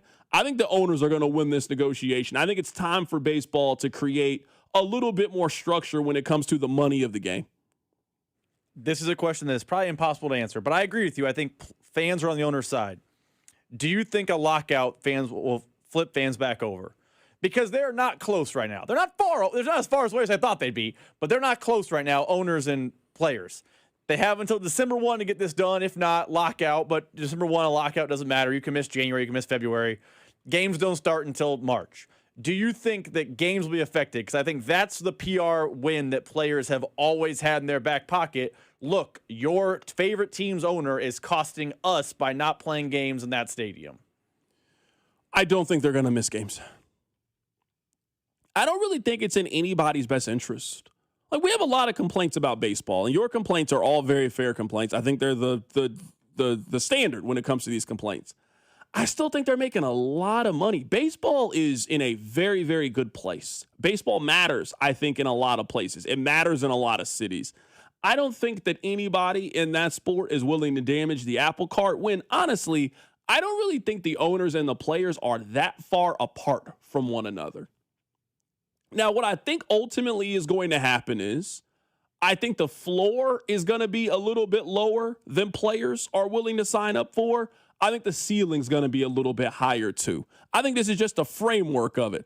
$170 million, I think, is a pretty high floor, but they also really cut off the ceiling of things. I think ultimately we get closer to $280 to $300 million ceiling. The floor somewhere around 120 and 130. So you're asking the bottom five owners, hey, you got to pick things up a little bit. You've really been getting over for the last handful of seasons, and we're over than that. But I think we're going to have some framework of a hard salary cap. I think it's time in baseball to have some frame of a hard salary cap. I think it ultimately hurts the sport that when a player like Bryce Harper is available, you know that there's only 3 teams he can go to or 4 teams that can go to, that there's going to be a bunch of those players that keep popping up in baseball. It's better for the NBA that everybody has a chance to get them. It's better for the NFL that everybody has a chance to get those free agents. It's not good for baseball that when a big-time free agent, you can't even get excited in certain cities. You got to get excited about Isaac Collins and Lane Thomas because your team cannot be viable in free agency. That is something I think they're going to change. I think that is. Now, I don't know. Maybe they end up more like the NBA. Like, 'cause the NBA has a cap, but it's a softer cap. It's not the hard cap of the NFL. But Rob Manfred was on the whatever Pat McAfee called that thing he had last night, and he was saying competitiveness is key, and the best way to make competitiveness is make the Marlins and Yankees spend the same amount, and if the Yankees want to outspend from there, cool, but it can't be the Marlins at $80 million and the Yankees at $300 million. That's just not good for competitive balance. So I want to play this for you guys in the 5 o'clock hour. Patrick Mahomes met with the media earlier today. I had Rob cut the absolute best of it. This is Patrick Mahomes only talking about his health and the possibility of him playing in week 1. We'll make this hit number 2. Some of those days you're rehabbing, you're kind of here by yourself, or with a couple of the other guys, and you kind of get that juice whenever everyone gets back in the building. So it was good to be out there and be able to take part in a little bit of the practice. How are you doing with the brace? I wore a brace in college, so on the same knee, and so it's not too different than what I've felt before, and so now it's just kind of just getting adjusted to it. But obviously, I'm not like running and cutting and doing all that stuff in it yet, so that'll get another adjustment period at some point. But it's good to get these reps now, so I can kind of speed that adjustment period along. I think the goal for you is still week number 1 for you, correct? Yeah, for sure. I mean, as a competitor, I want to be out there with my guys, but I know that's still a long ways away, and so all I can do is just execute the day and do whatever I can to be better that day. And so we've done that up until now, and we've kind of set these checkpoints and these goals of like where I want to be at, and I've gotten to those. And so now I kind of continue to do that at the right pace. People talk about your competitiveness, but what's a normal day, week look like for you? Because they talk about you being up there all the time. So what's like a normal 9 to 5 when you Friday look like for you? Yeah, I mean, right now, with the practices, it gets a little bit longer. But I mean, you come in early in the morning, you rehab and kind of get everything moving around. Then you go to meetings. You come down, you warm up before practice, go to practice, and then you come out of practice. Usually I'd be rehabbing right now. Brad's got me in here, but then you go to meetings again, and then you end up going and rehabbing after, and then I go home and then chase kids around until I fall asleep. Patrick, obviously you're going to have some physical stuff you want to get through. You mentioned just cutting and stuff. What sort of mental stuff do you want to get through over the next couple of months before you feel mentally ready for it? Yeah, I think it comes at a pace. I think this first step was getting the 7-on-7 and for develop the defense out there, and so it's been good to see that. Just even if I'm just from the pocket and stuff like that, and then the next step will be getting with team and getting under center and stuff like that. But we'll to kind of progress to that, and then they'll be going out there and playing, being live and with the guys, and then eventually you get the games. And so it's a process. You have to stay a part of it, and I've kind of learned that all I can do is be great that day. And if I continue to be great every single day, then I can get to those goals, that I can get the opportunity to be out there on the field. Andy mentioned checkpoints. Obviously 7-on-7 a day, no 11-on-11. Is it feasible for you maybe to participate in 11-on-11 at the start of training camp, or is that a goal that'll be midway? I mean, it's kind of, we'll see. Like, you kind of have like these like week to 2 week kind of checkpoints where I got to get to. So I think the biggest thing for me now is kind of getting to the running and cutting, and I've started that stuff. But until I'm able to protect myself and go out there and be there, they're going to keep me safe and not let me have the opportunity as much as I want to be out there. But I think if I can continue to do this stuff the right way, that's the hope, for me at least. And so all I can do is execute this next checkpoint of getting that cutting, being able to protect myself, prove to Julie and Rick and those guys and Dr. Cooper that I can protect myself. Then they'll let me go out there and be a part of the team drills, and then that'll progress into games. Patrick, how much of a comfort is it to have Julie be sort of a part of this process? Obviously, she's been traveling with you as well. And what are the ways that she's sort of tried to both push you and encourage you? It's sort of I feel like it's probably a yo-yo effect at times. Yeah, it's a lot like just, I've known her for so long, and I trust her so much. It's kind of like when I train with Bobby, or even when I'm at home with Brittany, they know how to like push me whenever I don't feel like doing the work. And so Julie has a great feel with, I mean, there's days you come in, you're tired, I mean, you're sore and you're stuff like that, but she's going to make sure I finish the entire workout, and I'm going to do it the right way. And you got to have someone that's going to push you like that, that's not scared to push you even when you're not feeling great. And she does that, and she knows when to kind of pull back on some days. She can tell how I'm working out, if I need to pull back or how I'm feeling. And so just having the ultimate trust that she's going to do that, it lets me just go out there and just work and not have to think about, am I doing too much, am I doing not enough? And knowing that she's talked to Dr. Cooper, she's talked to Rick, she's talked to everybody, and she knows what she's doing. And so definitely a big advantage for me having her in the building. What adjustments have you had to make while you've been out here and you're in the brace and everything? Is there a big adjustment, or is it just... I told Coach Reed I think it's helping me a little bit, because I can't move around, so it's kind of settling my feet down. It's kind of like when I hurt my ankle sometimes. It's like I can't scramble and I can't do these things, so it makes me sit in the pocket and go through the reads and do that stuff. So I'm gonna try to use it to my advantage. Like it's stuff that I can get better at as progression through the entire concept and stuff like that. And I don't have the ability to scramble and do that stuff right now, and so it should help me in those things that hopefully whenever I get about EB being back out there, the energy picked up. Yeah, I mean, having him back in your headset. Yeah, no, it's just a standard that you have to practice with and you have to play with, and he's going to hold you to that standard no matter who you are, from the first guy to the 90th guy right now. He's going to hold you to that standard, and I think that's something that it's hard to replicate. I think that's the best way to say it. And he has brought in a lot of concepts and a lot of things that I've really liked that we've added in now. And so I think it's good to have him back in the building, having that energy back. A lot of these guys haven't had a EB, and so they understand it. And but honestly, I think it's been cool. They're really receptive of it. And even though it's hard, I mean, there's hard days.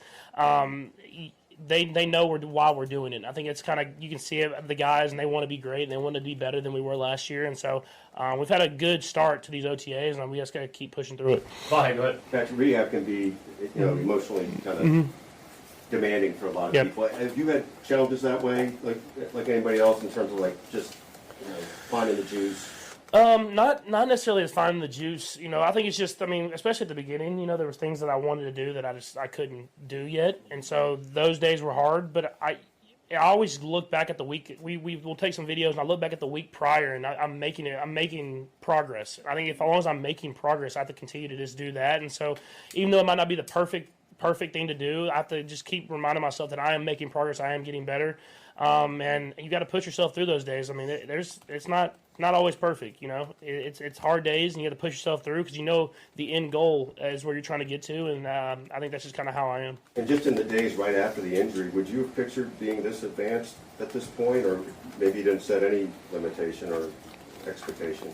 Yeah, I wanted to play, so I don't want to miss games as much as possible. I know it's not all in my control. It's in God's control at some point, but I'm gonna give myself a chance by the way I work to be the best I can be. And so I'm in a good spot now compared to where some people thought, but I thought I was going to be here. So it's just doing what I'm supposed to do every single day, and then hopefully that gives me the chance to be out there with the guys whenever we start the season. We've got time for a few more guys. Go ahead, Jesse. Hey, Patrick, you said in January your goal was week 1 to be back. We've had a few more months now. Yeah. What are your thoughts now? Yeah, that's always going to be the goal. I don't want to miss games. As a competitor, as a football player, I want to be there.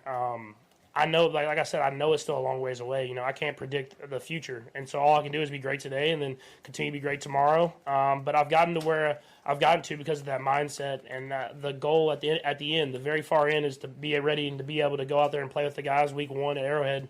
But I gotta take it day by day. Matt? As far as getting there, being out there with the guys, you have a history of coming back from injuries faster than expected. With this, just being a football player, what's the difference between? I don't know. I'm be honest with you. I know that whenever I get out there on the field, and I feel like I can be Patrick Mahomes, I'll be Patrick Mahomes. There's no I've never not felt like I'm 100%. Even when I have a sprained ankle, I feel like I'm 100% of what I can be, and so I'm gonna have that mindset when I go on the field. And when I get on the field, I'm gonna be myself. I'm not gonna hold back. I'm gonna lay it all on the line for my guys and my teammates. That is the quarterback of the Kansas City Chiefs, Patrick Mahomes. I wanted you guys to hear what he had to say about his injury. Andy Reid also spoke earlier today as well. We'll get to it. Keep it right here. It's The Drive. The Drive with Carrington Harrison on your home for Chiefs football. 96.5 The Fan. The wild weather this spring has brought hail to New Century Chrysler, Dodge, Jeep, and Ram in Paola. What that means is they've got plenty of new and used cars and trucks with light cosmetic hail damage. New Century is having a hail of a sale to clear them all out. You can save as much as $15,000 and still receive all the factory incentives. The hail of a sale will not last long at New Century Chrysler, Dodge, Jeep, and Ram. Remember, you always pay less in Paola. See dealer for details. The Kansas City Auto Show is back, and we're taking over the Overland Park Convention Center with more brands, more test drives, free parking, and all new features. Join us June 4th through 7th at our exciting new location. Get up close to the latest cars, trucks, and SUVs, plus exclusive test drives you won't want to miss. Don't miss your chance to see your future of driving, all in one place. Get your tickets now at kcautoshow.com. The Kansas City Auto Show, June 4th through the 7th at Overland Park Convention Center. Staples presents Celebrations Made Easy. I was throwing a party for the twins and had custom invites and a banner printed at Staples. And that's when I saw Party City is now at Staples. Party City? No way! Yep. So now Staples has all your printing needs and everything you need for a party. Everything times 2. Yeah, and now at Staples, save 40% on custom cards, photo gifts, wrapping paper, banners, and more. Big news! Party City is now at Staples. That was easy. Shop Staples in-store, online, or on the app. In 613, exclusions apply. What if you could have the most reliable fiber-powered Wi-Fi And get this, what if you could keep it at the same price for 5 years? During the Xfinity Summer Savings Event, now through June 15th, new customers can get our best price on gig Wi-Fi, just $50 a month for 5 years. And get online in minutes with same-day Wi-Fi. It's Wi-Fi that finds and fixes problems before you even notice them, like super intelligent Wi-Fi with a sixth sense. Plus, add one line of Xfinity Mobile Select and you can save an average of $60 a month over Verizon and AT&T. You can even try it free for a year. Lock in your price and unlock the possibilities during the Xfinity Summer Savings Event. Get it now at Xfinity.com. Xfinity. Imagine that. Restrictions apply. Require and one Mobile Select line compared to similar Verizon and AT&T plans over 5 years. After 12 months, regular rates apply to Mobile Select. Xfinity Internet required. Speeds vary. Use of fiber coaxial cable. Jake from State Farm. I just beat my running PR, so I'm celebrating with the Banana Bonanza smoothie. Hey, and you can keep celebrating when you create an affordable price just for you by bundling your home and auto with the State Farm Personal Price Plan. Go bananas. I will. Hey, make it a large. Bundling, just another way to save with the Personal Price Plan. Like a good neighbor, State Farm is there. Prices are based on rating plans that vary by state. Coverage options are selected by the customer. Availability, amount of discounts and savings, and eligibility vary by state. This is the Game of the Week report, brought to you by Hyundai. As we head into summer, the pro baseball schedule continues to ramp up. On Monday, we have a full slate of games scheduled, including 3 night games out on the West Coast, where we'll see Los Angeles host Colorado, Seattle host New York, and Arizona versus LA. The Game of the Week report is brought to you by the all-new Hyundai Palisade Hybrid. Learn how it's so much more than just another SUV at HyundaiUSA.com. In a world in need of a hero, one man rises to the challenge in style. He is just driving the kids to soccer practice. Make every day feel epic in the all-new Hyundai Palisade Hybrid with up to an EPA-estimated 619 miles of range on select trims, advanced tech, and class-leading interior space. Come on, guys. No cleats on a seat. Visit HyundaiUSA.com or call 562-314-4603 for more details. That's 562-314-4603. Here's your traffic report on 96.5 The Fan. Brought to you by SWL Injury Law, the Car Crash Kings. It's what they do. Visit SWLinjurylaw.com. This one brought to you by New Century Chrysler, Dodge, Jeep, and Ram in Paola. You'll always pay less in Paola. We've got Shawnee, that area. 35 southbound at Antioch. Right lane is blocked. Downtown 35 northbound, Armour 210 Highway. Right lane blocked there by a crash. And then we've got the Biggie still closed, which is 635. Up at 70 is the wreck in both directions of 70. You cannot get off there at 635, and it is red all over. All of the options are going to take a while. Find out with traffic on 96.5 The Fan. This is your home for Kansas City sports.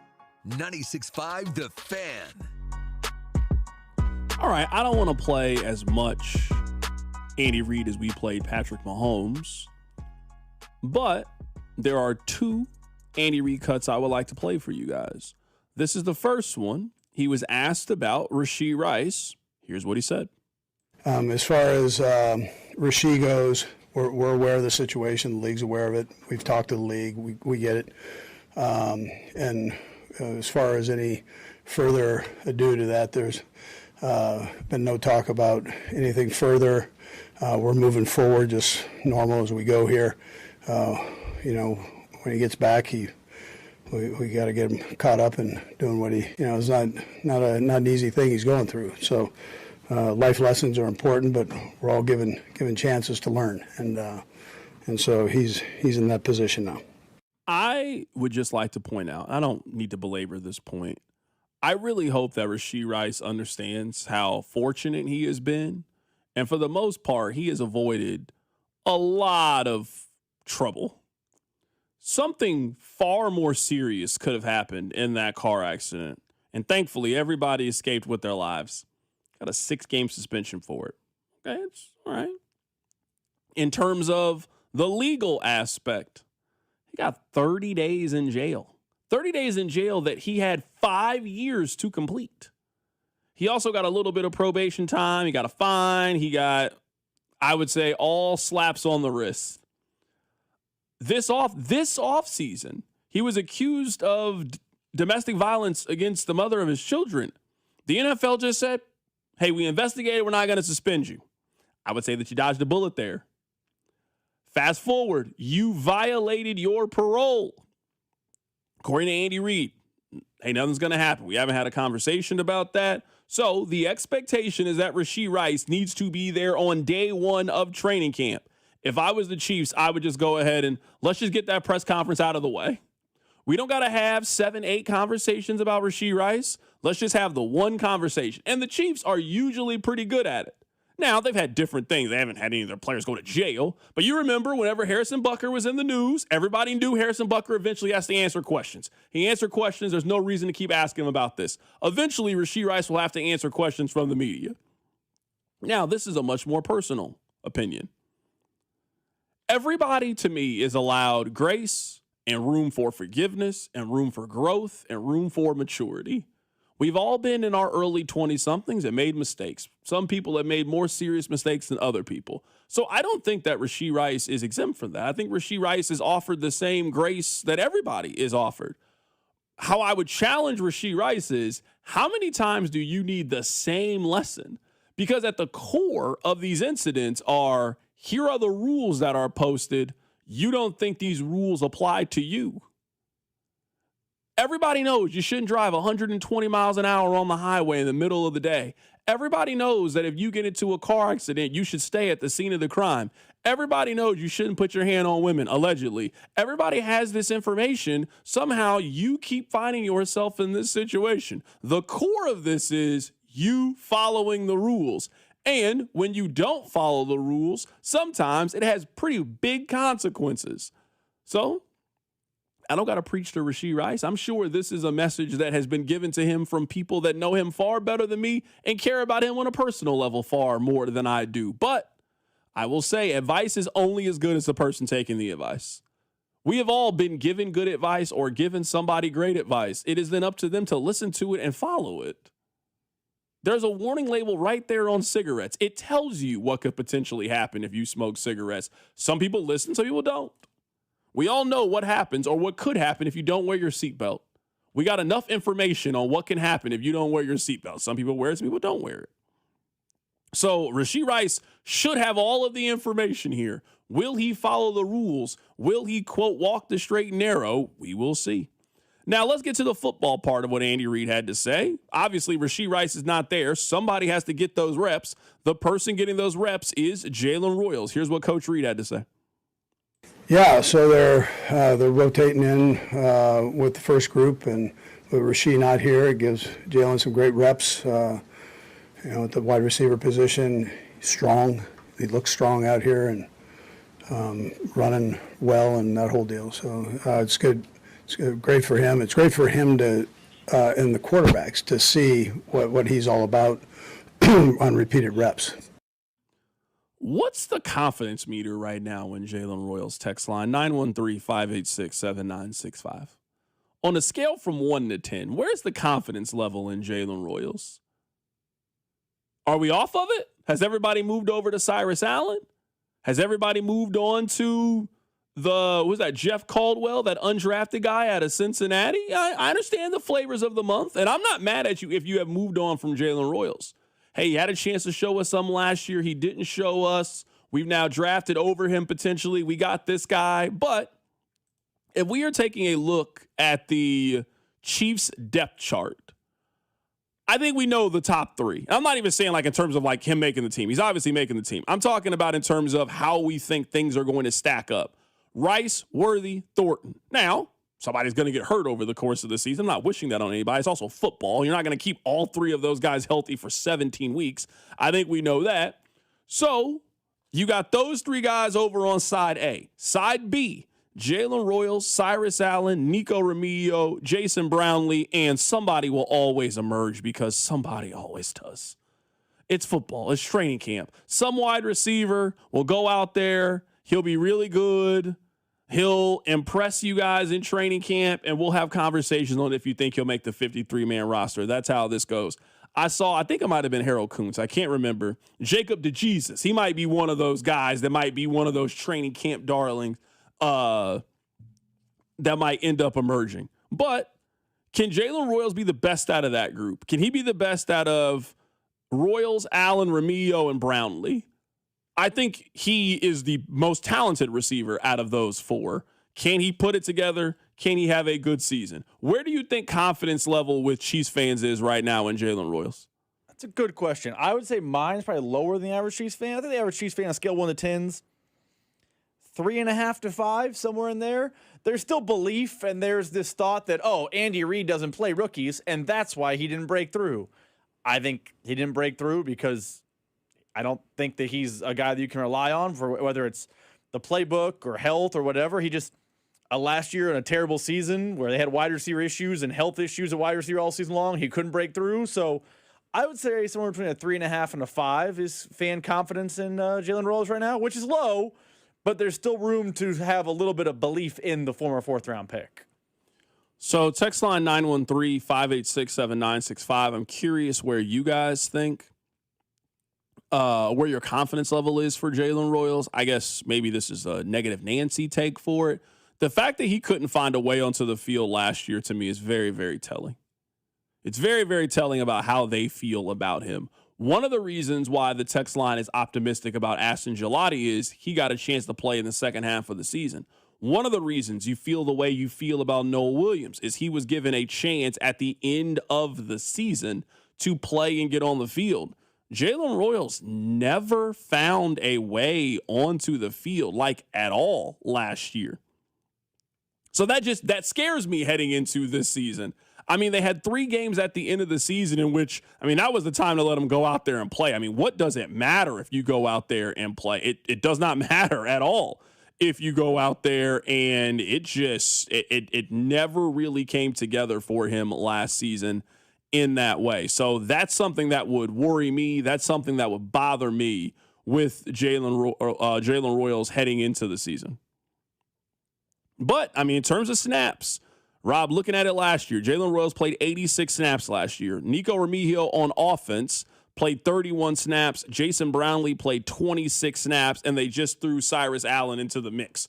So even in what everything I'm saying, Royals still played more on offense than those other guys. So the expectation of him heading into this is he is their wide receiver number 4. And if an injury happens, which an injury will happen, Rice is not playing in all 17 games. Worthy is not playing. Same thing with Tyquan Thornton. The expectation is for Jalen Royals to step up and be able to add and contribute to the team this year. We'll see if he can do it. Coming up later today, we got Game 6 of the NBA Western Conference Final between the Spurs and the Thunder. Can the Thunder advance to the NBA Finals to take on the Knicks? Can the Spurs force a Game 7? We'll get into it next. Keep it right here. It's The Drive. The Drive with Carrington Harrison and Rob Brenton. You losers! It's what you are! On your home for Kansas City sports. 96.5 The Fan.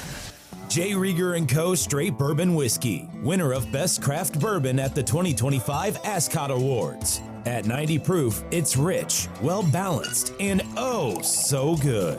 Quality crafted in Kansas City. Dispatch, this is Mindy at CM Moes & Son. Putting off fixing electrical problems in your home can be a real hazard. Visit cmmosandson.com to take care of your electrical problems today. CM Moes & Son, license 202058. Shawnee Mission Ford, on a mission to do more. Visit our inventory at ShawneeMissionFord.com. Hey, it's Cole, and I have exciting news. Ford has announced employee pricing for everyone. Over at Shawnee Mission Ford, you pay what they pay, and you still get the rebates and incentives offered by Ford, along with the top trade-in value from Shawnee Mission Ford, who's on a mission to do more in 26. Hi, this is Kevin Harlan, and I'm here with Rob Side at Rob Side Ford. Rob, I smell a grill. What's cooking? Kevin, the grills are fired up, and so are the deals. Right now at Rob Site Ford, it's the Ford Employee Pricing Sales Event with the best deals we've had in the past 12 months. Now that's saying something. What are we talking? Employee pricing on virtually every new Ford on our lot, plus even more dealer discounts on top. So how hot do these deals get? Up to $17,500 off brand new F-150s at Rob Site Ford, plus huge savings on Expedition, Explorer, Bronco Sport, Bronco, and more. Wow, that's 5 alarm hot. Exactly, and unlike Kevin's Burgers, these deals are coming out juicy. All right, I walked into that one. Shop Rob Site Ford, Kansas City's top-rated Ford store on Google. 4.8 stars and nearly 3,500 reviews. Rob Site Ford, 135th and State Line, or robsite.com. Buy right, Rob Site. Getting a little older doesn't have to mean, well, getting older. This is Jeff for Heartland Men's Health, and if you're feeling low energy, can't sleep, can't lose weight, are struggling with brain fog, or your sex drive is off, it's time to change it up. At Heartland Men's Health, our advanced medical strategies featuring TRT, GH peptides, NAD+, GLP-1s, PDA, and more treat low T and other hormonal issues to help you shed pounds, have more energy, enhance your body composition, improve sleep, increase your sex drive, and so much more. Getting you back in the game again. So don't be older. Be stronger in the gym. Be sharper at work. Be better in the bedroom and be more confident in every part of your life. So call us today and find out how our advanced treatment strategies could change the game for you. Your first visit is just $99 and includes blood work and a medical consult. And if you start on one of our advanced treatment plans on the day of your appointment, your visit is free. Call 844-447-6600 or go to heartlandmenshealth.com. Future therapies are compounded and have not been evaluated nor approved by the FDA. Provider prescription required. See website for details. Steve here with Connolly Plumbing Solutions. Outside faucets are annoying. We are currently running our outside faucet replacement special of $399 with access. Visit ConnollyPlumbingSolutions.com to schedule. Hi, I'm Katie, your friend and jeweler at Shane Company. Daydreaming about bringing your engagement ring vision to life? As a jewelry consultant, I'm here to help. Compare ring styles side by side. They're in stock and ready to try on. Then customize it with an engraving or decorative crown. At Shane Company, there are so many ways to create your dream ring at your dream price. Visit us in-store or at shaneco.com because a friend wants you to get exactly what you want.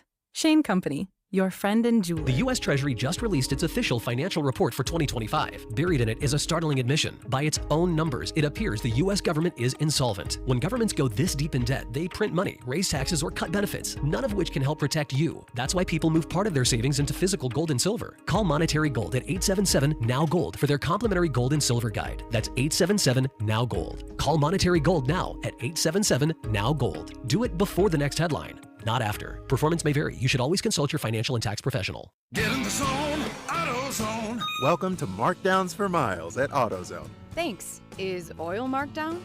Save up to $15 when you buy 5 quarts and a filter. And fuel treatment? 2 for $9 on Lucas. Brake pads? Marked down to free. Free? Get free Duralast brake pads when you buy 2 Duralast rotors. That's several markdowns. For many more miles. Get in the zone, AutoZone. Restrictions apply. Royals coverage is brought to you by Blue Cross and Blue Shield of Kansas City. Brought to you by Blue KC is the Coaches with Character program. Do you know a rock star high school coach in your district? Nominate them for the Blue KC Coaches with Character program at bluekc.com/nominate coaches with character. Let's make our coaches feel special and make our community a better place to live, work, and play. You're listening to 96.5 The Fan from the DM Injury Law Studios. Mike's got this. Car, truck, or motorcycle wreck? Remember, Mike's got this. 816-888-7500. Mike's got this. Hey, it's Seth Lugo, and this is your home for Royals Baseball, 96.5 The Fan. Here's your traffic report on 96.5 The Fan. Brought to you by SWL Injury Law, the Car Crash Kings. It's what they do. Visit SWLinjurylaw.com. Still a big problem on 35 headed southbound at Antioch. It is the crash and very heavy solid red all the way back into downtown. Crash 70 eastbound at Lee Summit. Right lane is blocked. 635 still closed at 70. You cannot get off from 70 both directions at 635 either right now until that wreck is cleared. I'm found with traffic on 96.5 The Fan. This is 96.5 The Fan, your home for Chiefs football. Welcome back into the show. My name is Carrington Harrison. Happy to be here with you. Rob, let me tell you a little bit of a health and wellness update. You want to know my average steps over the last 7 days? 10,794. Look at that. There we go. The walks Look at me are working. getting after it. Are you going to walk tonight? There's rain and basketball on. Yeah. Look at you. For a little bit. Look at you.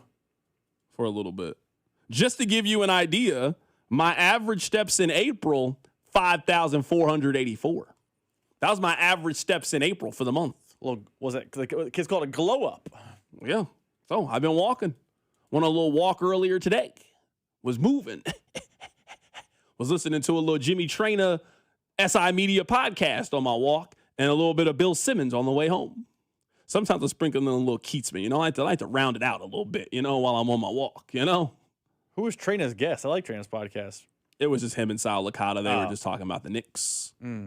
But yeah, no, that's my health and wellness update. Text line asked a great question. You going to join Aaron Ladd's run club? No, I'm not at the run. Not the run in my stage. I do run on the treadmill though, but I try to run outside, man. My knees ain't set up for all that, man. I'm not interested in running outside. Not right now. I'll just put my headphones on and just go on a nice little walk. I try to go on 2 walks a day right now. I try to walk in the morning and at night. So like last night, for example, I realized I was like at 8,100 steps. I'm like, oh, I got to go outside. I got to do it. I got to try to get to my 10K.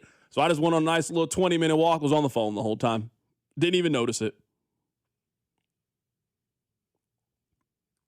I'm happy for you.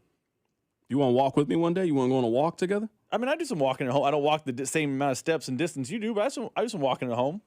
I'm sitting here looking at my average steps in January was 4,000. I mean, that was football time. What was this? Was I outside? What was I doing? You were sedentary. Yeah, I wasn't playing around. It was Kansas City in January. It was definitely not football time. Oh, good point. I was watching somebody play football. Football been over in Kansas City for a while. I was watching somebody play football. I wasn't watching the Chiefs play football. I was watching Texas Tech or Ole Miss. I was watching them play football. I think the Thunder are winning today. You don't have it going to a Game 7? I said from the very beginning, I said Knicks in 5, Thunder in 6. I knew the Knicks were going to make very easy, quick work of Cleveland. I underestimated their quit meter. I mean, they had a big quit meter, a huge quit meter attached to it. And I think the Thunder are going to win. I think the Thunder showed us in Game 5 that there's a difference right now. There's a difference between their playoff experience and the Spurs. I will say this. I don't have really any interest in watching OKC win. I want America to get behind the Knicks. I really do. I want America to get behind them. I don't want to see Shea and them win another championship, bro. Not the way they're doing it. It's just unethical hoops, man, is what it is. It's unethical hoops. And I can't support that. Not at all. Somebody on the text line says you should try the Prairie Creek Greenway Walk Trail. Where is that? I'm not driving somewhere to walk. I'm okay. I live downtown. There's plenty of places I can walk. I'm not interested in going to a specific place to walk to. I'm okay. I appreciate the suggestion. I'm all for suggestions, but I'm not really interested in going to a specific place to go walk. I'll just go do that outside. Outside is just, all you got to do is open the door, walk right outside. Sometimes after work, I take a little lap around, Mission, Kansas. I take a little lap from the radio station, if you know where our station is. I make a little lap around the Hy-Vee, walk right back. Takes me about 25 minutes, in and out. Boom, let's go home. Especially when the Royals play, we get off at 5:30. I'm just like, I might as well just go on a walk right now. I got 30 minutes of free time. I could be talking to you guys. So I'm going to stick with it. I told you, 90 days. I'm going to stick with it. I got a leg day tomorrow, so pray for me.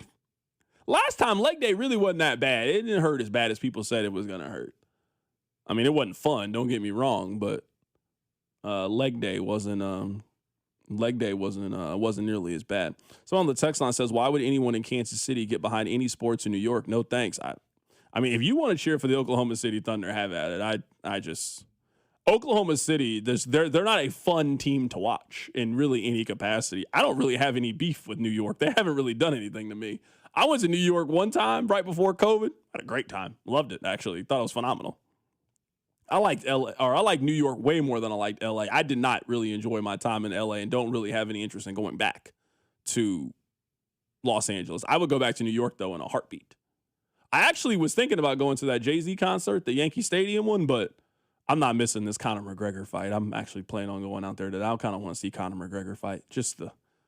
I don't know. I don't know what's going to happen. Anything can happen. It just seems like it's going to be a great time. Sounds like my kind of time. Rob, who you got tonight, man? I got the Spurs pushing to Game 7. I think we're going to have a very fun Game 7 later. We'll see. This series hasn't lived up to what I thought it was going to be. After the first game, that first game was like an all-time. I thought we were headed towards like an epic series. That's not really what I would say we've seen so far in this series. I mean, it's been fine, but these last couple of games have not really been great. So I'm certainly hoping the one that we get coming up later today, I'm hoping it's one for the books. I will be back tomorrow. Hopefully you guys will be back tomorrow. Go watch basketball tonight. Take care of yourself. It's The Drive.